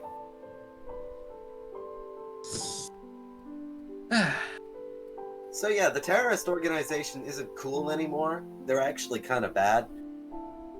I don't trust them. I don't particularly trust them anymore. So Frederick is on our side now? Well, he's on his own side still, but he left. I convinced him to not do any more crime, I think. And now he's out in the woods somewhere. Probably getting a boat to Canaan? I said it was a nice place. Maybe he's doing crimes. He's probably doing crime still. What a cool guy. Yeah, well, Canaan is a good place to do crimes. Did you know his You know what you're crossbow is doing like because 100 there's and not something? there's not as much competition. But like, did you know that his crossbow is like 100 and something pounds? I tried to lift it, I couldn't. It's like how much Amalia weighs. It's like kind of ridiculous. Like just in general, like it's crazy. Look. Yeah. Like it's like I couldn't even hold it.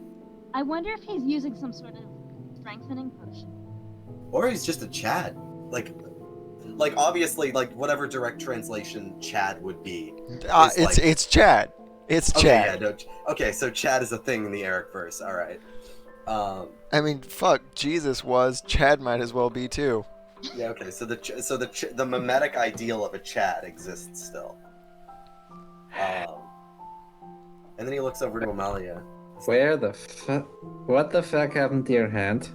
Oh, well, like I said, my fingers got cut off, and then God gave me a new pair. Well, my sister gave me a drink that let God give me a new pair. Sister, right. Yeah, she Okay. came out of a wall. Right. Okay. She came out I'd of a ask wall. if you'd hit your head recently, but it's been a crazy enough couple days that. No. I'll tell you later, but for once he's actually like he's not talking sense, but I don't know. I think I'm talking. I'm being absolutely coherent here. I'm just telling you the cliff notes of what happened because I've had to explain this like 3 times now. Are cliff notes a thing in this universe? Of course. Obviously, that's a translation. No. they're actual Cliff notes written on. Yes. They're actual notes written on actual Whenever cliffs. someone has to do a book report in school, they write it on a cliff, and then you all go out and read it together. Hell yeah. But yeah, so yes, okay. Let me give you a more detailed look. I went in, got my fingers cut off, very painful, very scary. Then I passed out. Then I woke up in a cell, and my sister was there eating shitty crackers.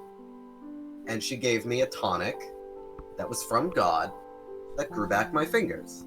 Then I teleported out of the cell, and then Frederick and I left together. You could also talk about the dream. And I also, who said that? I also touched a crystal in my dream. Right. When can you teleport? What? Since when can you teleport? Since always, I just never showed you. Oh, okay. He's a sorcerer, dear.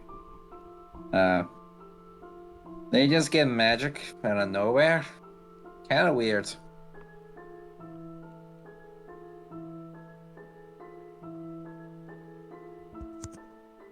Virgil opens the door and is like, alright, I've got candy enough to deal with this bullshit now. Hey. So I heard you guys got shot. Shot at. Yeah, Well, Virgil got shot. that I sucks. swear I That's saw my death like 16 times. 16 times, hmm? You kind of know that feeling. Fucking nuts. So I think we actually, I'm not gonna back up that terrorist organization anymore because I was basically just in it for Frederick. Now Frederick left, so I don't even have really an in. So like, Oh, a little man crush, adorable. listen, Crunch. listen. Okay, hear me out. Yeah. Anyways, so one of the things that is extremely important to mention is that new management in the terrorist organization, they're getting super volatile, getting super angry. They killed the guys that you guys were after for failing. Like, they executed them. Like, probably with not even a gun. Probably, like, with a knife or something messed up. They didn't execute Frederick? No, because Frederick's, like, cool. God, what a cool guy. Anyways, back on topic. Yeah, so Frederick's gone. Frederick's left, like, somewhere. He might just turn into a wood person. Like, woods person. Like, live out in the woods.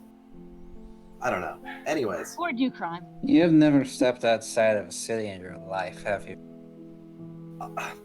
Anyways. Back on topic. Scary eldritch thing with a bag on its head cut my fingers off. Alright. Weird bag monster did these. Kind of a tool, not gonna They lie. look like anything at all? Well, no, I couldn't see. They had a bag on their head. Alright. What about the They ghost? explain You what see they want ghosts? with cutting off people's fingers? Fingers, probably. Alright, so we're dealing with a weird cult then. Great. Yeah, basically. There was all the priors are dead. Like all of the priors, like every prior. Like, you know, the people who usually ring the bell. Yeah, they're all dead. Like they're all dead. Like all of them. Like all of them. Like every one of them. Like every. You know, like a regular prior, picture like 20 of them, and then picture them dying. That's all of them. They're all dead. Like, they're Well, all that dead. would explain the lack of church bells going on. Like, all of them. And there was, like, people digging in their I bodies. wonder. Someone was playing, like, a little tune on one of their skulls. It was messed up. I wasn't there, just so we're clear. Wasn't me this Wouldn't time. a skull be Maybe. easier to play a rhythm on a skull than a tune? I mean, you just Yeah, have to they're tap, pretty- tap, tap, but They're nuts. ah, So I had a. You would think if they were wanting to hide from people, they would make an effort to ring the bells. I don't know if they even care about hiding. I feel like if anyone were to I go in there, wonder. they just get gored. That's Oh, what also- I'm. That's what I'm thinking. Roll I'm thinking history. And insight. Me or Amalia? Malia. She's the one theorizing. It's true. Okay.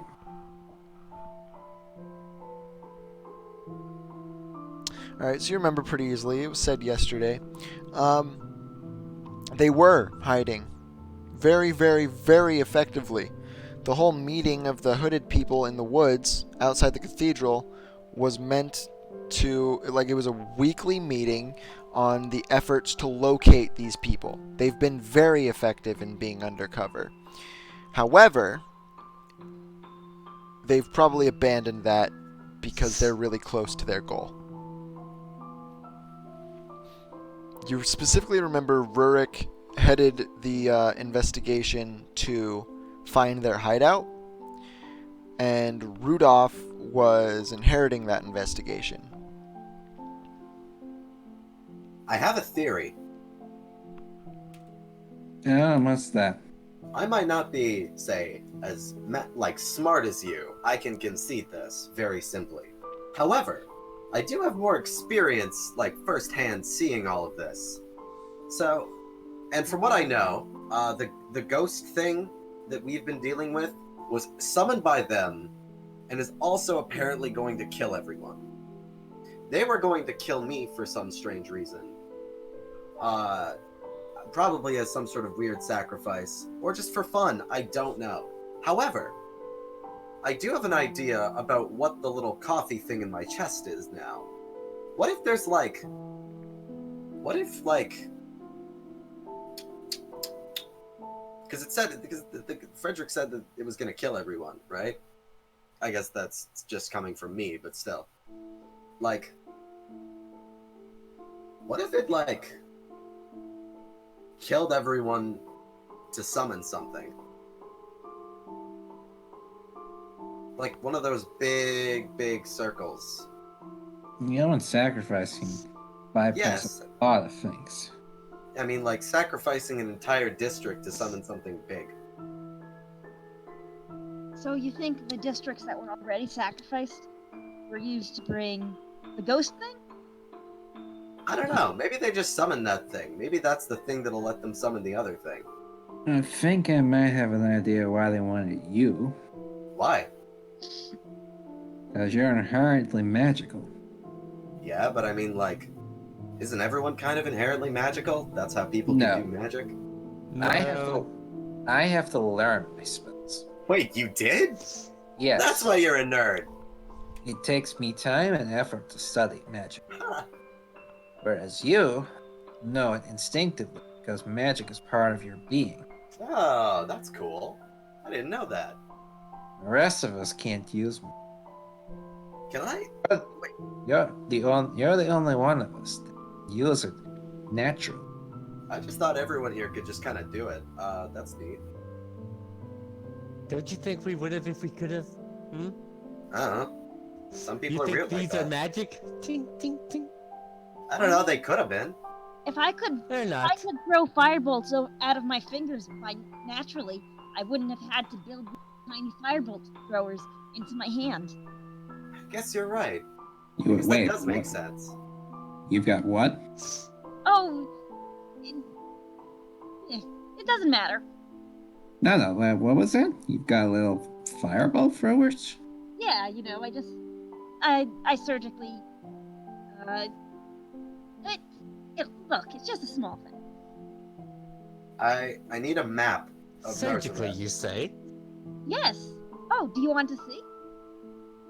And then then I start talking. Yeah, incredibly Like in weird. character or out of character, Fergus? In character and out of character, actually. Alright, I guess I'll make one out of character then. They're all over the place. Here. I literally just need. I need you to draw a bunch of circles where all the districts are. No problem.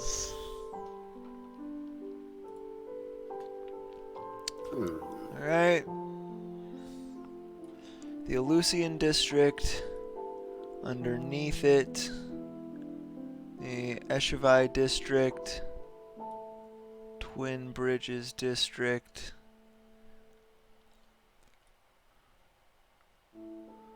Cherus district.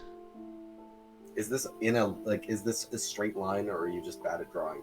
Like, is this like a is there any way this looks vaguely symmetrical? It's not supposed to look symmetrical at all. Okay. They're separated. Where the district that we're in, the Cherries district. Cirque district. Hold on.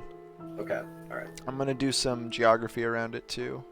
You don't have to do that. This is All the way extremely- over here is the Arca district. Okay.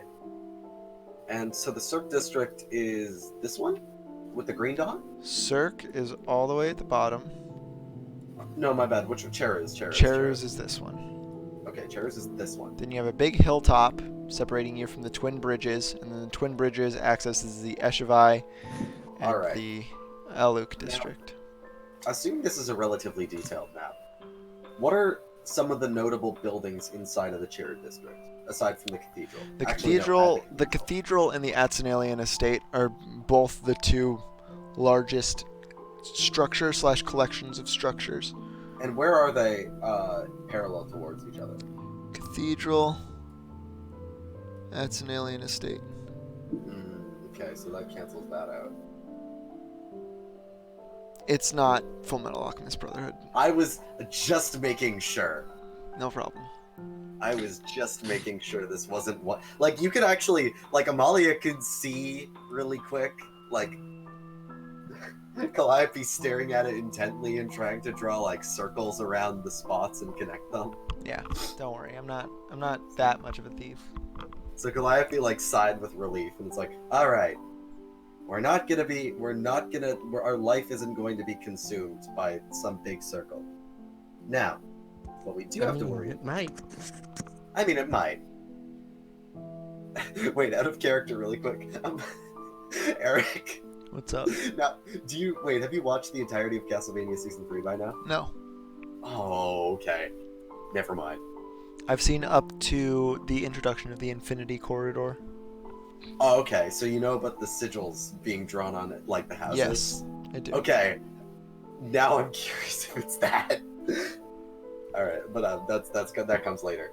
Calliope's looking around and is like, so, what we should know is that cathedral is scuffed. Like, it's not a good spot.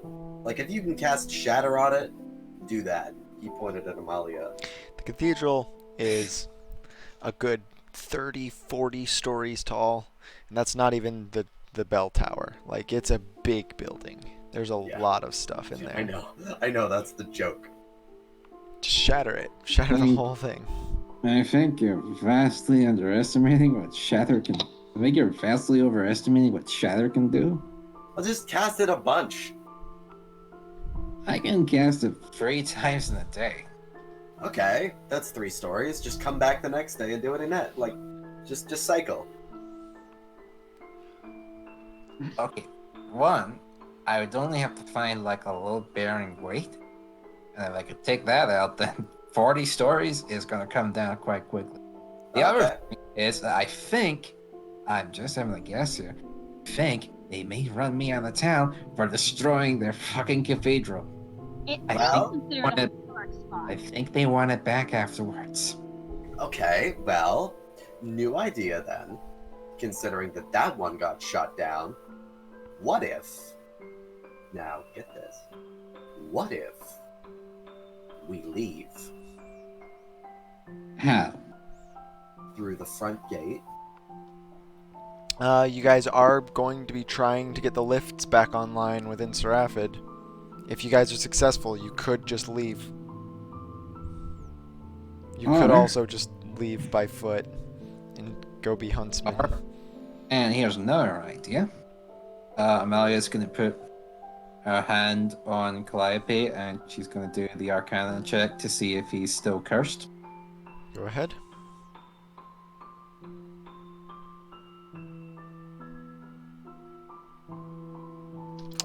That's a uh-oh. That's a big uh-oh. Roll. Now you know what's happening?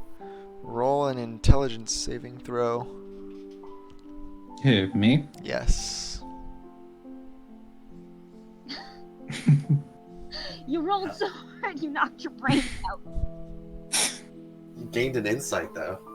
Okay, let me just check something first.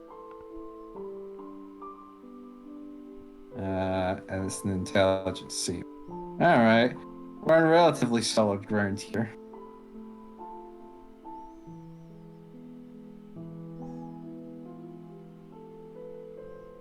Good luck.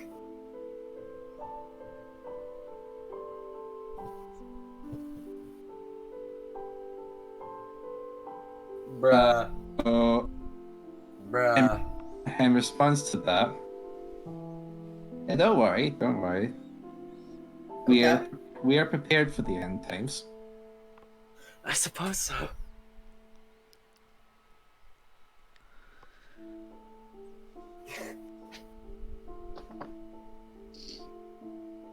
There are surprisingly few evocation and abjuration spells at second level. Great. Roll again. Another one. Holy shit. Fuck off, Ghost. Alright, so you, just for the listeners, crit on the Arcana check, crit fail on the intelligence save, reroll on the intelligence save, crit on the intelligence save.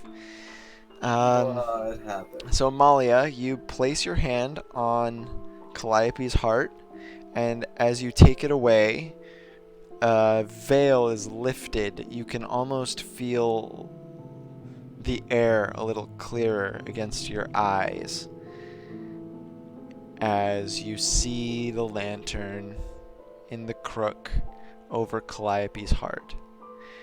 And then you see it over your own. And you see it over Kavi's and Virgil's and Albus's.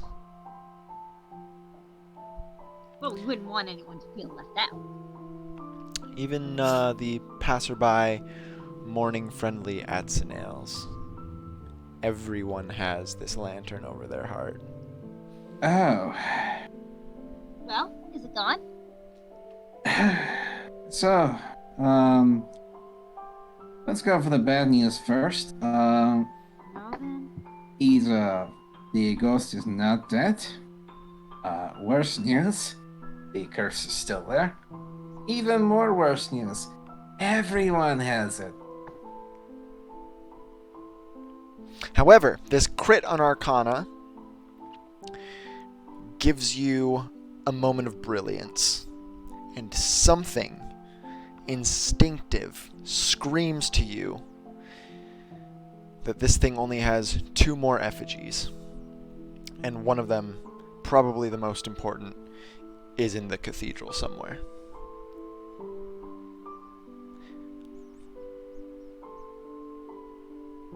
Okay, so I followed back as far as I could. I think there are 2 more effigies like the one we destroyed the other night. And if I had to put 10 gold on it, one of them was going to be in the cathedral. Wait, but I thought how are we gonna get in there without Frederick? Why don't we just destroy it? I'll be right back. Because it's a historical building. Okay. Why don't we just destroy it? Like, I don't see how this is... I think we have options to consider before. Okay. Because how can the Chero's district look down at all the other districts if we don't have something awesome like a cathedral? Well, you don't. That's But none you of choose not to look down on my district for once. Yeah, but where would that? Where would the fun in that be?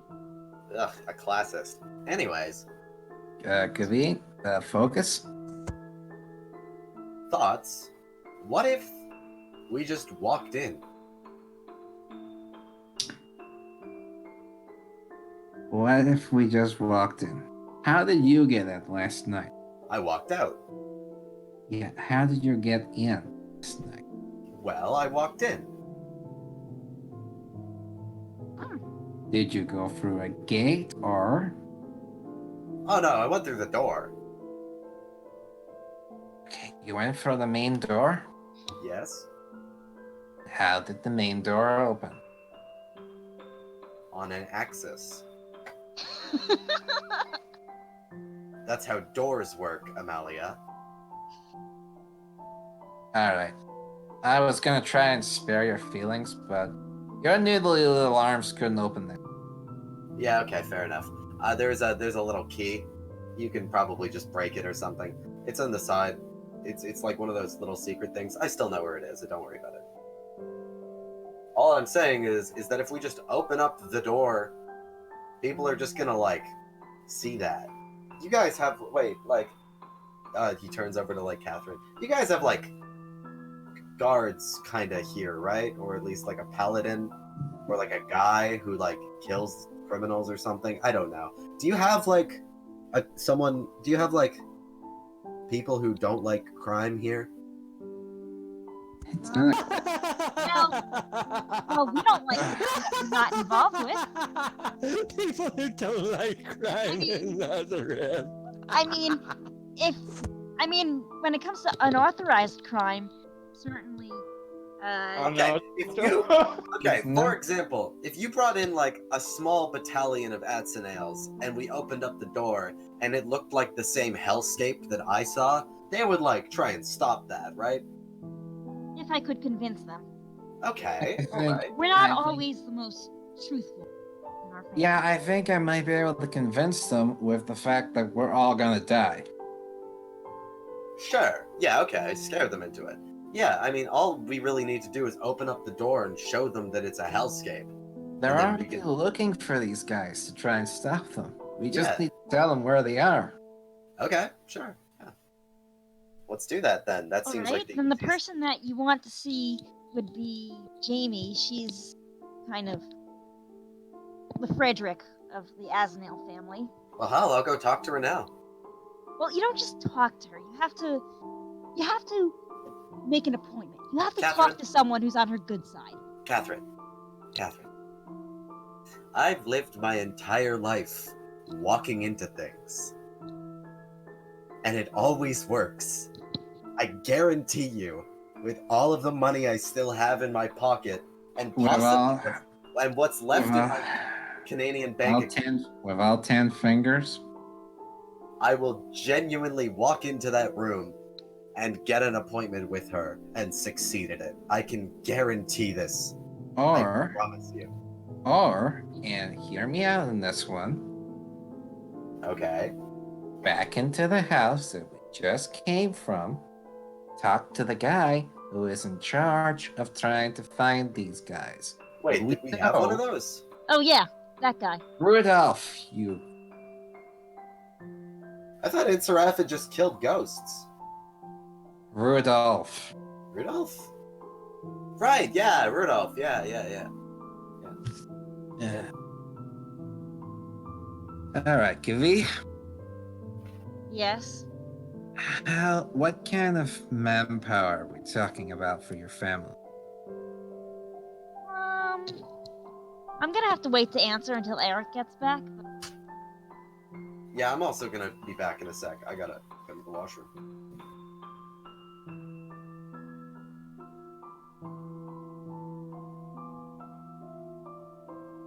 Okay, in universe, I'd have to check with Jamie and Ted on that one.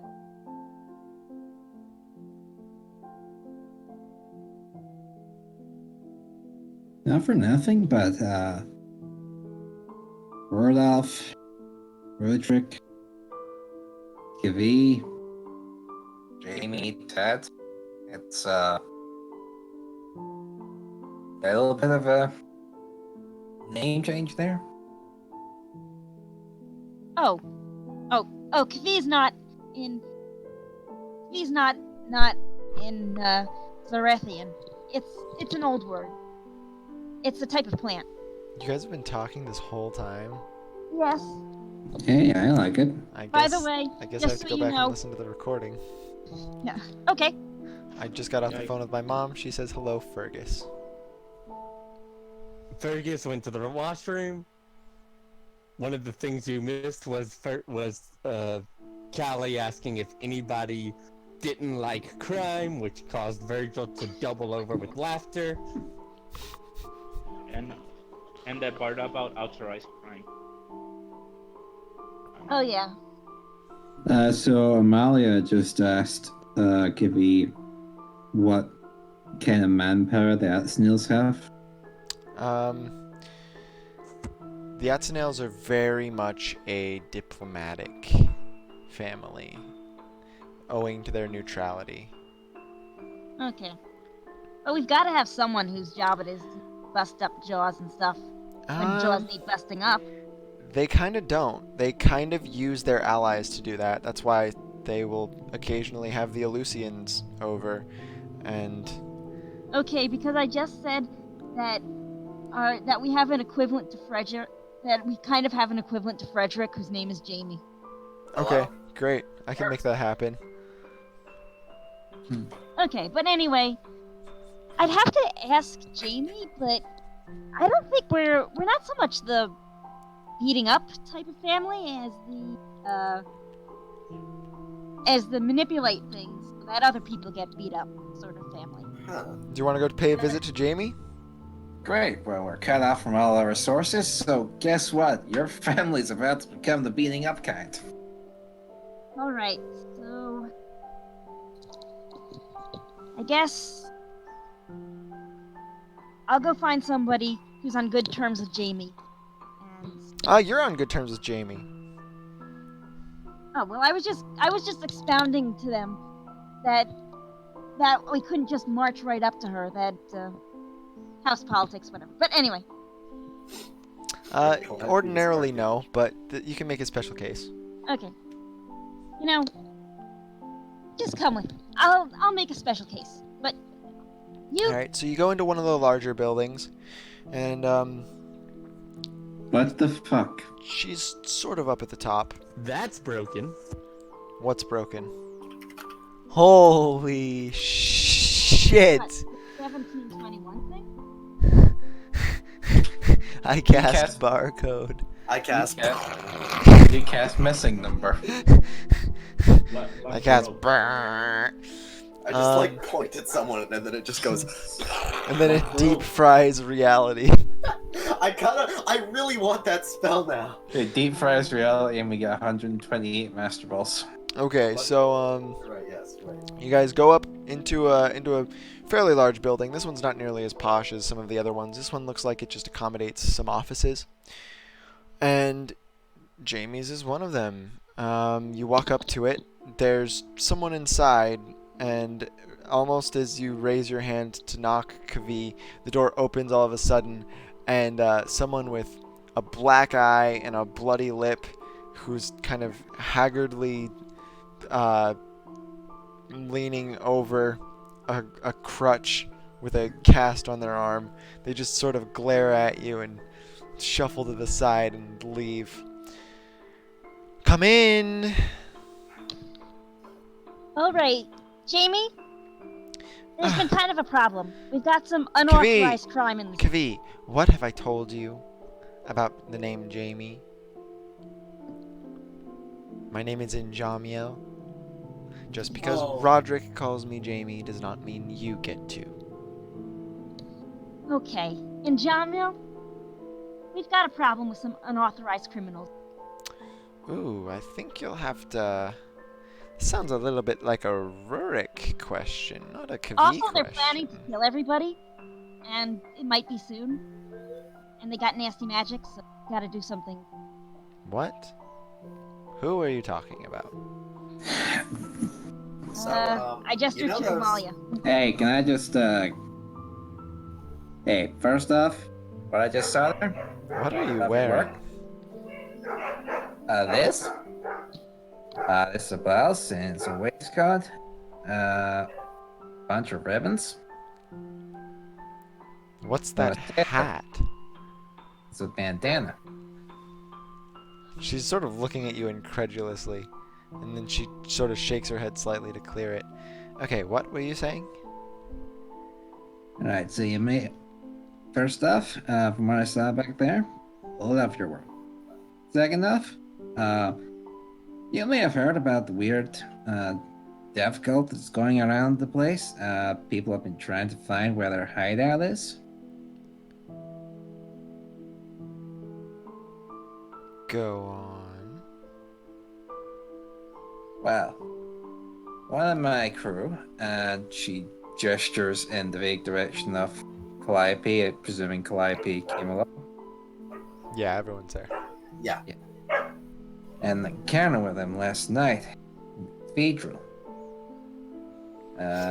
You're not gonna... I take it back. This sounds like a Rudolph inquiry.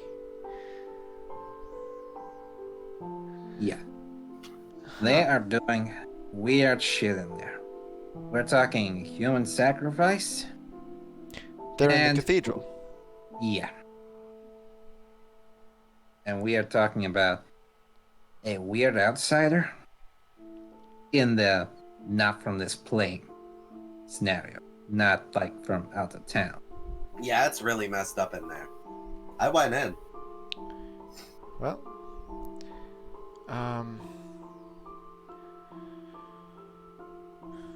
I can make some calls. I presume there's more people like you who can kick ass around here? It's much more likely that we evacuate if it's at the stage you're That insinuating. might not. That might not be possible. She furrows her brow.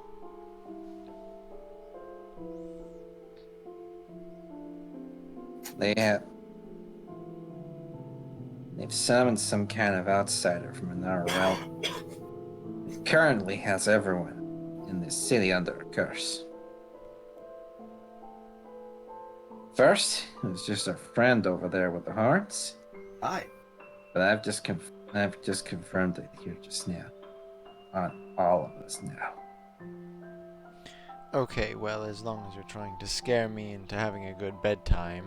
I've never really been receptive to ghosts. Try werewolves.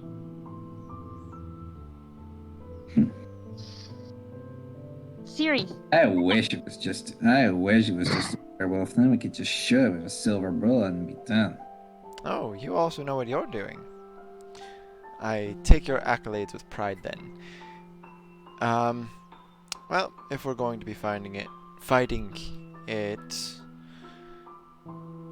it's fortunate we have that paladin with us. Where is he? Studying a piece of paper. As they do. Well, as soon as he gets a moment, could you tell him to come speak with me? She's going to Amalia before she does that. Just in case I don't know if it'll make any difference, but the other night we ran into one of the effigies that's keeping this thing tethered here. We destroyed it, but there are at least 2 more of them in the city. I'll give you directions so you can see for yourself what you're dealing with. And she gives directions to the usher's house. Duly noted. I think I know how I'm spending today. Thank you so much. What is your name?